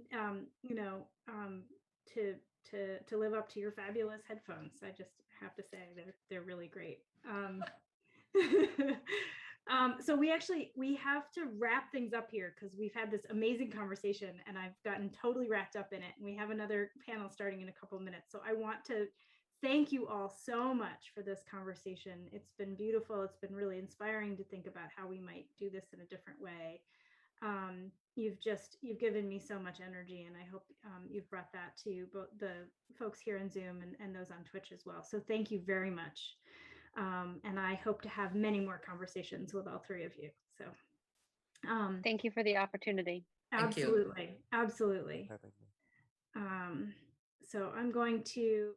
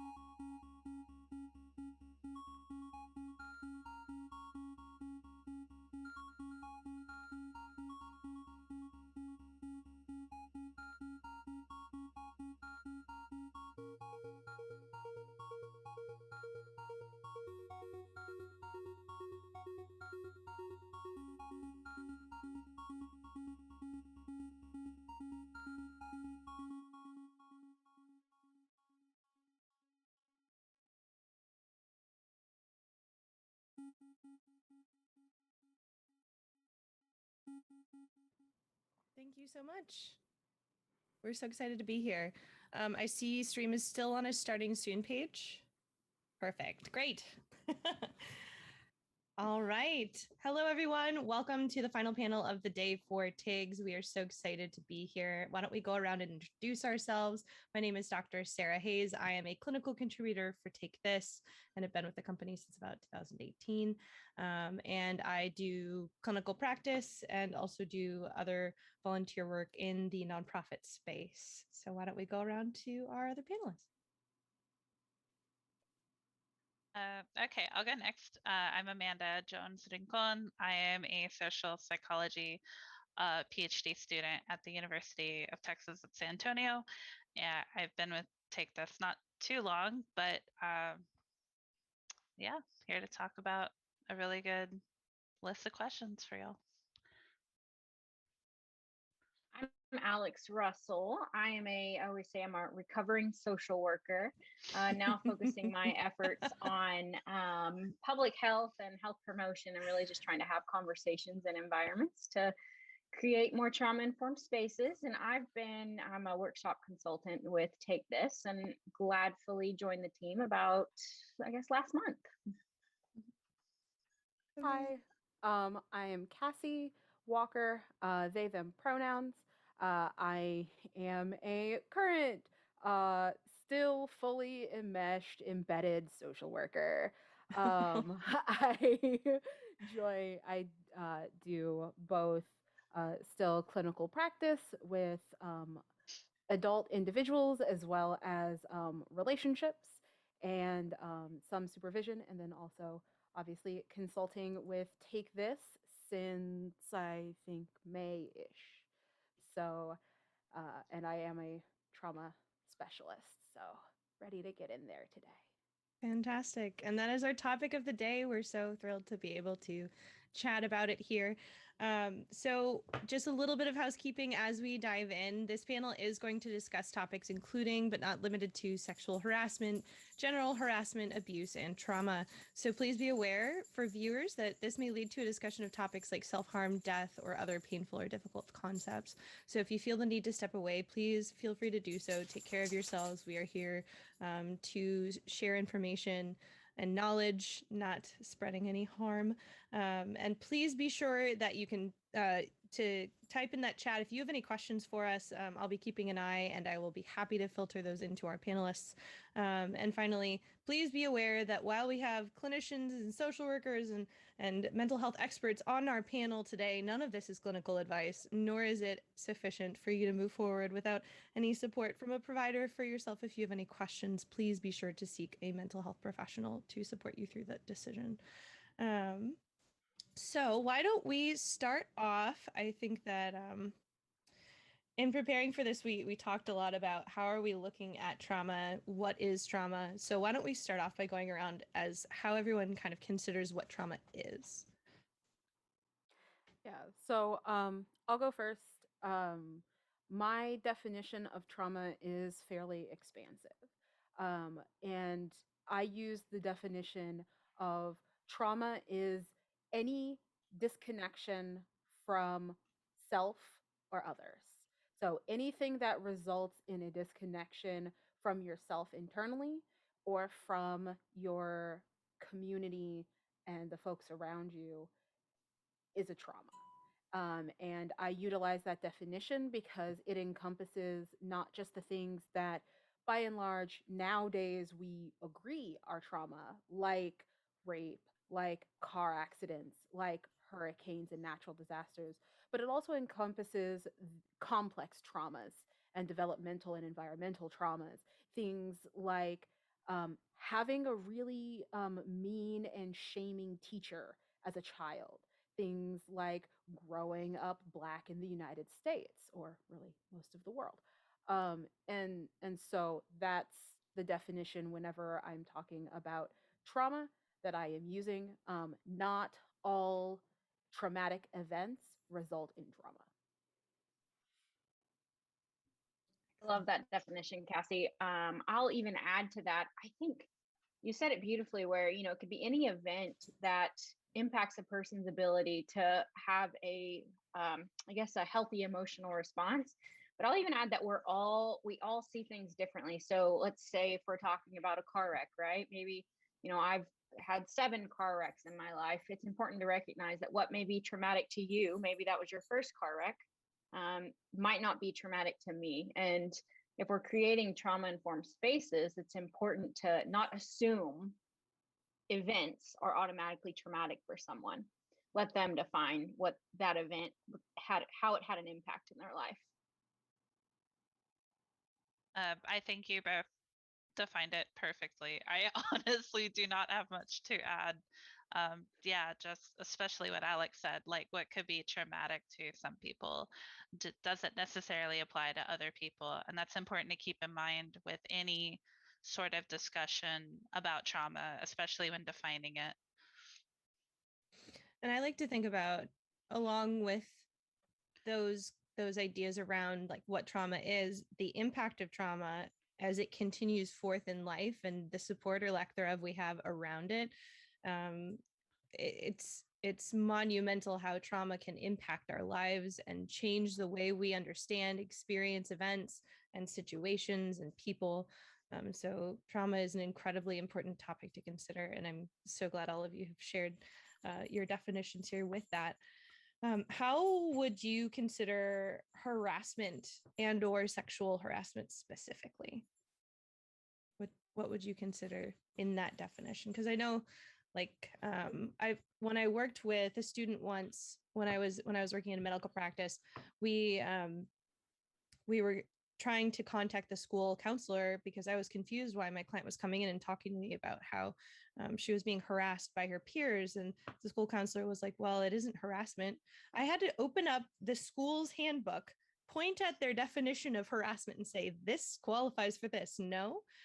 So I think how we define harassment is also incredibly valuable and important as well. So how would you all define? Say it's any unwanted advances, right? So it can be verbal, it could be physical, it can be visual. If you're getting pictures or images, or someone's sharing their phone, a joke that they think is funny, but it's actually inappropriate. When we say verbal, right, it could be constantly someone hitting on you, or catcalling, or something along those lines. And then obviously like physical. I often actually talk about this a lot, and when I'm having this conversation, like hugs, for instance, like not everybody is a hugger. And, if it's unwanted, and it happens constantly, I mean, that's when it could be determined as harassment. So yeah, I'll let y'all add to that if you want. Just continuing off of what you said, it could be based off of, sexual harassment, of course. It could be based on your race, your gender, your occupation, your disability, your sexuality. But the keywords definitely are constant, unwanted, unwarranted actions taken against you. Definitely. Yeah. And I think the one thing I want to add is it doesn't have to be all of those. It doesn't have to be both right. constant and unwanted. And like, no. One cat call is enough. That is harassment. Yeah. Right? Like one unwanted hug is enough. It doesn't it should not, and I think this might be jumping ahead, but I think it's worth noting that like the idea that there has to be a pattern before anything can be said or done is actually harmful to everyone involved. Because that doesn't give the opportunity for the person being harmed to stop being harmed immediately, which everyone has that right to be safe. And it doesn't give the person who maybe just did not learn proper consent, because we're not taught proper consent after we leave kindergarten. We're told not to touch other people's toys, and then we are promptly inundated with all kinds of anti-consent rhetoric. And so that doesn't give that person the chance to learn before becoming labeled a monster. I really like that point. I also think about like childhood hugging, like hug your grandma, even though I love my grandma very much. If I don't want to hug my grandma as a 3-year-old, I shouldn't have to. So, I mean, I know we're talking about games industry and community today. However, I feel like that's so universal of like, if the child doesn't want to have body contact with a loved one, they don't want their cheeks pinched, they don't want a kiss. Right. That's I mean, their body autonomy. it can definitely start there for a lot of people, them being forced to physically interact with family members because it's expected of them. That could lead to, future similar thoughts like, oh, I have to shake this person's hand, or I have to give them a hug, even in a business situation, which isn't, no, you don't have to. Yeah. You're right. Or even in a work environment, right? Like if we're talking about in the workplace, I'm expected to do XYZ. And even though I'm uncomfortable with it, I'm going to push my own feelings aside because that's what's expected of me. If that's the message we're getting from kindergarten to adult professional, it really just, like we said, like Cassie said, minimizes safety for that person, but also discredits how they may feel about doing that thing if they're not comfortable doing it. Right. Which goes into when we're talking about harassment and reporting and where the onus of reporting and timelines are placed, right? That a lot of times also ends up not making any sense with what we actually know about how trauma works, both in the body and in the brain, and also how we're socialized. Like the the frequent comment is, well, why didn't you say anything sooner? Well, because we've been told all our lives that we have to do things that don't feel good for us in our body and not to listen to our instincts, whether it's working while we're sick, working excess overtime, or hugging grandma, or everybody get in a circle and hold hands. And like it seems very small, and also especially like as we become adults, like there should be a version of that activity where I don't need to touch your hand. Like we're in a pandemic right now. We all are now starting to come back to center of this idea of like, maybe these things are bad and detrimental, but like the idea that a report that took a while to come in is invalid flies in the face of everything we know about trauma and power dynamics, especially in the workplace, especially in an industry that is so inundated with sexism and racism and ableism and these things that we've been talking about all day. It's true. And I think that's a beautiful lead in thinking about the way that people react to when others speak up, have the courage, or even recognize. Like part of the problem with that, I really loved how you phrased it, Cassie, the anti-consent rhetoric, where especially when it starts as children, sexual harassment becomes especially problematic if like that's just what boys do, not to blame everything on men, or like that's just what flirting is, for example. Like in elementary school, the big commonality is flirting is where somebody hits you, they must like you. It's like, great, we're now condoning physical abuse for the sake of affection. This is neat. And so thinking about why didn't you say something sooner? What are other common reactions that we'll hear from? I mean, it can be games industry specific or generally, like when someone feels harassed or even abused. What are reactions people get? It's not that bad. Oh, yeah, that's one I've heard. You should feel flattered is another one I've heard. Do you really No, go ahead. No, you go ahead. Do you really want to go down this road? Oof. Especially from HR. Mm-hmm. I would say I've heard response with disbelief. So, no, well then, and then re-traumatization occurs because they're like, well, tell me everything that I need to know, and what were you doing, and like, did something happen to where you put this on yourself? So being mindful of a response like that. Yeah, They either want every single detail of what happened, which could be, well, traumatizing, or they don't believe that it happened in the first place. So, the person who caused you harm or harassed you, maybe they're known to be a good person around the workplace. That doesn't, I mean, that's no excuse. But, that could be a common reaction. Oh, they would never. Or it must have been your fault because they would never. Which also, like, informational tidbit, like, once again, flies in the face of everything we know about abuse and harassment. Because like, the person who is a jerk to everybody is few and far between. What we know is that abusers do not abuse everyone around them. And so that idea of, well, but they're nice to me, is once again not aligned and in tune with the common knowledge and the science.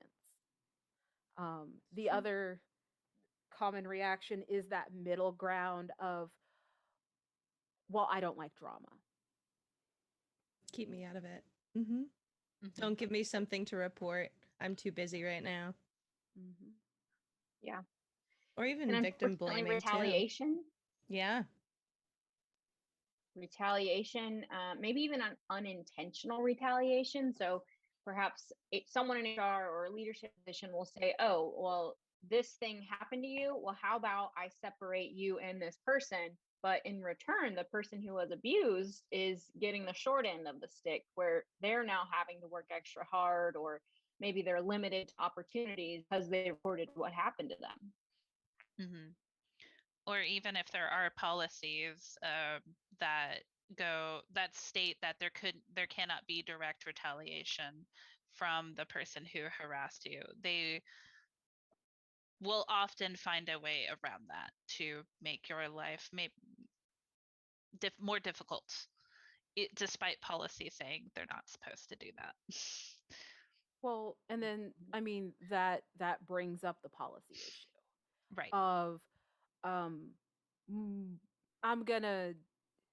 I usually don't condone blanket statements, but most policies that I have seen, read, had to sign, been in trainings for, edited, sensitivity read, are terrible.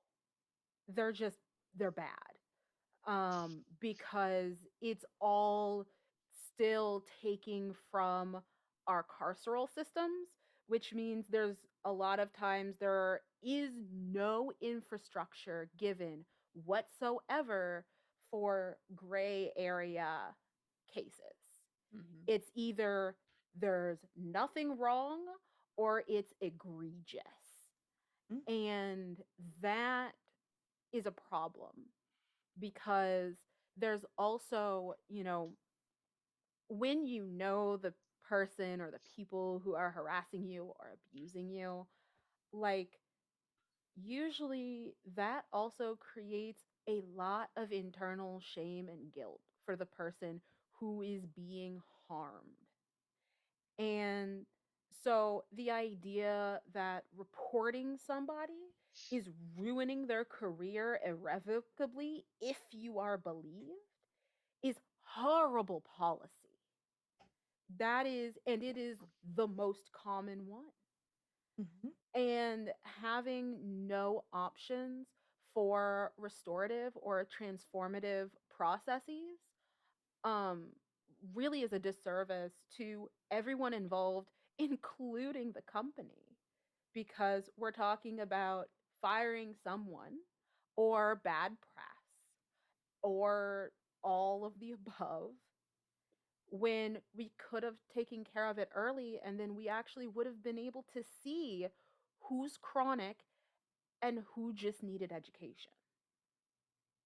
And I think part of the problem with policy so often is they are centric to the company and the best interest of the company rather than employees, even though without the employees, the company can't function. But it's so much less often about the employees. And if you're watching this and you're a policymaker and you're thinking, well, I'll just put for those gray area cases, I'll put to be managed by a case basis. That doesn't give you any kind of lead. That doesn't give you any kind of way of managing it. That just means you're acknowledging gray area exists without coming up with a solution. So I think that's 1000% something to pay attention to, and an excellent point. So what are interventions that you think of when it's discovered that people have caused harm, particularly for those who have been harmed? Let's start there, and then think through, like, because when I think about it, that's probably the area I feel like there is the least amount of intervention or planned intervention. Yeah, so I'm gonna share a statistic, but first I want to preface it with that any person can be harassed, right? It doesn't matter what sex, age, like it doesn't matter. Anyone can be harassed and anyone can be a harasser, right? So we're not saying it's any one type of person. But that being said, statistically speaking, women are more likely to be harassed in the workplace. And to dig even deeper with that, 1 out of 10 women who experience harassment end up having some severe symptoms that make them meet the criteria for PTSD. So that being said, what mental health supports do we have set in policy, whether it's EAP, whether it's mental health days? So what mental health supports are we providing for people who have been abused? Good question. All I can say is, in my experience with this area, when a fellow colleague of mine and I were in this sort of situation, there was no mental health help. There was no suggestion to seek out mental help or to take time off or to any sort of resources to intervene or deal with the harm that was put on us. And so I don't know if any interventions that happen to help people who have been harmed. It would be great if mental health help at least was offered, like to acknowledge that this has been that you have been harassed. This could be traumatic for you, and how can we help in any sort of way? So one very vital intervention is control. Making sure that to the extent possible, the person who has been harmed has some amount of control over what happens next. Whether, don't just mandate they go see a therapist, especially don't just mandate they go see your therapist, because EAPs can be very helpful. EAPs can also be very damaging. It really is, it really depends. Because I'll be really honest, as a practicing clinician, EAP pay for the amount of problem is really insultingly low. And so we have to be careful there, right? They're different things that different organizations may or may not work with your legal structures. Please also, while you have a consultant in the room, also have a legal consultant in the room, so that we can temper each other. Mental health consultants will provide the soul, and legal consultants will provide the heartless practices of the law. Um, please There don't be is a offended. balance. Please don't be offended by my legal jokes. I got them from my lawyer friends. But that ability to choose what happens with this report, that ability to acknowledge what this person actually wants to happen, and then actually being able to tell them what is and isn't within the control, preferably before they have rehashed their entire trauma narrative. Because the having to over and over to all these people, to seeing all the doubt and being asked all these doubting, judgmental questions is re-traumatizing. It's traumatic in its own right, and it's incredibly damaging. And so when we're talking about interventions, interventions can be as small as, I know this was painful. Do you want to tell me this now? Or do you want to wait until we can get together everyone who needs to know? So you only have to say it once.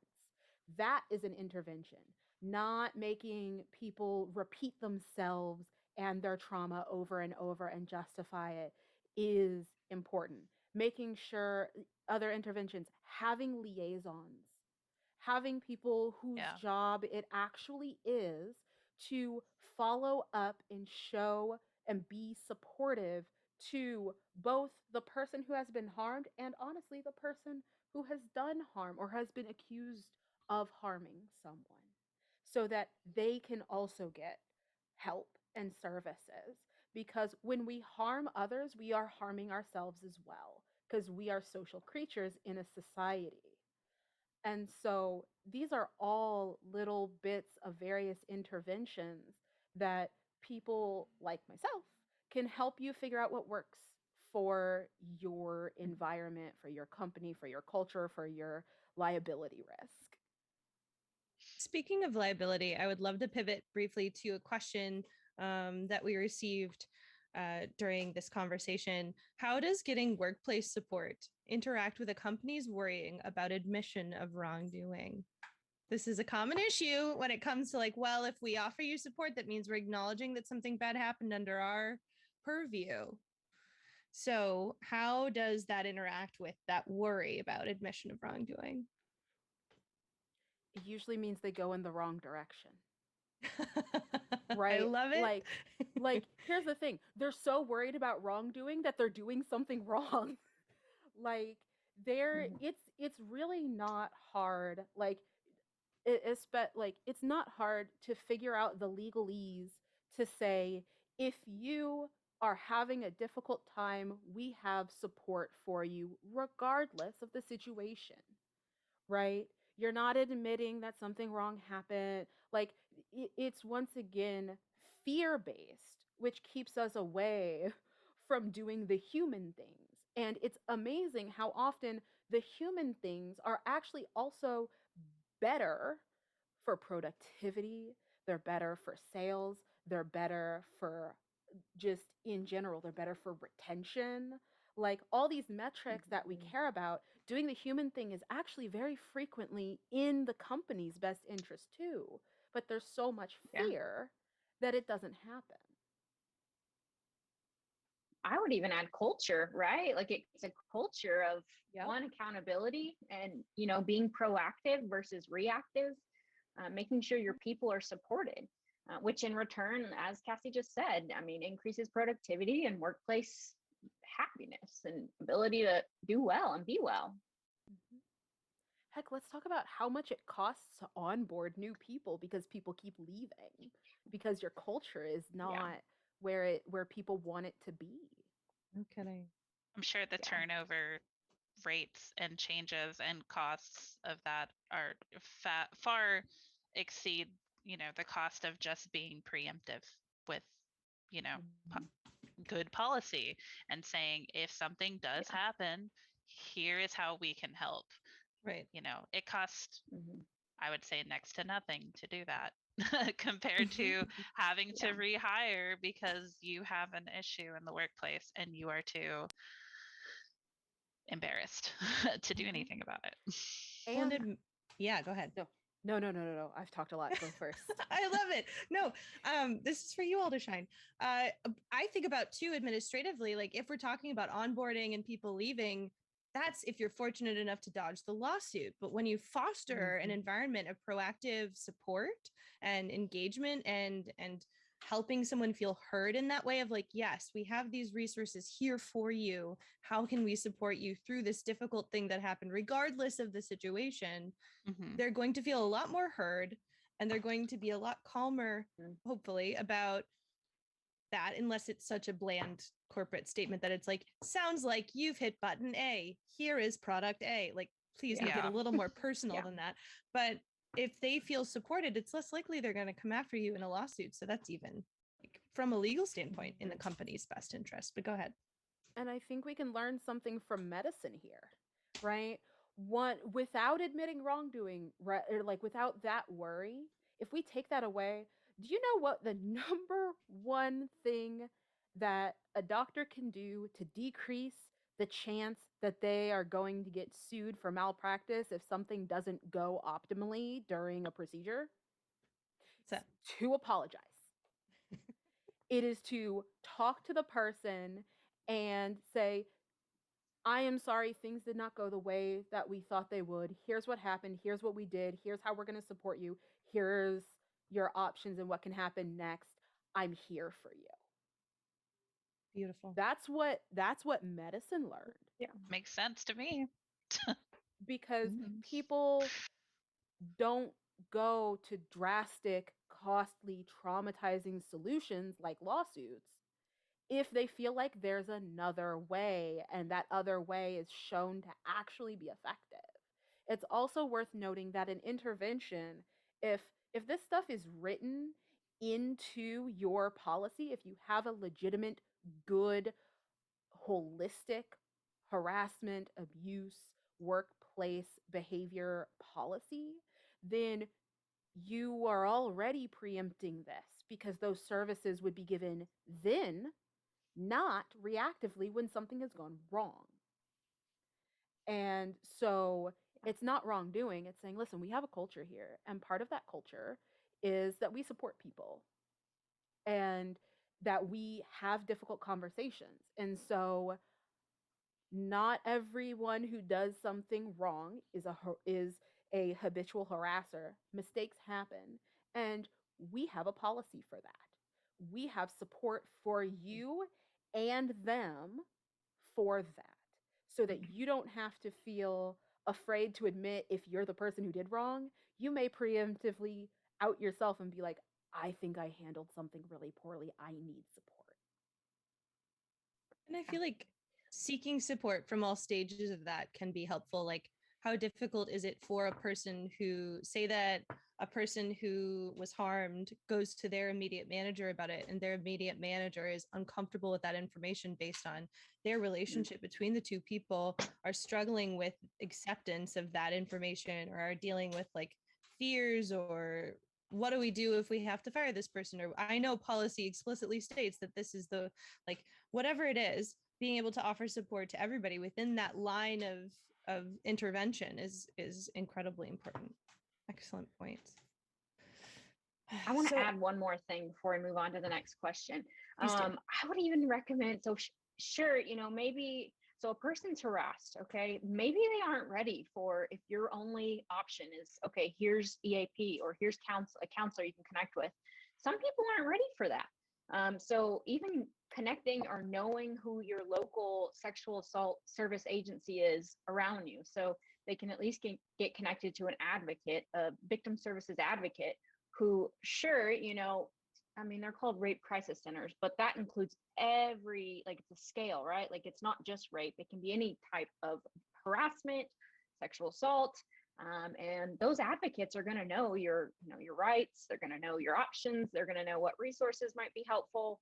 And a lot of times there's free therapists who are on staff there who are trained in how to help people who've been harassed or sexually assaulted. I think that's incredible information too for people who structure policy and handbooks of, like, how hard is it to Google your local resources to your employees and put that in the handbook as like, here's some external resources. So then you don't, if there is that worry about that bridge of like ownership of or responsibility of wrongdoing, it's just in the handbook.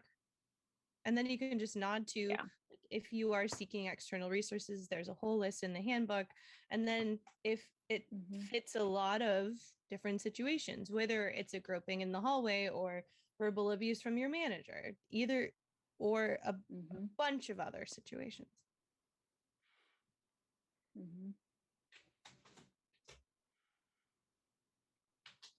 I think one thing I want to say before we move on to the next question is just to explicitly state it. If it's in the handbook, it should mean you're training people on it. So the situations where your management and your executives and other coworkers, those situations where they're like, well, I don't know how to handle this. I don't like this. I don't know what to do, should not happen nearly as often, because you have hopefully not just Googled certain organizations, but you've perhaps hired consultants. You've perhaps partnered with those very same people to actually properly inform your policies so that they are congruent with the current knowledge in the field, the current resources in your areas, and like upping that every year, not just with some stale training that's like harassment bad, don't do it.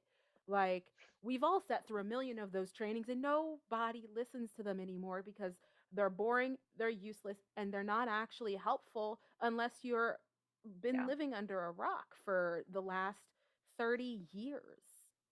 And so and you typically only get them during like the onboarding training. Like you go through a week of training and harassment is stuck in there like right before lunch. And, you know, like you said, it's boring, it's outdated.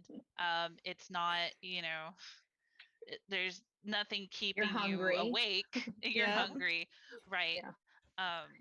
Well, and nobody wants to talk about sexual harassment. Like, I know as a therapist, I know all of us as mental health people can remember back to when we were taught about like talking about sex in therapy. And I don't know how many professors out there say this, but I know every single one I interacted with was like, people are going to be uncomfortable when you talk about sex. It can be highly uncomfortable. I'm like, why? Why does it have to be uncomfortable? Let's just talk about it very matter-of-factly. But often in those trainings right before lunch when everybody's tired, nobody wants to talk about harassment either because they don't want to think about this workplace that they're joining as a bad place. But it's a reality. Yeah. So and that's the framing, right? Is once again, you hear it in onboarding and then you do some quick, dirty, useless online module every year, once a year, as is required. And it's always framed as harassment bad, don't do.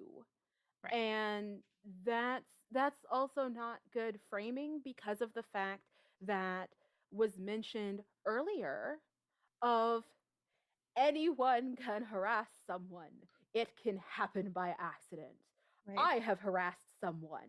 You have harassed someone. We have all at some point harassed someone. Congratulations. So let's act like humans and actually talk about this as, instead of harassment's bad, if you do it, you're bad. No, that is also not congruent with how we learn. It's not congruent with healthy human relationships and interactions. And so let's instead talk about this very human thing that sometimes we have not grown up with the same knowledge and culture as other people. And so let's learn how to ask questions, how to be consent oriented, and how we can have a workplace where we all have nice, fun times and things so that these things don't happen. And if something bad does happen, then we know what to do and we know who to turn to. Cassie is on fire and I am here for it. Yes. I love this so much. So much knowledge. Why don't we record this and put this in the onboarding and then just go from there, folks? No, you have to pay me for this.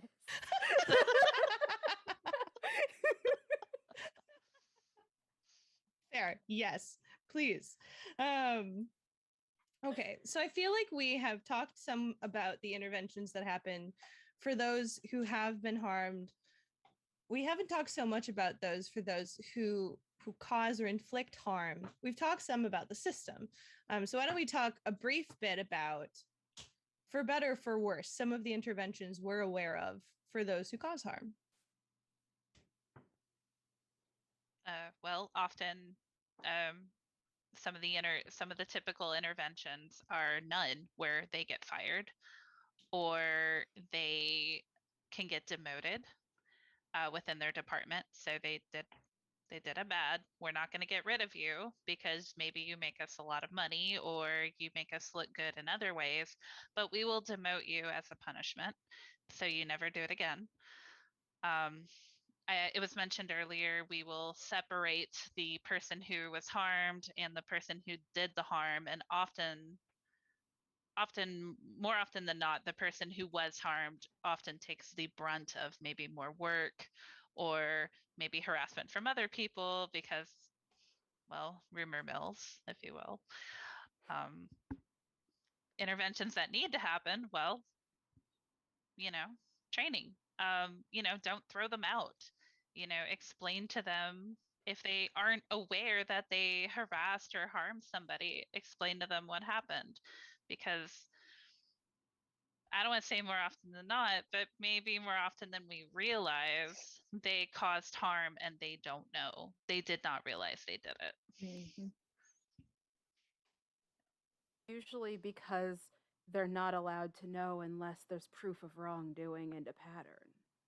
Right. Like it's a significant problem. If we move away from this, you're either bad or you're good, you're a harasser or you're not, then we can actually get into that. We can offer support to people who have messed up, because we all mess up, all of us. At some point, we mess up. It may not be in the same way, right? And we need to be able to not look at this as bad and good, but we need to actually be able to look at a spectrum, because there is absolutely a place for yeeting people out the door. It's true. And the problem is when that's the only option, well, everything's a nail to a hammer. And that doesn't make space for our humanity. And so when folks have done wrong, by and large, people want to be good. People are good by nature. That's my belief, right?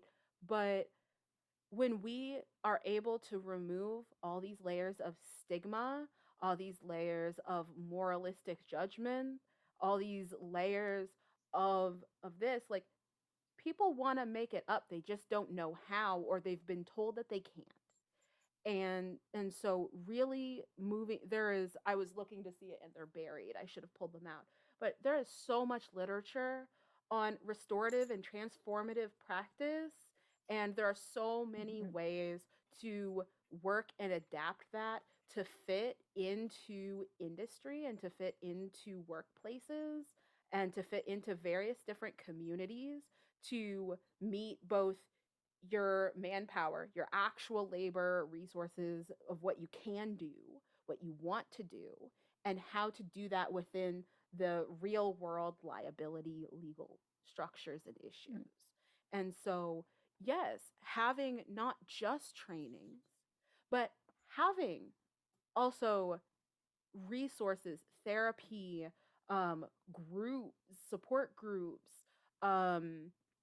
videos, articles, all of these things to help people move past their own stigma of having done something bad. So that, because then it becomes really easy to see, oh, you're just trying to keep your job. You're going to keep doing this. If you stay here, you're going to keep doing this. Okay. Yeet, like, 3-pointer from far away, get it out of here. And we don't know that if we're mixing everybody into that bag. It's true. And I think part of what's difficult and unique to the games industry Not that this is completely unique to the games industry, but something we see often is that it leaks onto social media, and there's a lot of community reception to it that's incredibly negative and toxic. And talk about that rumor mill that you brought up before, of how rampant the conversations can get about X, Y, or Z person or designers at X, Y, or Z company. And it escalates things to the point where, while a company might be trying to engage in their own intervention structure, society sort of forces their hand too, which is complicated. Yes and no. I think that there's a time and a place for listening to the public side of things, and it's after you listen to the person who's been harmed, and that also does not happen. Truth. Right? And so, yeah, if this whole process, right, if you're haranguing people into this process, one, you're doing it wrong. Two, like, that's not it.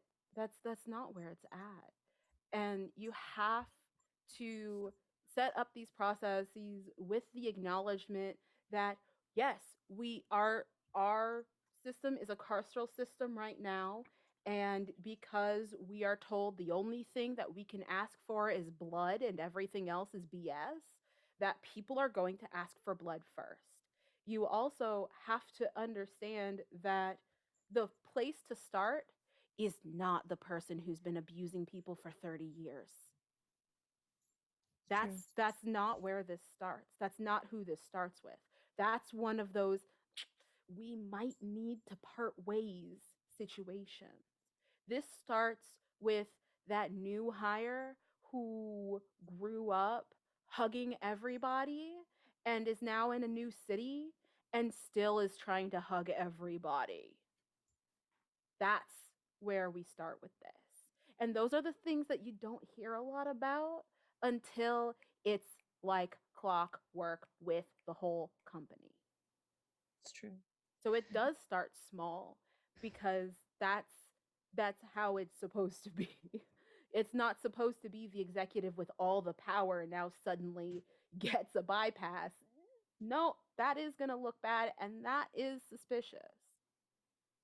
I think another issue you run into when it gets on social media is, so the whole situation will leak like on Twitter or Twitch or Facebook or what have you. And more often than not, I see that the person who has been harmed is outed as the person who has been harmed. And they are more often than not somewhat forced by the mob to make a statement about their harm. Like, they have to make a huge document on Twitter about how, yes, this happened to me, and maybe they're not ready for it.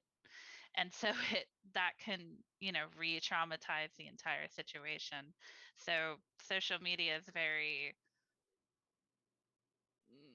difficult to handle when it comes to the people who not only have done the harm and may not get a chance to realize they've done the harm, but also the people who were harmed and they're being forced to recall it by strangers, complete strangers on the internet. Well, this goes into systems. You know what too. I just realized? Sorry, you know what I just realized is that we're talking a lot about people who have been harmed and people who have harmed, but we have not yet mentioned people who have witnessed. Maybe they weren't involved, maybe they weren't the one harmed, but maybe they witnessed something happening.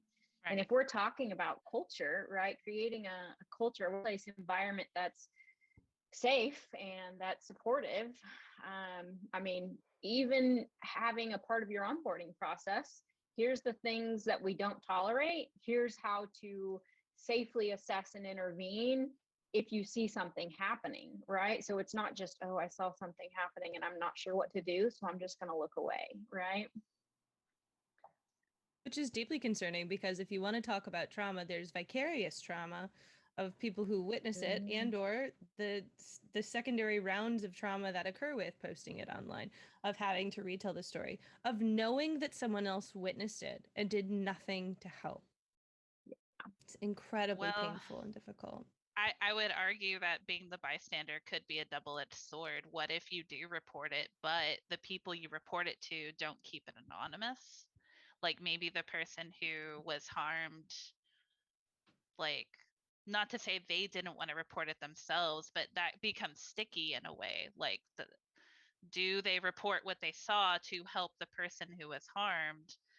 But what if they report it to people who don't have best interests in mind? And so it just so many layers of complication with that. Well, I think that's one of my biggest problems with bystander training as it stands in the moment, like right now, is it's essentially policing.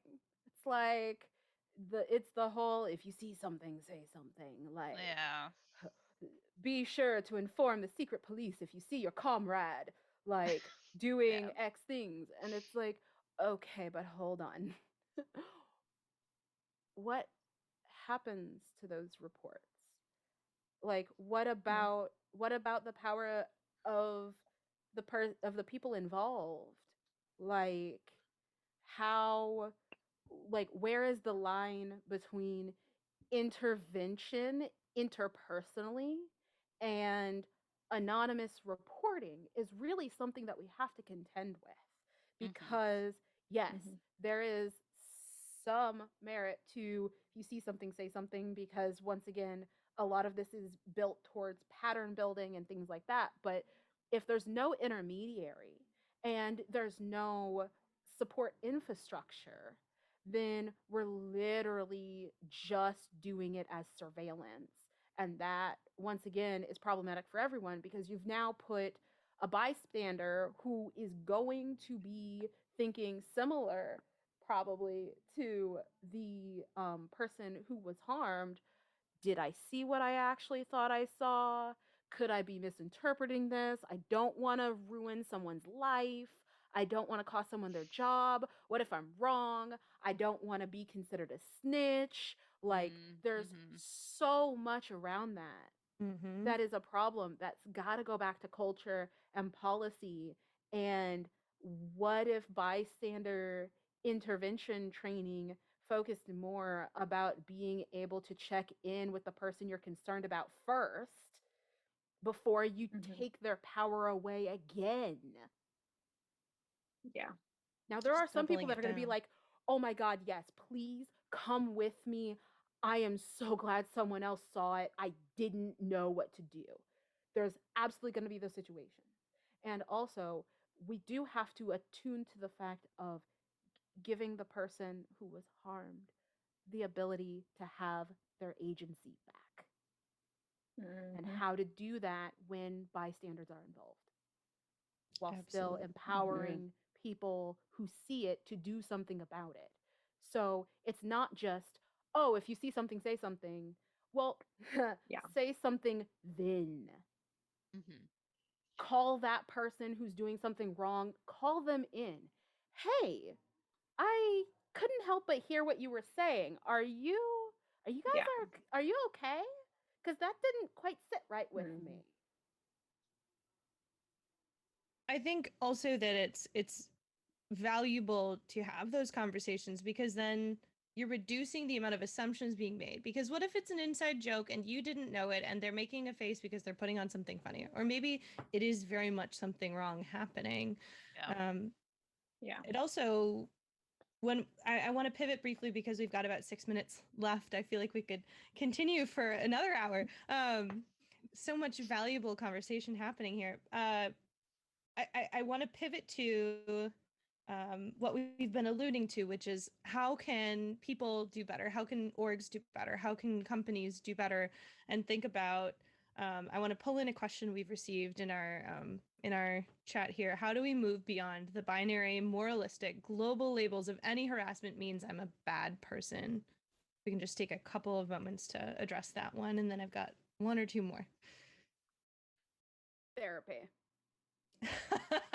Like, no, I am someone, so I'm not just talking about this in the theory. I work with both people who have been hurt and people who have done the hurting, and people who are both.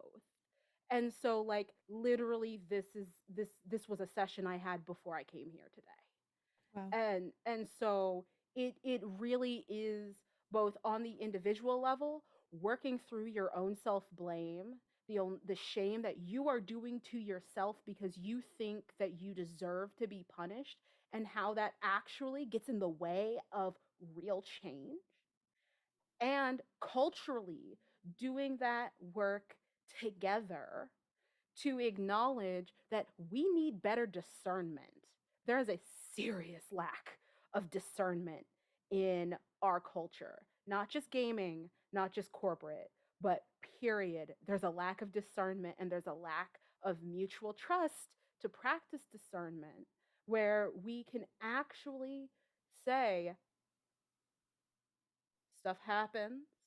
We're going to talk to them, see how they want to handle it. We're going to let them know that you're open to conversations, you're open to restorative processes. We're going to see if they're into it. And we're going to get back to you. In the meanwhile, here's some folks for you to go talk to. Here's some trainings for you to go take, so that you can also work on yourself, because it is hard to know that you hurt somebody.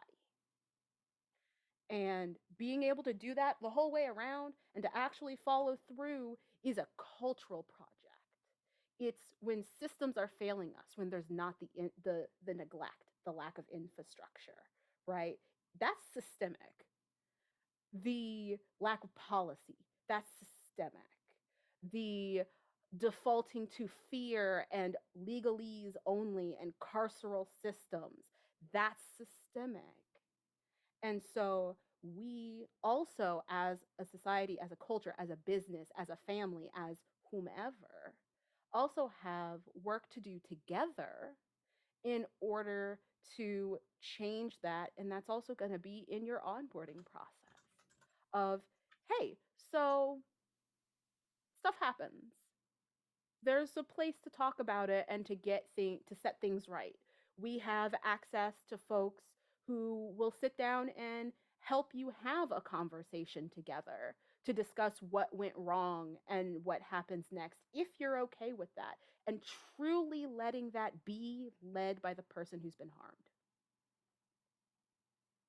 Excellent. I think while we've had more questions, I think it's probably time for us to say one final passing thought or piece of guidance to those watching here in the industry and beyond.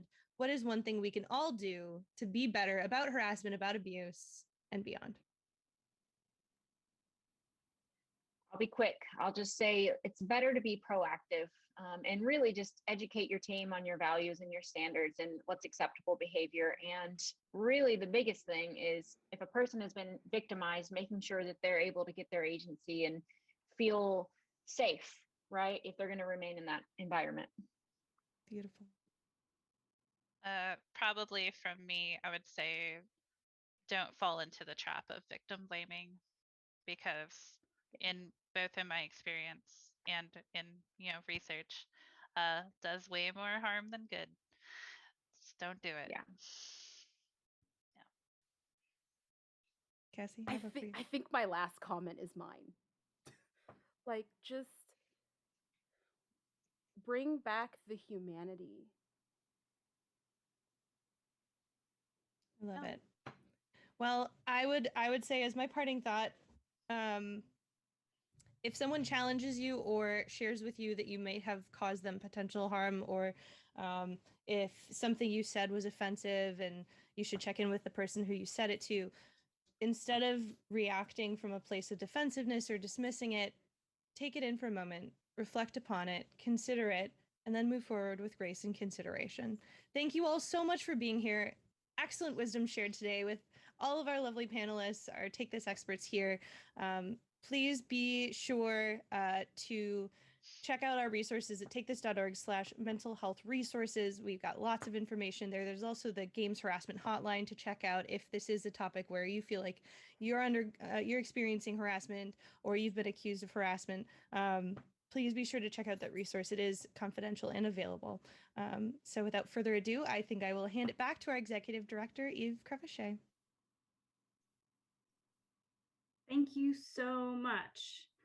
I really appreciate that that conversation. It was deeply, deeply affirming and exciting, and I'm really honored to be a party to it. So yeah, thank you so much to our current to our just finished panelists. That's the end of our first day, and it's what's so fascinating to me about what we heard today is there were really a drumbeat of similar themes sounded about power and about self-reflection and awareness, about including people, about respecting other people's needs. And I think all of this goes to show how important setting the stage is, treating people as people, and setting the stages for creating mental well-being in games and in the game industry. I'm going to post the link here that Sarah mentioned, the Take This Mental Health Resources page with lots of resources for finding support both in an emergency and a long-term way. I also want to invite everybody to come back to this day 2 of this event. Tomorrow we have a wonderful list of panelists and exciting conversations, some of which include a conversation about a code of ethics, a code of conduct in games, and some of the work that's been done around that, conversation about games as medicine, aging and ageism. We have some more conversations about repair, accountability, and work around harassment, and moving beyond protection as a value in the industry or as a norm in the industry. We're going to have a conversation about burnout, which also came up today, and we'll finish the day tomorrow with a conversation with a number of great streamers about mental health and good boundaries in games. So I encourage you to show up tomorrow at 9 o'clock Pacific. We'll welcome everybody just before that hour. And in the meantime, I hope you all have a lovely evening. Take care of yourselves. Go move, get up, stretch your body. And I want to thank again Mark Chandler for the brainchild for this wonderful event, and for our sponsors. I'll leave with a brief listing of our sponsors once again.